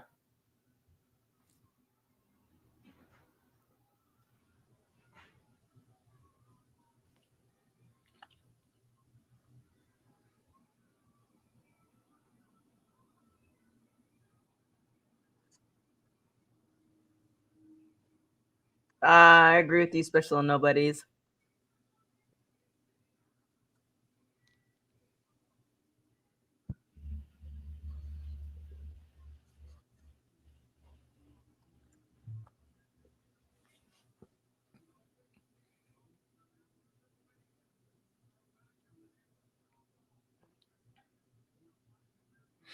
I still gotta catch up on SmackDown. Same. So I saw clips. So we just like complete 180 on the Ron killing stuff. Yep. Like no split personality. Well, sometimes split personality, but not telling enough. Nope, they dangled it in front of us and was like, you know what? Nah. Never mind. We just wanted him to cut his hair. That was it. Crazy. They need to do a better job at like from what I saw, it looked like the crowd had no idea who Rey Fenix was before the lights got turned on. No, they don't. Ooh. No, and what's bad about it is his music don't hit as hard as Penta's. Mm-hmm. And it's like, dang, man, it kind of sucks because like your pyro and stuff is dope. But it's just like, yo, it don't give me that spark like Penta does. Yeah, it got the same theatrics and stuff like that, but and like I don't know why they changed it from like having his Tron on early. It was like pitch black. Mm-hmm. I don't think that helps either. No, it doesn't. Damn, JD red already?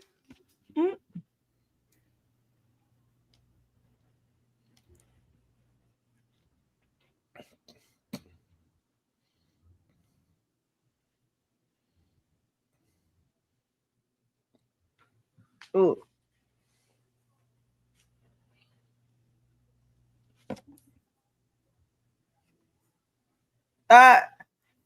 Not they missing a chromosome. Oh yeah, JBL's on commentary, right? Yeah. That's hilarious. Like long-term storytelling. Yes, it is. Wow. Damn, Con, that's what we doing?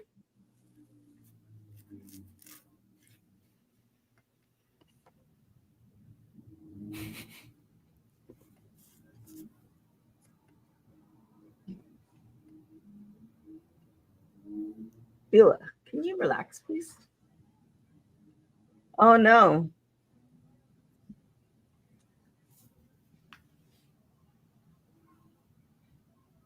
Oh.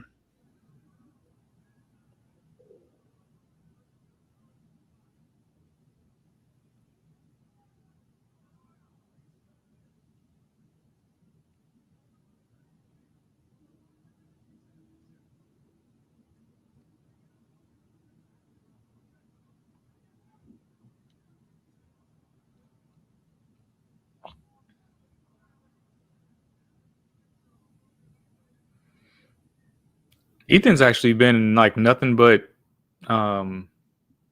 major storylines since being in WWE. Like he's only a year in. Yeah. Like, think about he came in, was the Trick Williams attacker, did that a couple times, did Javon stuff. Became champ. Yeah. North American champ. Like, woo.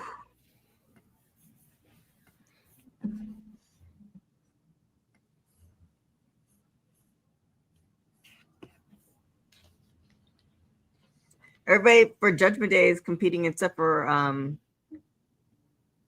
Raquel. Yeah. But she did have an awesome match this week with Lyra Valkyria, so.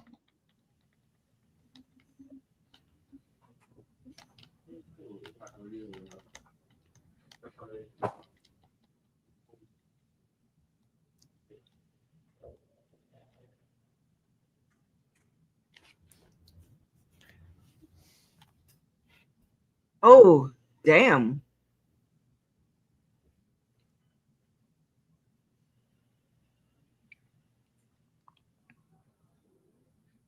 It's time for Raquel to do more singles work. I can totally see a world that if Lola beats JC, that Raquel is the first challenger.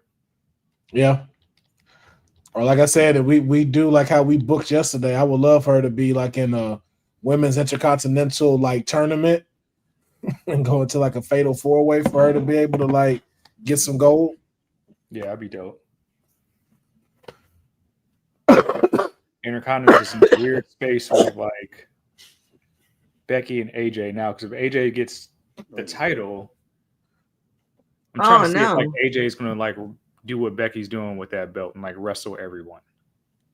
Yeah, I think she will. Yeah, because I don't think she's gonna be here for a long time, so it makes sense. I think this is like a legit few-year thing from what I saw reported. Few years? Yeah, that's what I saw. Like this a run. Like this ain't like a real ain't a like, runoff. Like she back. Yeah.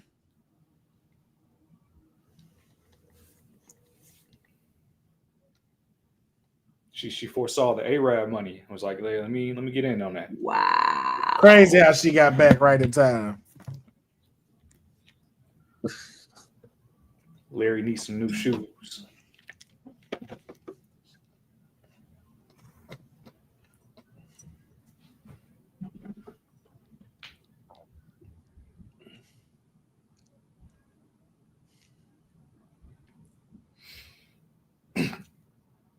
We like 2 years away, but it's so crazy to think about people trying to spend that much money just to go to Saudi Arabia.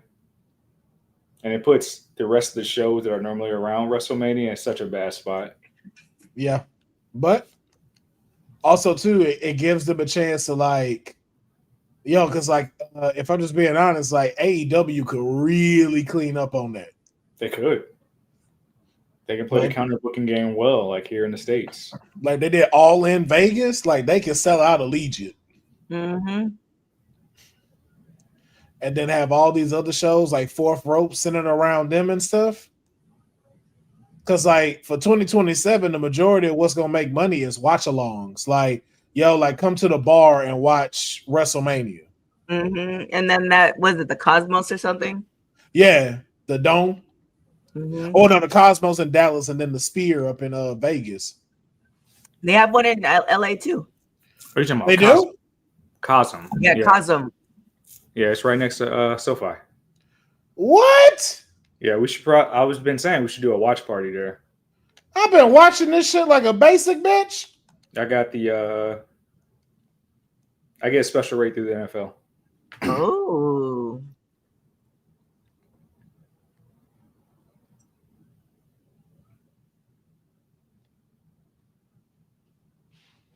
Ooh. They didn't change these lights up. Yeah, I thought that like the lighting does look way different right now. Like they didn't turn them all on. They did. They cut the audience lights on. Oh. Yeah, that's what it was. Here we go.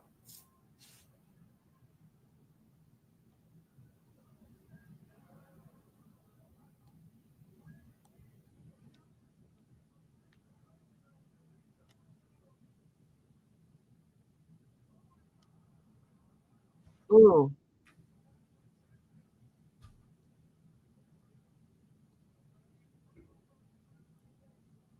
Ball game. Why'd they cut the lights back off? Oh, the audience light's supposed to stay off.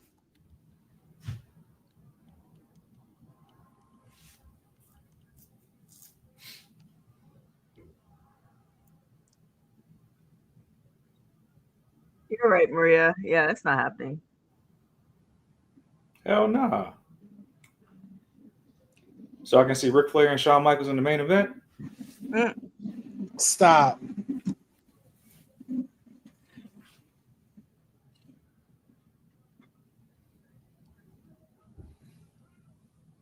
You said a hockey fight on the outside.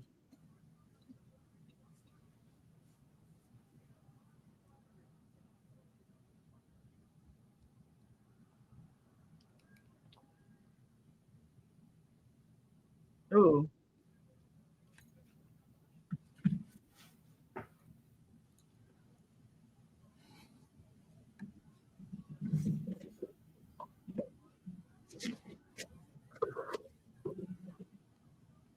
Okay, JD.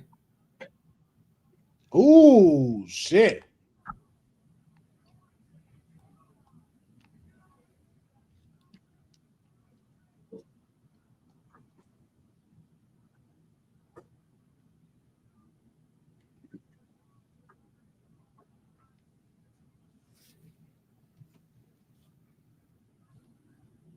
What I said. I said it. Ooh. Ooh.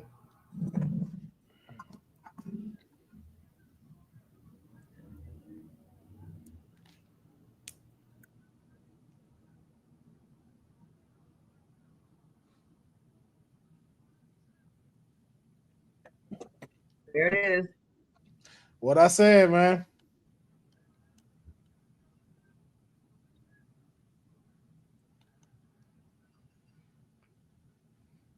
They did that well. You gotta keep the belt on your champion, but he didn't stand out much at all in the match. No, he didn't. It was, and I said that he's probably gonna pick up the victory and let everybody else do the work.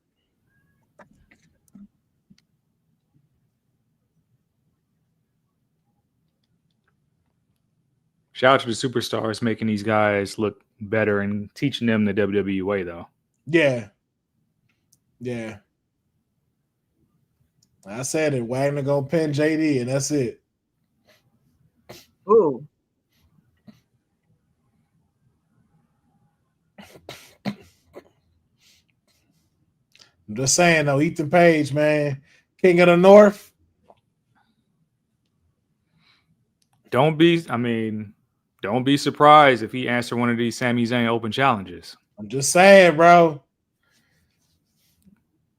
The age of ego. That promo would be dope. The match would be dope.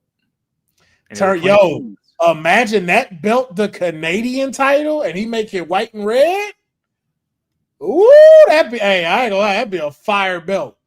And it's a good gimmick for now. It's like societal like standards, like, oh, I'm just waging war on America. Because like it's low key gonna get cheered. Yep. And then he could do something Laren Storm wish he could have done.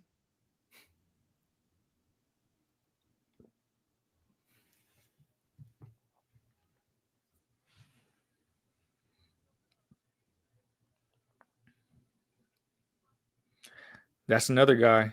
When we talk about the final match, I wouldn't be surprised if JBL get like a few minutes with John. I can see it. Oh shit. Wow. I was thinking the same thing, Special Little Nobodies. I'm like, is he just that short or what's going on? I am so sick of the Prime bottles. They're gonna be here for a while. Yes, they are. I've never tried one. I have no desire to. It tastes like Kool-Aid. Oh, that can't be good. No, it's not. It is ridiculously sweet. I do not see how that shit is an energy drink.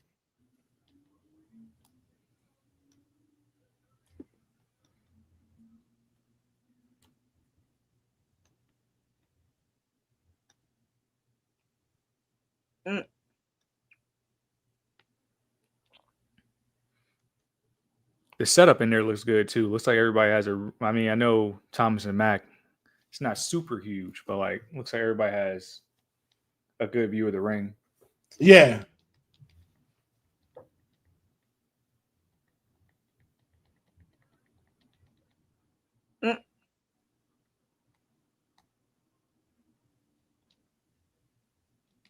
Oh, he's gonna be so annoying when he wins this. The scumbag era is coming.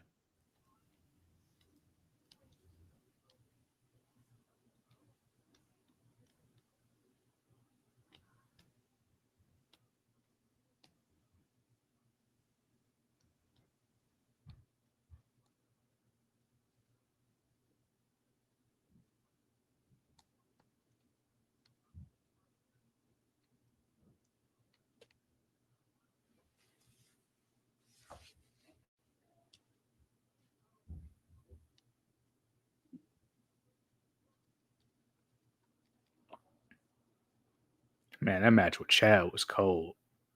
Yeah. How long's Chad out for? Do we know? Was it a torn labrum?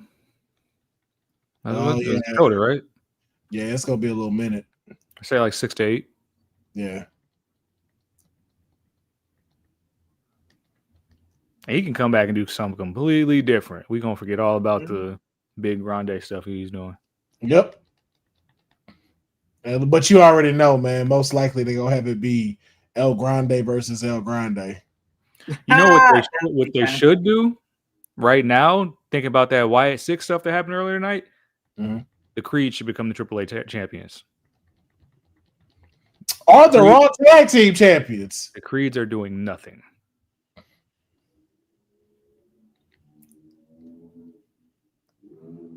Here we go.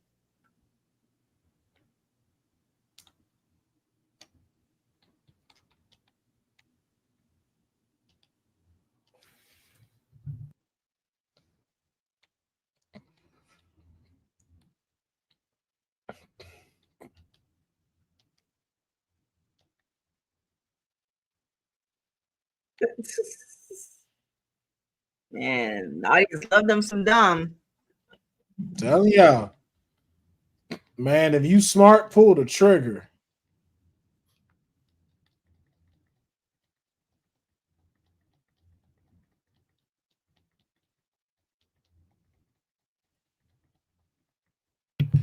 This is what sucks when superstars get like really over. There's really like no way to like support them the way I would want to. Like, there's no good merchandise. Who for Dom? I haven't seen a good Dom shirt. No, I haven't either. I was just asking. But like for most superstars, it's like very generic stuff. Yeah, man. I may need to start designing some and just put them out. Could be worth it too. Yeah. Especially if the superstars catch wind of it and they like it and they start pushing it themselves. I think I may start working on that. I remember Bianca and Tez had like their own like merchandise website that was like completely separate from the company. And I copped a shirt off it. Yeah, we're gonna talk about that, TK. I'm gonna have to start doing that. Yeah, we could talk about it. There's some legal stuff we'd have to figure out.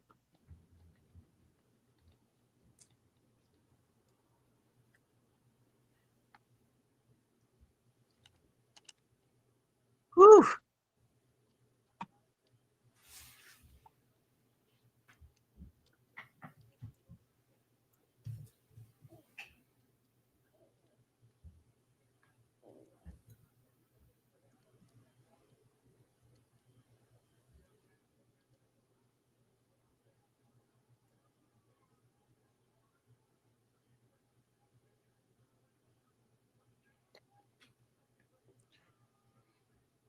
This should also be like a thing for like maybe NXT too.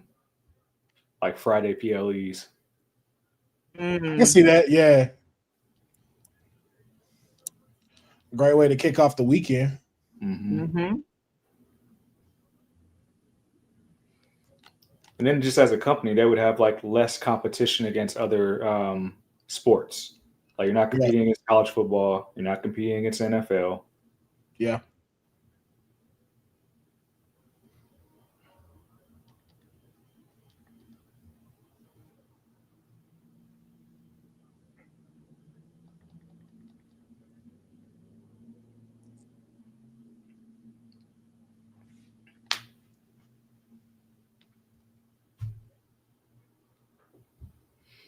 You think, Boza?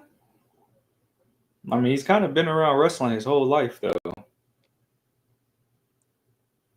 Nah, I think it's more than enough. Look at Oba. Yeah, like we're not talking about a rookie here. Like he got 20 years in the game. Yeah, his dad is like the greatest mask ever. He's been around the business.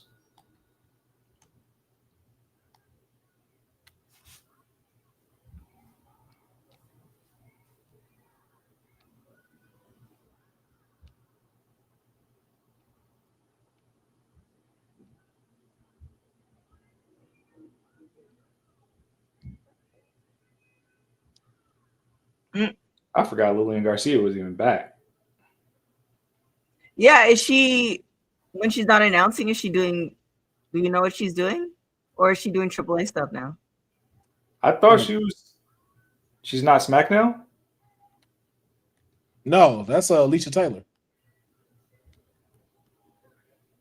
Because she was supposed to do Evolution, then she got like sick or something.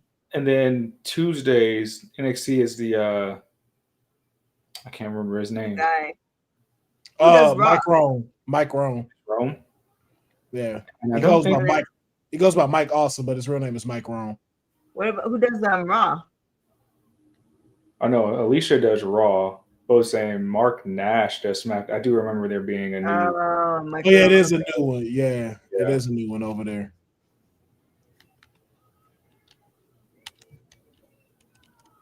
Maybe she doesn't want the hectic schedule. I think they probably only bring her out for like the bigger events. Then She probably got tired of me heckling her. Heckling her? Messing up my client's name. She 100% gonna be a WrestlePalooza. Oh yeah. Yeah, you got to. All right, here we go.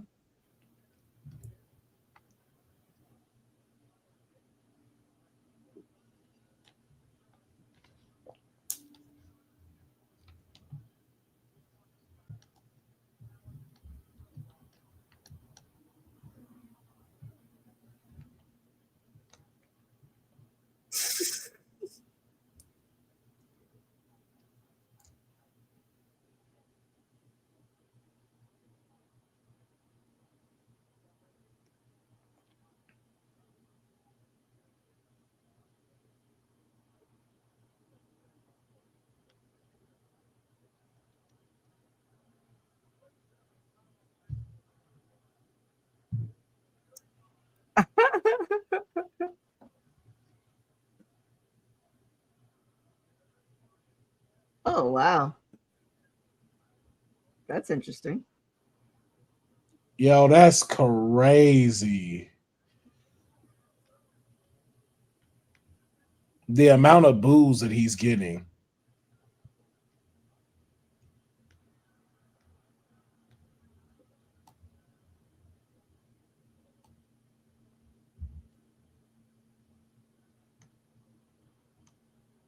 Oh, wow. That's interesting.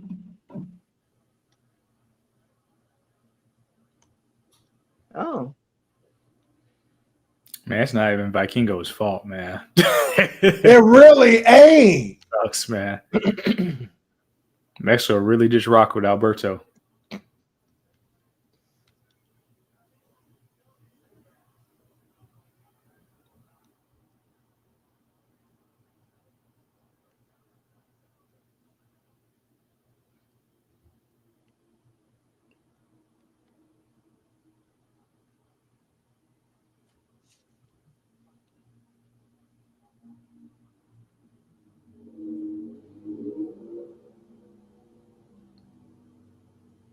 Oh.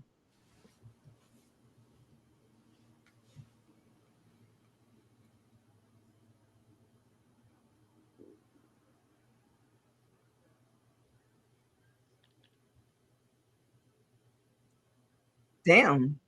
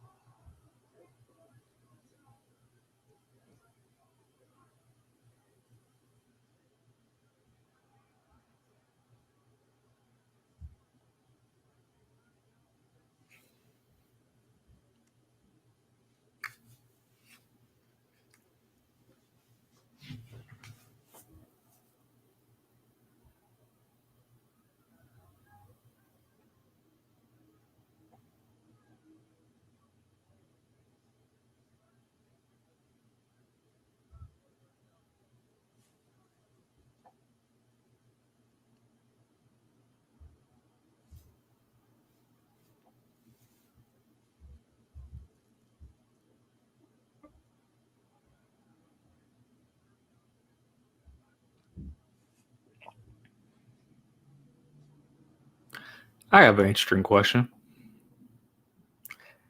If Rey Mysterio was to cost his son this title, do you think the Mexican audience would boo Rey?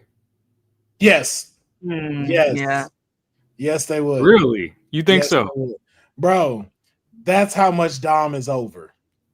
But to boo Rey, who Yes, they like bro. revere. Because it plays into the deadbeat thing.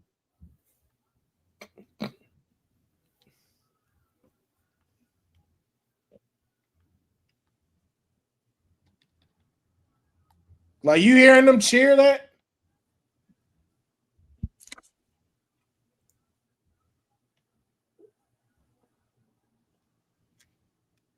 Christina's confirming.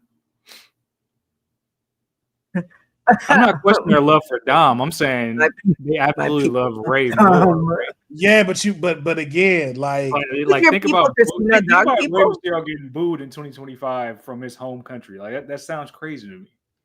It do, but that just lets you know how over Dom is right now, bro. But there wouldn't be a Dom without Rey. Well, there wouldn't be a Dom without Eddie too, so that's debatable. You walked into that one.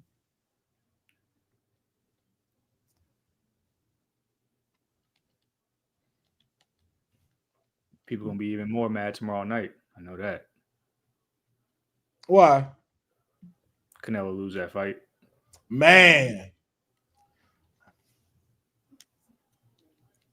Crawford got to watch out for that power though, because Canelo make contact. It's a wrap. Still, I figure out I'm gonna watch it. It'll be an interesting fight though.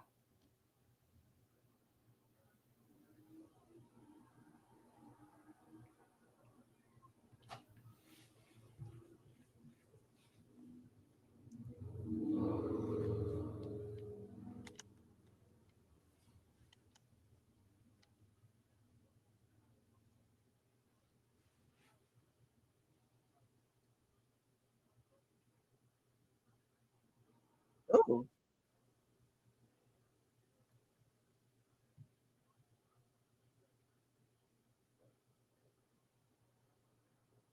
Come on, man. You hear this crowd?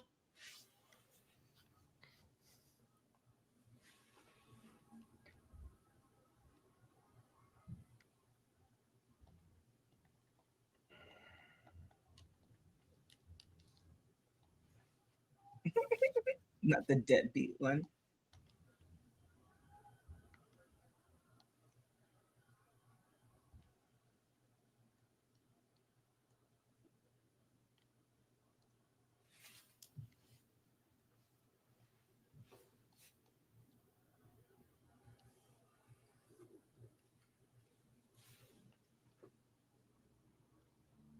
Oh,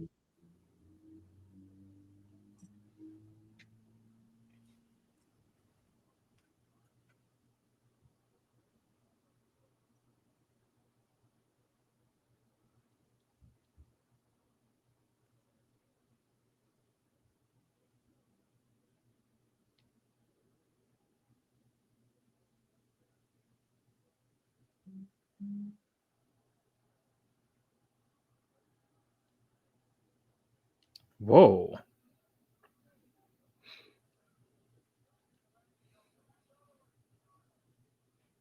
I'm putting this in the chat. Do you guys think this is real?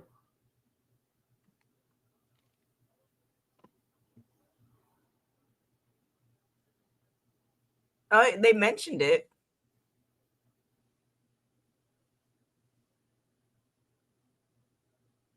Oh yeah, they did say that Damn. because he showed it to Conan and JBL, and Corey Graves was describing it. You know, we just didn't know like, oh, that's what it was real.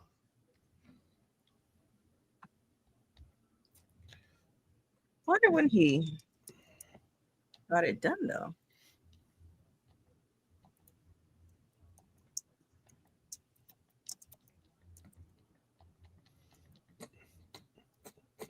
So him wearing that neck brace may have been real. Yeah, it seems like it. Oh,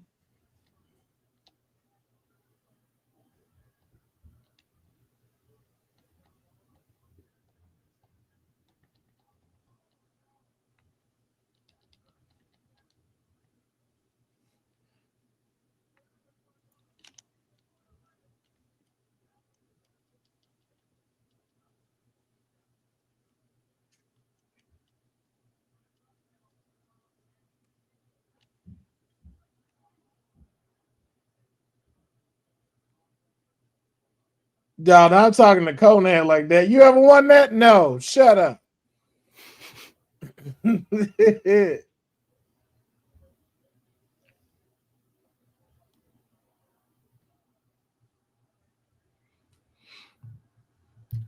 Also, WWE making the official theme song WrestlePalooza Nokia is like completely tone deaf. Bro, they do not. And that's not a bad record, but that was like six months ago, maybe Yes. longer. Yes, bro. I mean, you know, but what can we expect from them? Like, these are the same people that had The Weeknd do WrestleManias back to back to back. Like, you know, how many times is this dude gonna have a theme song? The Weeknd seen some shit backstage, and you're like, "Hey, run it up." Run it up, yeah.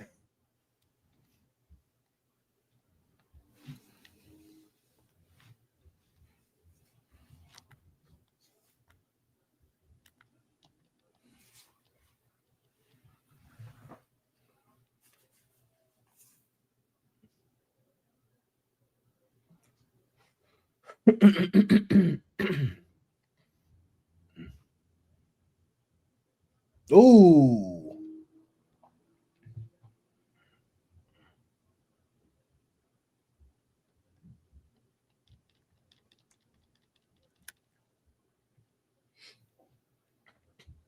Oh, that was nice.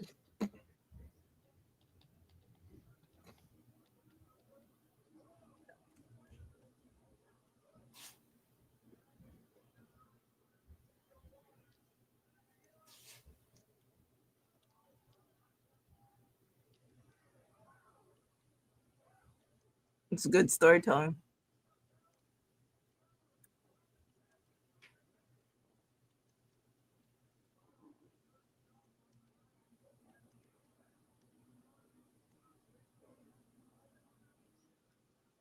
Yep.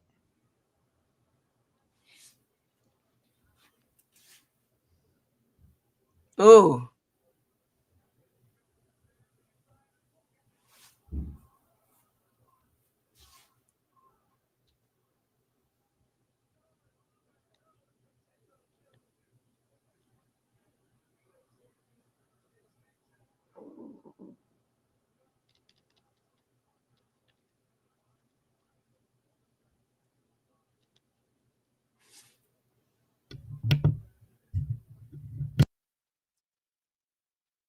Oh, not enough.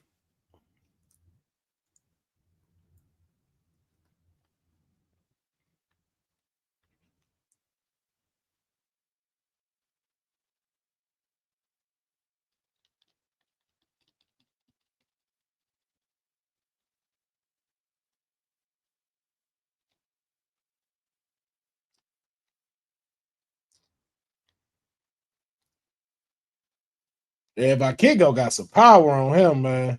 Mm-hmm.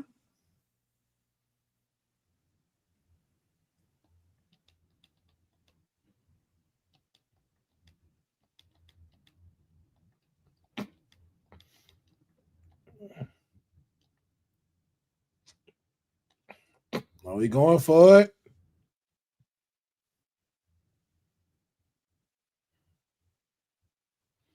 Oh, hey.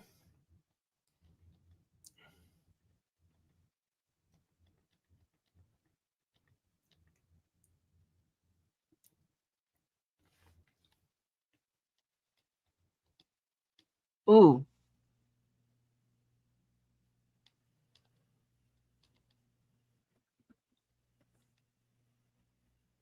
That's that dog in him. Oh, shit.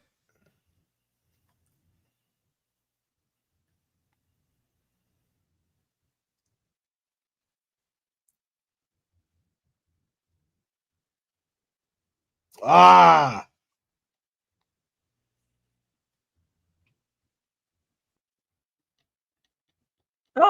Oh, shenanigans. Yeah, but who else come out? Who else come out?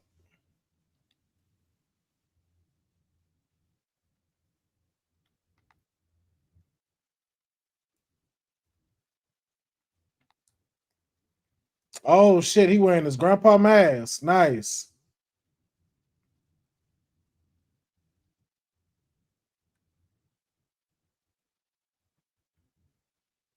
Oh, who is that? Pick up Dragon Lee.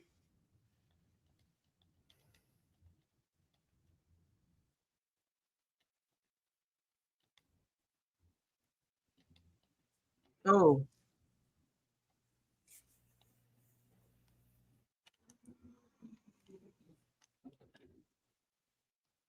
Oh, here come Ray. Oh, you like super far ahead of me.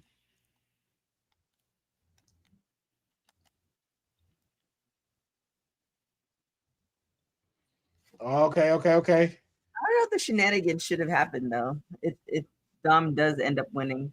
No. You got to wait for it. You got to wait. Trust me. It's.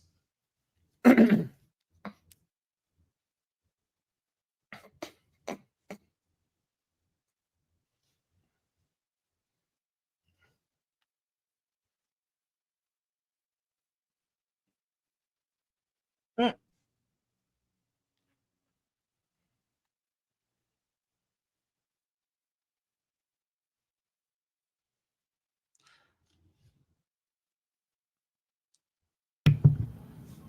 Oh!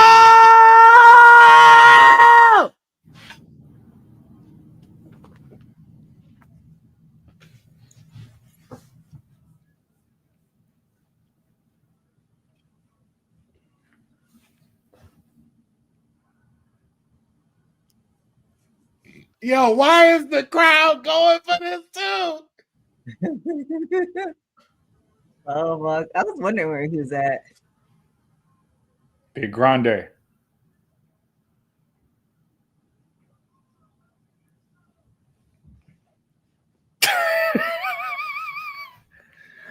JBL is so stupid, man.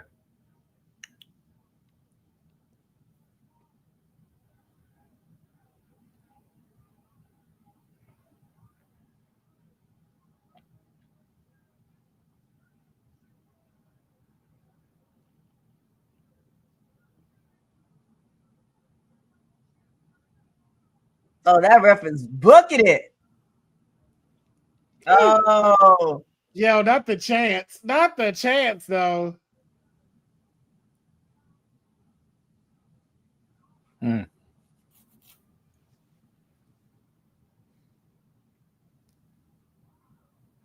that part.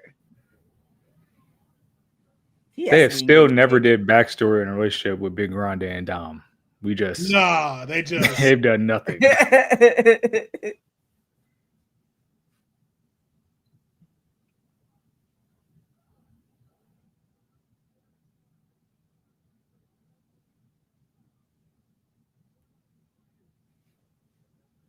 Oh, damn. Oh shit. Oh shit. Oh, here we go. Poison Rana. Woo! Oh, that's not gonna happen though.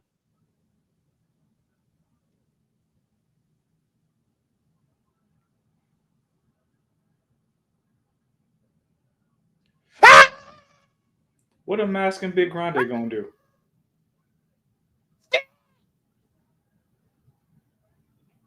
The scumbag! Oh shit! That torpedo headbutt. How you about to hit this? Let's fucking go! How he about to hit this? Oh, he turned. Wait, are you behind? How are you behind? Said. I just saw the pinfall now. Oh, okay. Yo. Yo, man, yes! The scumbag era is here! Thanks to the greatest luchador in the history of the sport, Big Grande, for the assist. Yes, man. They've made AAA great again.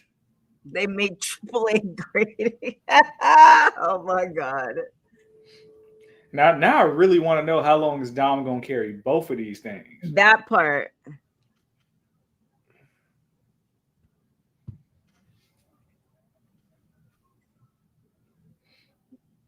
Now we can rehabilitate Vikingo's character because he don't deserve that. He really don't. Do the right thing, Ray. Do the right thing, Ray. That's what let me knew he was gonna win, though. When it was like, you got to put the belt around me, because it was like, what other reason is Ray here? Yeah. And why I say that? Because you're not gonna put it on Vikingo's waist, because that didn't do anything. We gotta get that family picture. Yeah. We gotta get that family picture. Gotta get that family picture. Yeah, get your deadbeat ass in there and put that belt on him. If we unmask Big Grande right now, I don't think the fans are gonna care. Not at all. Just go be Ludwig on TV. We don't care. Yeah, don't hand it to him. Put it on him. Yeah. Talk your shit, Dom. Yeah, bro. Talk your shit. You made the rule. Hey, you said it. Yo, if he win, I'm going to put it on you. Don't hand him the belt. Put it on him. Dang, Christina, we swearing to now? Exactly. Christina, exactly. Put that shit on him. That's what Dominic said. Like, stop playing.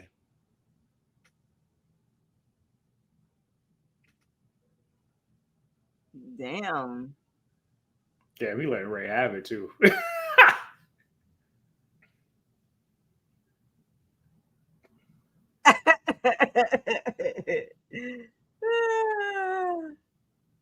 he should beat him with it like he did when he first started.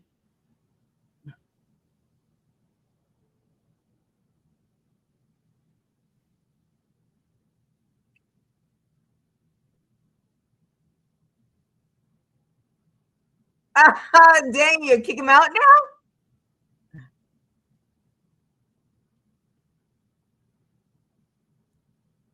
They've done a good job of keeping these two away from each other, but kind of in the same orbit. Yeah. But not wrestling each other as much as they were. Mm-hmm. I can't wait to see Dom go home for Thanksgiving this year. Right. Let's keep both these belts on until Thanksgiving time, so we get that footage. Yo, they really should let him remain El Grande Americano. Oh yeah, it got to be a done deal. Like dressed with the suit too. I'm like, hey, bro, this it. The airport, or so not the airport, but when they be in the views they have when you be walking into the arena. Yeah. Hey, I say let Big Grande get in, get a hug. Damn right, man. He might be the reason another reason why Judgment Day will fall apart. Maybe.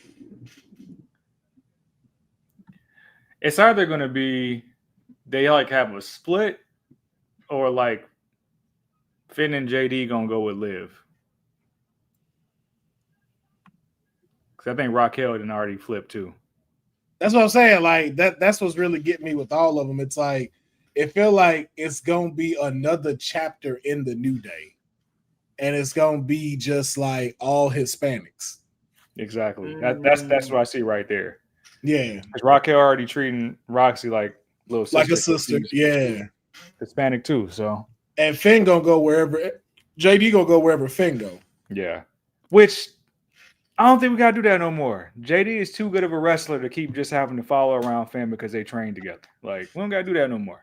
Jordan Devlin wrestles his ass off. Yeah, I think the whole like tag team between them, I think it's up for me. Yeah, like the rivalry is way better than the tag team. Like it's cool to keep them relevant, but I feel like they can at this point, if you can't like write something for Jordan, and like what are we doing? They had a whole Dexter thing going in NXT. Scrapped it. Yeah. He might be grandmother. And well, let's go over this real quickly before we hop over to WWT After Dark. So, what as far as rating Worlds Collide, 1 out of 10, how would you rate it? We'll start with Ced since you didn't make it to Vegas. You saw what I saw, right? I'm not talking about the main event. Did Lola win? When Lola win, you give it a 10. That's all that matters to me. Put it on a t-shirt. But for what, 2 weeks time? I will. I'm gonna give it a solid 9 out of 10. Solid 9. I guess I might know the answer of this, but out of all the matches, which match was your favorite match and why? We'll start with Will. The scumbag era is here. Yo, that's all I got to say.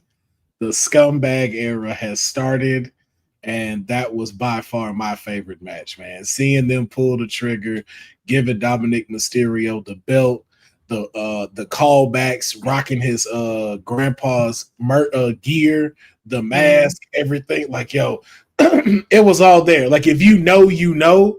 This was damn like this probably would have hit better if it happened at AAA. Triple Mania. Yeah, Triple Mania. I'm sorry, Triple Mania. But I get it. He had just got it, so I get why they wanted to keep it on him. But they did the right thing. I think this is going to go over even better for just AAA as a brand, having Dominic Mysterio sitting at the top. And Ced, what was your favorite match? I was actually pretty fond of seeing Fabi and the Low Key Legend. Oh, that was a good match. Psych, you guessed it. Tag team match. Lola and Mr. Iguana. Finn Balor, Roxanne Perez. That was why I came here. Right on cue. Didn't care about nothing else. We want to see the glow up of Miss Vice. I want to see the most over rivalry in WWE today that we're not talking about. La Yesca versus Mr. Iguana, or sorry, versus Demonita. That's what I want to see. Throw them puppets on the shelf. Sell them out. Great stuff. And actually, for me, it's about Lola, yes, but this is giving Finn's character so much purpose to come down to AAA and do like this cartoonish stuff, because he's kind of been treading water. Like, a lot of people remember Finn as the first Universal Champion. We are far removed from that. This is like a reincarnation of his character that we get to see more of a lighter-hearted, fun side of Finn. And I think that's wholesome. It's good because he's a guy that should be at the top of the card, but he's never going to get back there. So seeing him be able to get to do stuff autonomous of Judgment Day and have fun with it, that's great. Because the Demon is supposed to be a serious character, but here we are being lighthearted and having fun around it. I think that's dope. So eventually him and Mr. Iguana get a one-on-one match where they do the stuff with the puppets, and I think that's awesome. 2 questions. What do we think is going to happen with Natty? And what do we think now that Dom has 2 championships? What do you think is going to happen with him now? Before we answer that question, though, what was your favorite match? I did like Natty. I'm really curious to see what's going to happen with that. And then Dom, that was really good storytelling. That's because especially how they've taken it through Triple Mania and the one before that, the storytelling to lead up to this. I really like that. So your bandana matching my client, Mr. Iguana, wasn't planned? Because I thought that was going to be your answer. I'm just surprised. I thought you color coordinated on purpose. No, it's called We're Still Finishing a Hair. It's been doing all day. It's just the disappointment in his voice when it was said. So what do we think is going to happen with Natalia? I don't think anything, man. I think we'll continue to see her run the gauntlet on the smaller circuits, but I just feel like there's a disconnect in the writer's room to bring that to Raw or SmackDown. I think we can probably see it in NXT. I think we can definitely see it in TNA, continue to see it in AAA. But with the writer's room, I just think they're pigeonholed into what they view Natalia as. And the best shot to do it was after Becky had that match with Maxine Dupree. And then Natty could have came out and been Natalia Neidhart. But they clearly went with AJ Lee because AJ's a bigger star right now, a bigger return. So I think we missed the mark. I think you'll still see it on a lower scale until something else comes back around. Well, I can't disagree with that. Unless they pull the Natty Neidhart like thing, it's just like, what's the point? Like, we don't want to see the Natalia gimmick. Like, again, we get what it's done, we get what it's been about, but it's just like, at what point do we start embracing the character that we're seeing that's getting the results? And it's like, if y'all not going to give it to her, then it's just like, okay, what is all of this for? And like you said, I think they dropped the ball with not having her do what we're doing now. So it's just like, I don't know if it's going to be AAA of where she does it or what. But it's just, I feel like it sucks because it's a waste of the character, especially when we've sat here and talked about like how much this could really like help her out and how much this could really help her like do something dope. And it's like, damn, like y'all really not gonna get us to her. Yeah. Becky would have put that character over.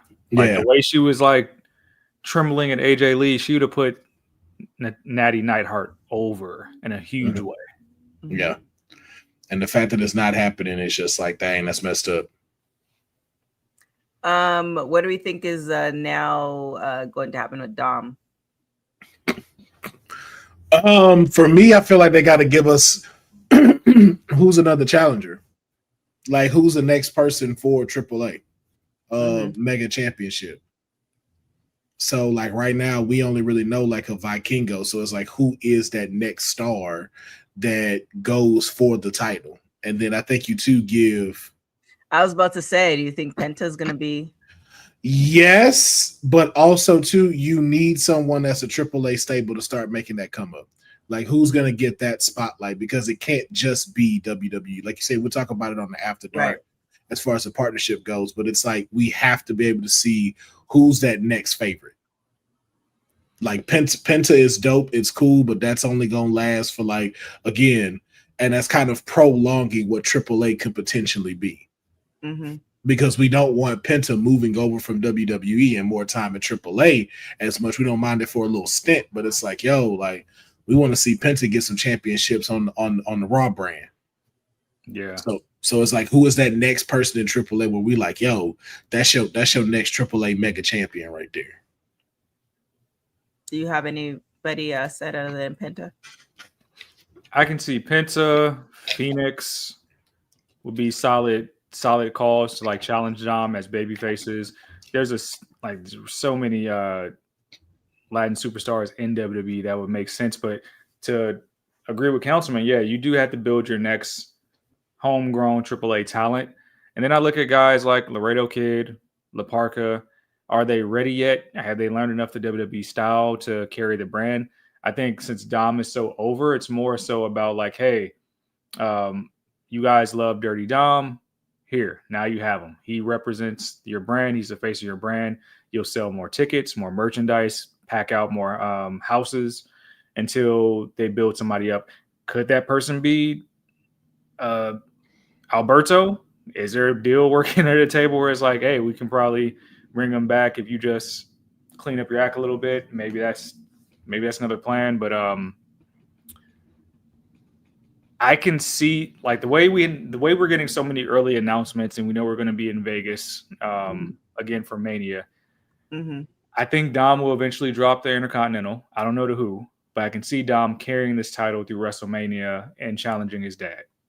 I think that's what ultimately happens, and I think his dad would be the first one to defeat him. That's a good little story. That way, both heroes hold that belt. And I think this is the perfect way to end the show. Just for you, said, what's next for Lola? It's gold. It's becoming the NXT Women's Champion. It's being the face of the brand. And I think that's the trajectory she had before we got the influx of talent with Jordan Grace, Stephanie McCurr, Giulia.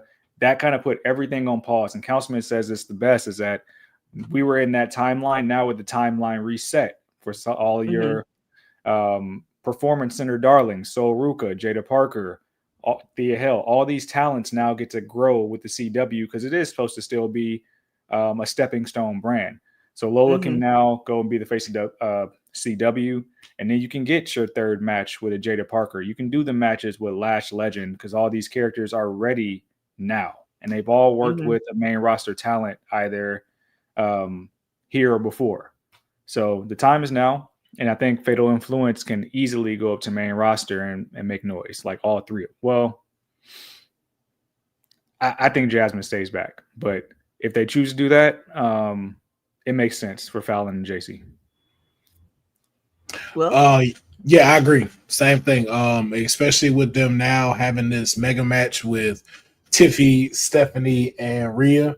I think it's just a pure like display to show you like, hey, like these girls are ready. So if it results into them breaking up with each other, and you've already seen kind of the dynamic between what the breakup is, it's really Fallon and Jalen beefing and Jasmine kind of being stuck in the middle. So it's very easy for either you have it where Jasmine walks away and says, you know what, screw this, and y'all can't make up your minds, I'm gonna just go start my own. Or there's an implosion, and then you have Fallon Henley go to SmackDown, JC Jane goes to Raw. But it seems like that would be that next step because JC's done it. Like she's had her title defenses. She's double championed it up. You know, you have this part where like, you know, Fatal Influence is getting to this powder keg. It's like, when do you pull the trigger on it? And it looks like it needs to be now. So, and then to that point, you now are officially done with the 2.0 era. Like that's the last of the 2.0s. Now we're back. We're in that. We would call it, I guess, you know, the silver brand. We're now there. Where you got your Lola Vices, where now that her and that Jada Parker rivalry can start back up because they 1-1 with each other. So you got all of this potential for this new class of talent to really start and develop some dope stories. So I hope they do the smart thing like they did with Dom tonight, and let Lola hold that title. And I think that'd be dope to see the NXT Women's title at AAA. Bad too. Hashtag get mayor to Florida. Hashtag get mayor to Florida. Yeah, a way to get mayor to Florida, get those super chats going, and also getting these memberships. We're going to be doing WWT live after dark coming up right next. You have to be a member to do that, to see all the shenanigans. You can also ask any of the hosts any questions you want on WWT after dark. So any question. I mean, you can ask. Will we answer it? Is the any questions you want as a member of WWT Live After Dark. With that being said, hold on. Also, the holiday season is coming up, and everybody gonna need some gifts. Go to www.talkpod.com and get you some merch. Okay. Get you a women's SmackDown logo tee. It is the holiday season. Get y'all some merch for the loved ones that you have. If you love women's wrestling, you're going to love the merch that you see on www.talkpod.com. And that always gets a percentage to the super PAC of your councilman so that he can get cable. There it is. With that being said, where can everybody find you? As I said a few hours ago on WWT Live, I don't need your follows. Don't want them. You know where my socials are. You can choose to spend time there if you want to. Where you can find me if you so dare to choose. Monday nights for the Monday Night Raw post show. Wednesday nights for CEO Wednesdays. You know we love it over there. The occasional Friday for the SmackDown Set Down. We do those things too. And look out for the content all the way on the TikToks, our illustrious Sweetest Seuss gave me a brilliant content idea that I'm going to start making content with real soon.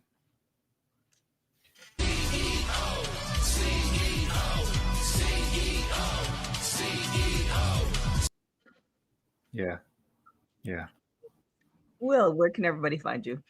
I won't do a crazy version this time, but one thing I will say, if you can support me, go to my YouTube page. That is the Will PHARAOH, PHARAOH. I definitely need help. I need 13 more hours so that I can get my page remonetized again. So if you can and you got time, run the watch alongs back. Check out the Kayfabe podcast. If you're a fan of comic books, check out Straight Out of a Comic Book as well. I just need 13 more hours and we are back to being monetized, and that helps me with growing the Kayfabe podcast and giving y'all more opportunities to be able to hang out and do stuff. So please, your support is very important.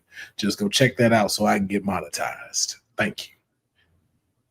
There it is. You can find me everywhere at TK Trinidad. You keep it locked for a couple of interviews that are dropping next week.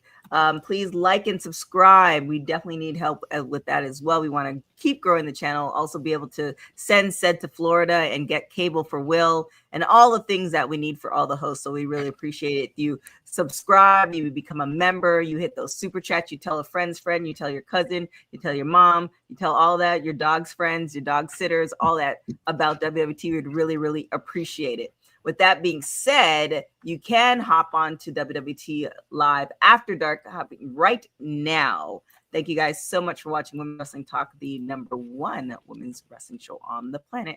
Thanks for joining WWT. Don't forget to like us on all social media platforms at WW Talk Pod. Like and subscribe on all video and audio platforms like yesterday, my G. And check out our website at www.talkpod.com. Thanks for watching Women's Wrestling Talk, the #1 women's wrestling network on the planet.